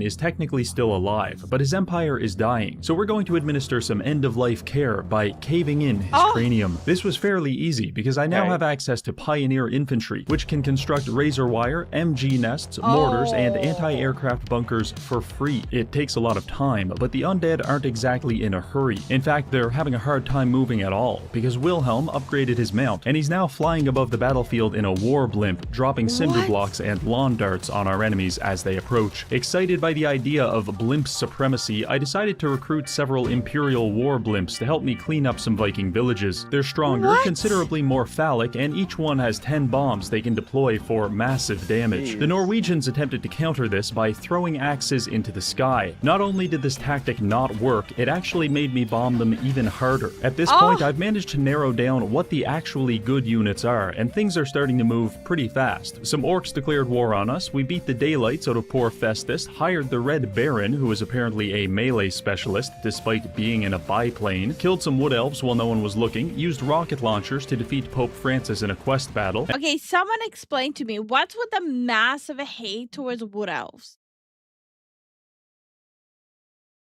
Well, is it just like the same level of hate as to any non-human creature, or is it like something special? Because I don't know. So, okay. You remember in Vermintide 2 there's the elf? Yes. I think she's a wood elf. They're cocky. Yeah, but that doesn't explain why like this amount of hate. Is there like a history? That's what I want to know. And most I can't answer that. Accordingly, we implemented government-mandated crystal meth for all of my soldiers, which is clearly evident by the way my machine gunners are currently tweaking out in between volleys. At this point, it's turn 70, and we control almost all Empire territory. Our only active enemies are the Norskins, the Orcs, and some British guy. However, the Chaos Invasion will... Where did the Skavens go? Disappear. No. Reduced to atoms. Will be coming soon, so it's time to start preparing. One of the most dangerous components of the invasion is that it spawns chaos portals all over the world, which is like an open invitation for demons to remove your limbs. My plan is to construct several of these buildings across my territory. They prevent chaos rifts from spawning, and if I pull this off just right, we will be the only faction in the entire world that isn't immediately decimated by hordes of demons. People like to pretend that Woodhouse are Viet Cong. People are still salty about losing. Yo, that's wild. What? What? No, that's wild that they think that way. Oh, I thought it was wild what I said. No. You take losses per turn for being in the wood, elf territory, above almost any other faction. Really? Huh. Now, I like my plan, and it should buy us some time. However, we will still have to fight our enemies at some point. To this end, I've ordered the construction of several super heavy class weapons. This is a super heavy mortar. For reference, here it is next to our previous generation of artillery, and now here it is turning a group of goblins into fertilizer. So, yeah. We also have this. I know it looks like a tank, but it's actually a Morse code transmitter. The signal is carried by a 40-pound high-explosive shell. The receiver is located somewhere inside this man's gray matter, and the message is death. Finally, the Imperial Sky Destroyer. I haven't even used this one yet, but it cost me 20,000 gold to recruit and another 5,000 for upkeep, so I'm hoping this will be our secret weapon against the apocalypse. While my new units were recruiting, I spent the next couple of turns testing out different weapons. Here are some of my favorites. A mobilized anti-aircraft gun. It's fairly good at killing flying units, but I prefer to use it to execute political prisoners at close range. Helicopters. They're quick, fire explosive rockets, and you can land them to refuel their ammo. Very cool. Finally, we have colonial infantry. Each one can build 3 dirt walls that provide them cover and prevent the enemy from advancing. Of course, it doesn't take long for you to realize you can abuse this mechanic to instantly create an impenetrable fortress of dirt that puzzles even the most intelligent chaos giants. You may be wondering how They're not able to just step over it? Like slightly? Have you seen how tall that was? Yeah.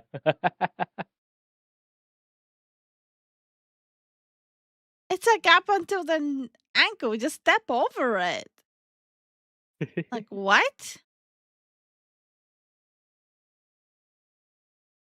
You may be wondering how I experimented with all these war machines. Quite simple, really. I took them across the water and found that the Vikings were very willing to let me test my weapons on them. And by very willing, I mean they weren't able to stop me. Turns out it wasn't climate change that killed the mammoth, it was natural predators, such as carnivorous flights of biplanes. Anyway, our extensive research and development program was actually generating us a lot of money, and the Empire had entered into something of a golden age. Wars were going well, money was flowing, and the Empire was blossoming. Basically, there has never been a better time to be a citizen living in the Empire.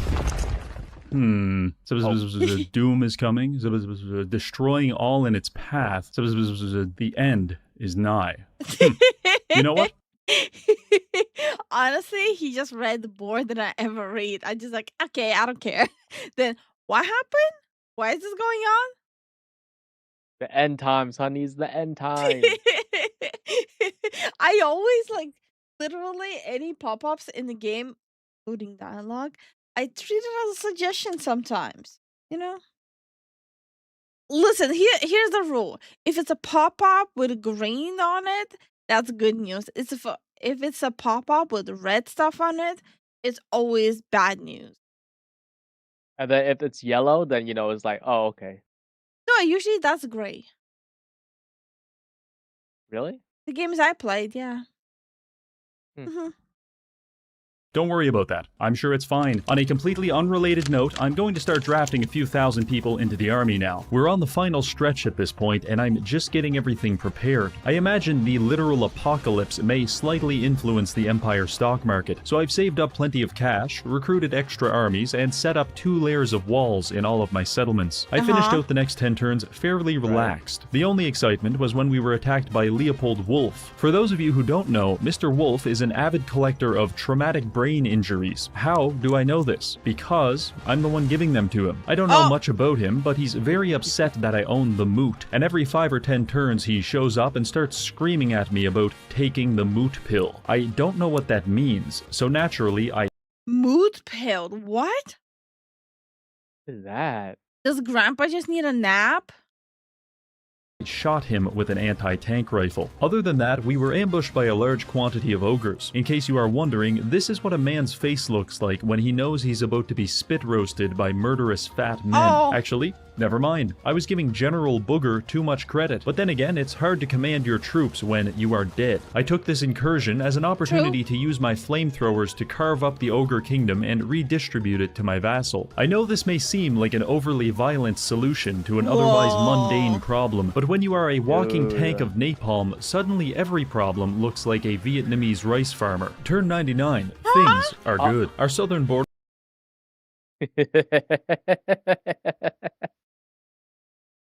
Let's ask the channel's residential Vietnamese. Comment. Yes. Okay. The border is protected by several military allies. The north is protected by Kislev and the Tree People, and everything else is protected by this. I went to sleep on turn 99 with a smile on my face, feeling safe and secure, but suddenly, dark and twisted visions crept into my mind. Eldritch abominations, legions of... Was that Onision? Am I going the wrong way? I am. Was that Onision?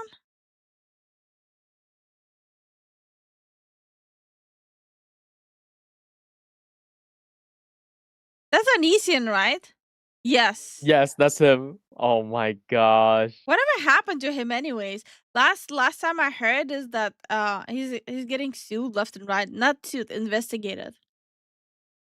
Crept into my mind. Eldritch abominations, legions of chaos warriors, and above all else, one very angry little man. I woke up in a cold sweat, frantically searching around my empire for the chaos invasion, but it's fine. There's nothing here. Oh wait. Nope.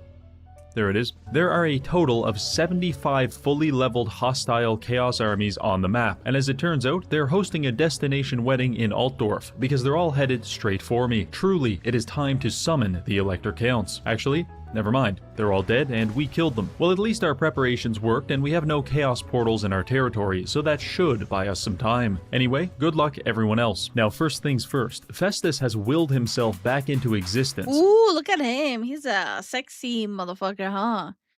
Look at him in that car. Put him back. No, put him back. So ugly. He's looking at you like, what's up, baby girl? Ew. Hi, Redcon. How are you doing? Hey, Redcon. How you doing? And he also brought 10 of his friends from the homeless shelter to come kill me. However, I anticipated this and brought 8 of my friends, which means the ultimate battle between modern firepower and disgusting freaks is about to unfold. I kicked it off with 4 of my best armies against 4 of theirs. We deployed our forces and began setting up on the high ground. I was worried they might rush us, but there appeared to be some gentleman's agreement that we would both wait for our reinforcements to arrive. This is what that looked like on my side. Howitzers, tanks, machine guns, armored cars, blimps, and of course, a shitload of infantry. On their side, whatever this is. We were in a bit of a standoff by this point, but fortunately, only one of us had chemical My money is on the blue guy. weapons, and surprisingly, it wasn't Festus. So I began pounding my enemies with poison-filled shells. This achieved some level of neuron activation, and they started plowing across the field toward me. Our lines were very neatly formed, and we were picking hundreds of them off with each volley, but within minutes, it was absolute chaos. Giant insects chasing down heavy tanks, danger close artillery, blimps erupting into flames, giant balls of molten lead plowing across the battlefield, and most importantly, a very unfortunate amount of men being hacked apart by with great axes. Luckily, we were able to volley fire the enemy leadership until they more closely resembled a spaghetti strainer than a human being. And with that, Was that a dragon or am I just tripping? Or was that a moth? Oh, dear God. Okay, now tell me, why is it the second time now I am being followed by an account called I Only Follow Bottoms?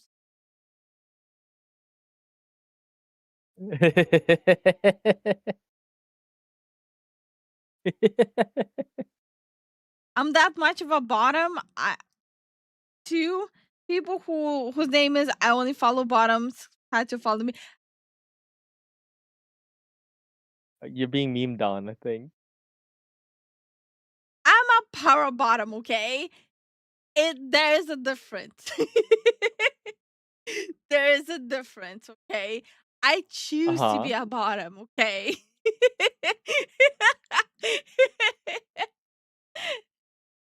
God damn it.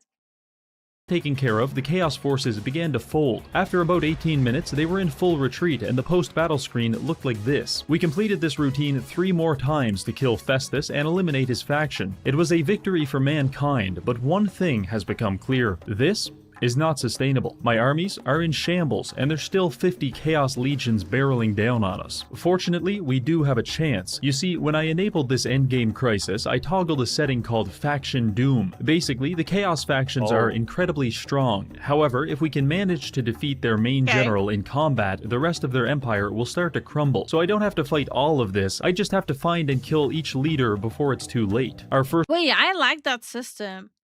Okay. Yeah. So you can But it customize sounds all like- of that. Yeah, it sounds like you have to rush through it.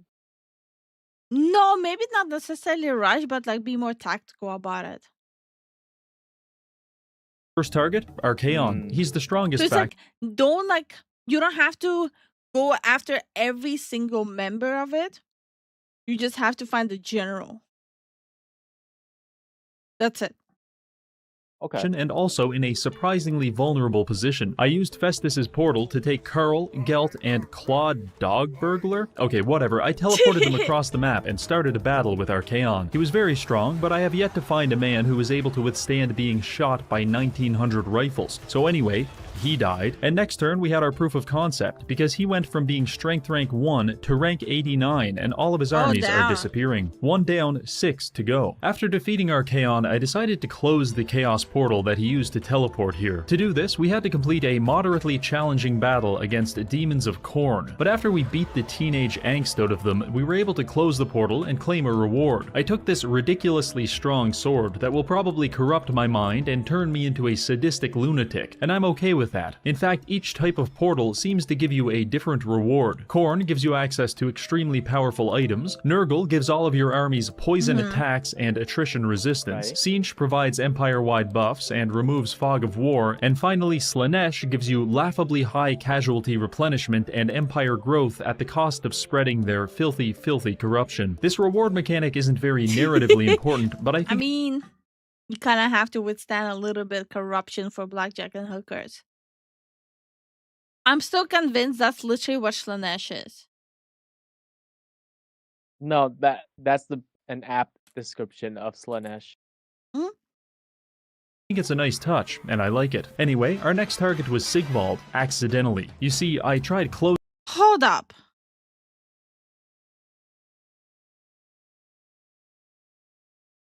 I have questions. Where are his Why do you look like pants? You don't got pants.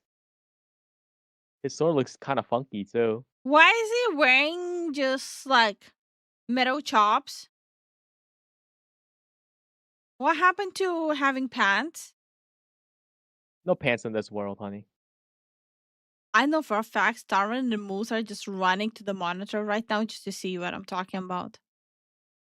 Hi Beep, how are you doing? Hey Beep.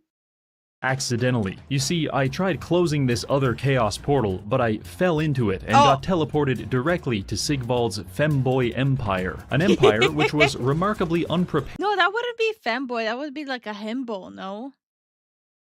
That's not a femboy.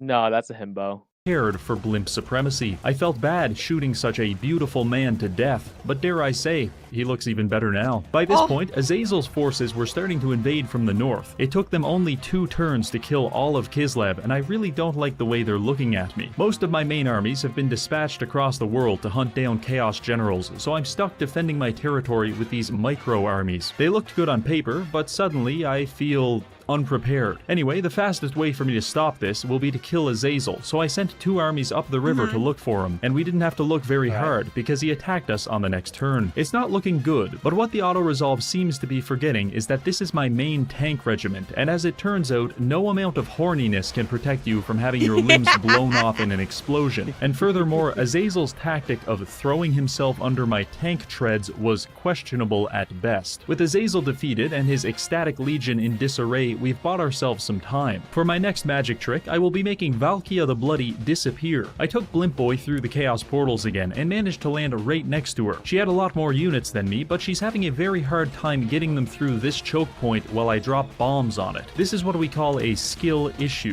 Okay, we already know he's gonna win, right? Do we need to continue? Like, I was hoping there's gonna be at least one game where he loses. Nope, he's gonna continue winning. By the way, I'm joking. I just wish there was more feature of like Scaven or orcs. Does he have a Warhammer video on the orcs or just Scavens? I would love to see that. Same. And hi, John. How you doing? Hey, John. How you doing, man?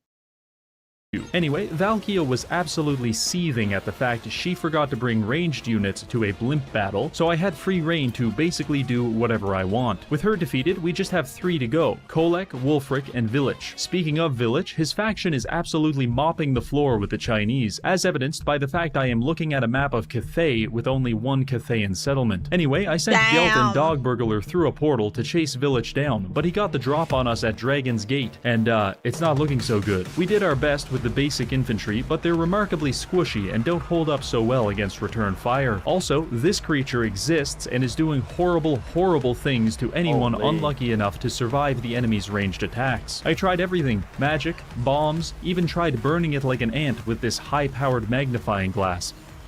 Didn't work. Our winning streak was officially over. I suppose it's true what they say: don't send a boy to do a blimp's job. By abusing the very same chaos portals the demons created, I was able to teleport my blimp army directly into the heart of Village's kingdom, and thanks to some questionably balanced units, we were back in the win column, but our territory was still beset by a bunch of miscellaneous freaks, and they're starting to corrupt the environment, which is itself spawning rebel armies. But that's alright, there's just Kolek and Wulfric left. I actually found Wulfric in a very vulnerable position on my northern shores. Alone, and with almost no troops under his command, I dispatched 4 of my militias to How did that happen? Was he alone? Huh?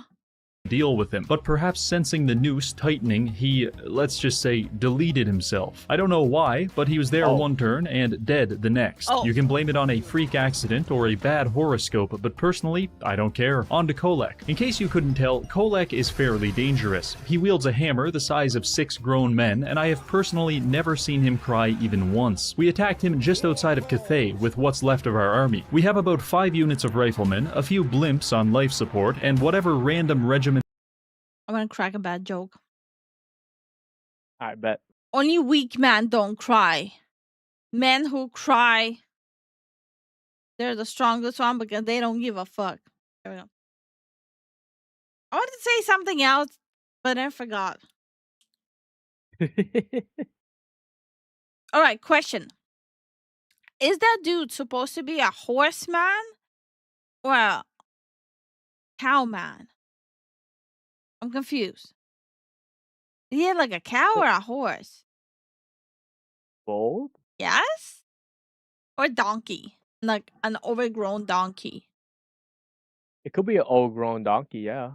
Of renown I could anxiously recruit before the battle. Kolek's army was composed of 5 units of hell cannons, and basically everyone else was some variation of a person who would like to crush your skull beneath their bare foot. The battle was on, and I breathed a sigh of relief, because my siege weapons had longer range than his. But as it turns out, Kolek must be a top, because he did not appreciate being pounded. It's all the same to me. I don't think he is a horse, cow, or a donkey. Yeah, no. Look at him. It's like dragon feet and body, no? Like a mix. Yeah. What is he? That was like a like a dragon? Mm-hmm. Like a dragon centaur? Maybe? Pounded. It's all the same to me though, because with his cannons destroyed, He's half dragon, half ogre. Oh, okay. That's pretty cool, actually. That's really Yeah, it cool. makes sense. You're not on the Yeah. screen. Dude, what?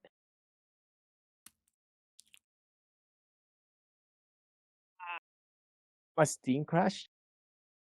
We're getting end times for Warhammer 3 and rework Archeon, so it's ironic you are watching this. Oh, so maybe I'm doing like a so it's a good timing, isn't it, huh? Yeah, what the heck? Okay. Perfect timing. I think the Steam server is down. Again? Yeah. Because I closed Steam and it's struggling. Well, let me finish the last minute of the video, okay? Okay. Thank you. So, for the next 1 to 2 minutes of the video, Zen is not going to be here because Steam is having issues once more. It's been every single day lately. Yeah. Okay, no, it's good. It looks like it's good. Okay, then join so I can finish. Yeah. I am in. The fuck you are. Is joining. Give it a second. Then you're not in. Yeah, exactly, Ozzy. You tell him. Yeah, tell me. You're in. I can now safely deploy my blimps into the... Oh. Oh. Okay, so I guess I missed one. Anyway, after a little more shelling, we were back on track. Colex beasts closed the gap on my gun line very quickly, probably because we were having a hard time aiming while being struck by lightning. After 10 minutes, all of my units were dead, except for a couple of heroes and a blimp which has 230 health. Kolek was still running around hammering my artillery crews into the ground, but eventually Balthazar Gelt killed him by transmuting his body into lead. The blimps may have also helped with this physical transformation. After leaving the battle, we were greeted with an ultimate victory screen. By using trench warfare, chemical weapons, and generally unfair units, we were able to usher in an age of peace. Truly, the world can move forward and live in harmony. Wait, no.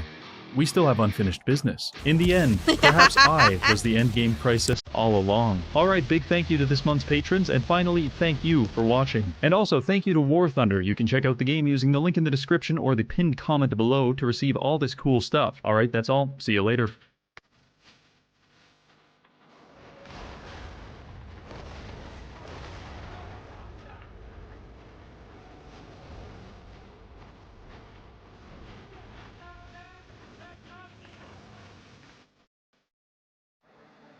I've been really enjoying his videos. By the way, I like that song. Unfortunately, it gets copywritten, so I always have to remove it from the outro. I mean, video, sorry. No.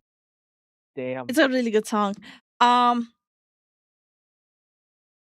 Okay, few questions.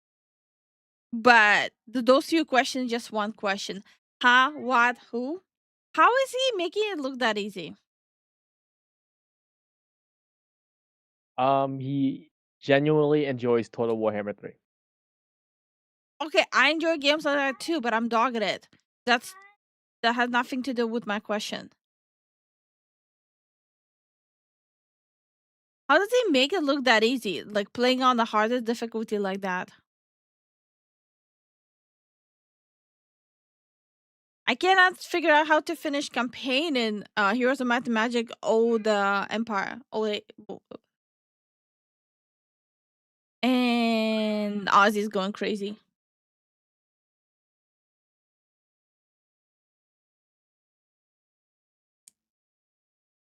Probably asking for food.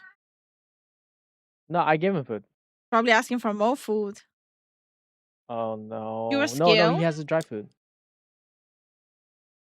Pure skill? Yeah, it could be it. Like experienced strategy player.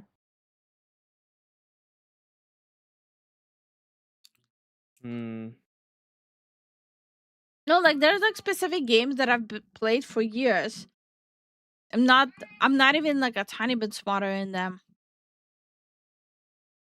I think some people's brain just works differently. Yeah. I mean, well, of course, honey.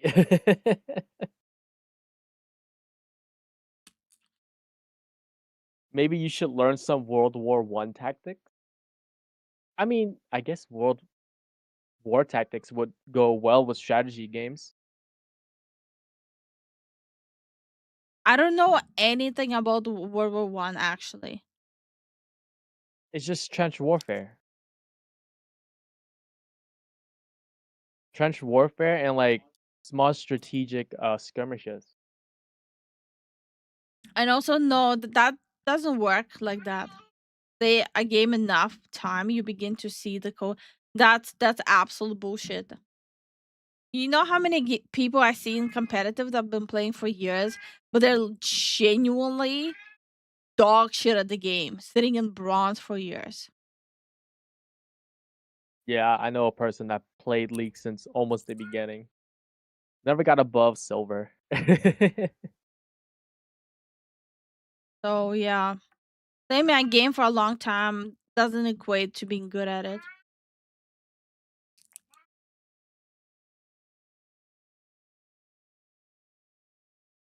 Honey, either read or take care of the cat.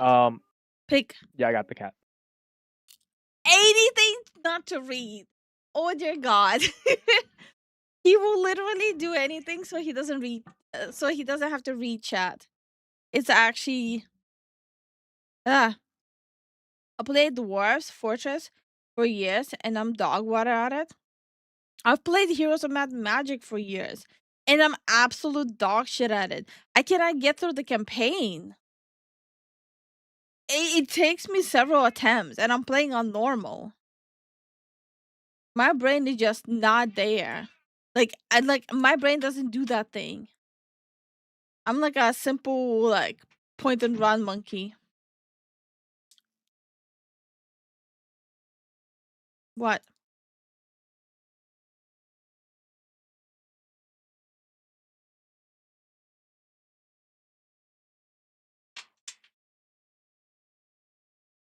So let's finish the stream.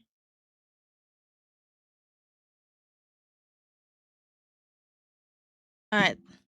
We're gonna end the stream before Zen actually gets me super mad at him. Okay. So this is where we're gonna end the stream, guys. Thank you guys for watching our videos, live streams, whenever you guys can. We greatly appreciate it. We have a Patreon page. It's free to join if you guys want to join. Lifu is playing the Stick of Truth on Patreon. It's on the free tier, so she will be releasing it weekly. So stay tuned for that if you guys like. We'd like to move on to the daily support on the YouTube side. We would like to say thank you to Jason, Devastator, Moose, Masuda, welcome back to the Fufu. Roland, thank you for the support. Prince, thank you for the support. And Devastator, once again, thank you for the video recommendation too about the mobs.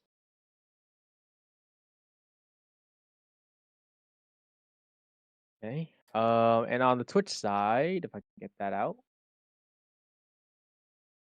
we'd like to say thank you to Drake. Thank you for the 3 stream streak. Charlie, thank you for the 50 stream streak. Moses, thank you for the 15 stream streak. Snake, thank you for the 5 gifted. Star, thank you for the 5 streak. Red Hood, thank you for the 10 streak. Emerald, thank you for the sub. Argonian, thank you for the 110 streak. Arkin, thank you for the 80 streak. And everyone who followed or subscribed during the live stream. Thank you guys so much for watching, and we'll see you guys tomorrow. Good night. I'm gonna go beat up Zen. He's not coming back tomorrow.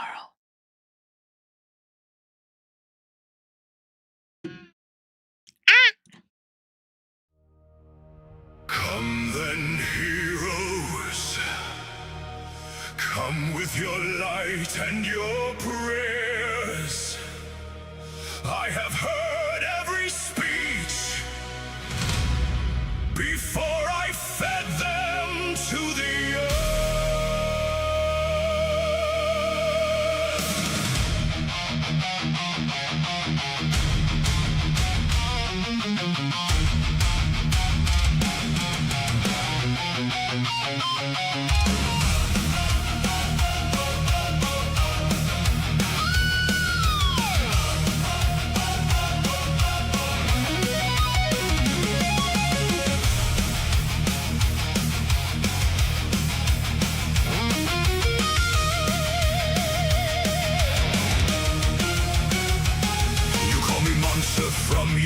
demolished towers.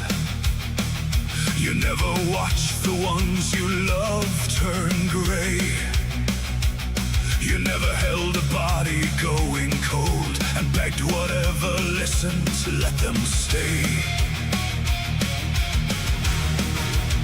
So yes, I learned the words that break the seal. Yes, I drag them screaming back to bone and breathe. You wanna call that evil, call it evil. I call it refusing to accept. And every hero that you send to stop me has learned what happens when conviction meets a man who has already lost the only thing that made him care about defeat. You fight for kingdoms, you fight for glory, you fight for futures you will never see. I fight for something already buried, and that makes me more dangerous than you'll ever be. I know what I am, I know what I've done. I never pretended to be the righteous one, but they were mine to lose and yours to never touch. So come with your holy swords, it won't be enough. I know the cost, I paid it willingly. Every crack in my soul, every name on my hands, I would do it again and again and again. Come and stop me if you can. I know what I am. Your paladin is righteous, I can see it. That fire in his eyes I used to wear before the third funeral in a winter. Before I learned that gods don't hear your prayer, he'll tell me there is peace beyond the veil. He'll tell me that I'm keeping them from rest. He hasn't seen them stand beside me laughing. He hasn't seen what I have seen them be at their best. And yes, I know the thing behind their eyes is not exactly what it was before. But when you've had and lost and had again, you learn to stop demanding more. You fight for kingdoms, you fight for glory, you fight for futures you will never see. I fight for something already buried, and that makes me more dangerous than you'll ever be. I know what I am, I know what I've done. I never pretended to be the righteous one, but they were mine to lose and yours to never touch. So come with your holy swords, it won't be enough. I know the cost, I paid it willingly. Every crack in my soul, every name on my hands, I would do it again and again and again. Come and stop me if you can. I know what I am. You want me to repent, you want me to release them, you want me to stand down and call it mercy. Here is what mercy looks like from where I'm standing. Mercy is the lie you tell yourself so you can sleep at night, while everything you love turns cold and quiet. I stopped sleeping a long time ago.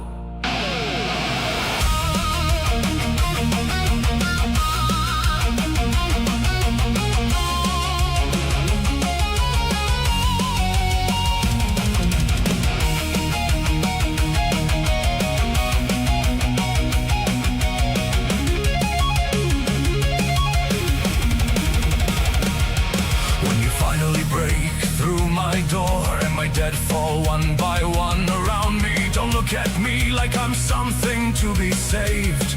I know exactly where this ends. I knew the morning that I started, I knew the first time that I spoke the words. Some roads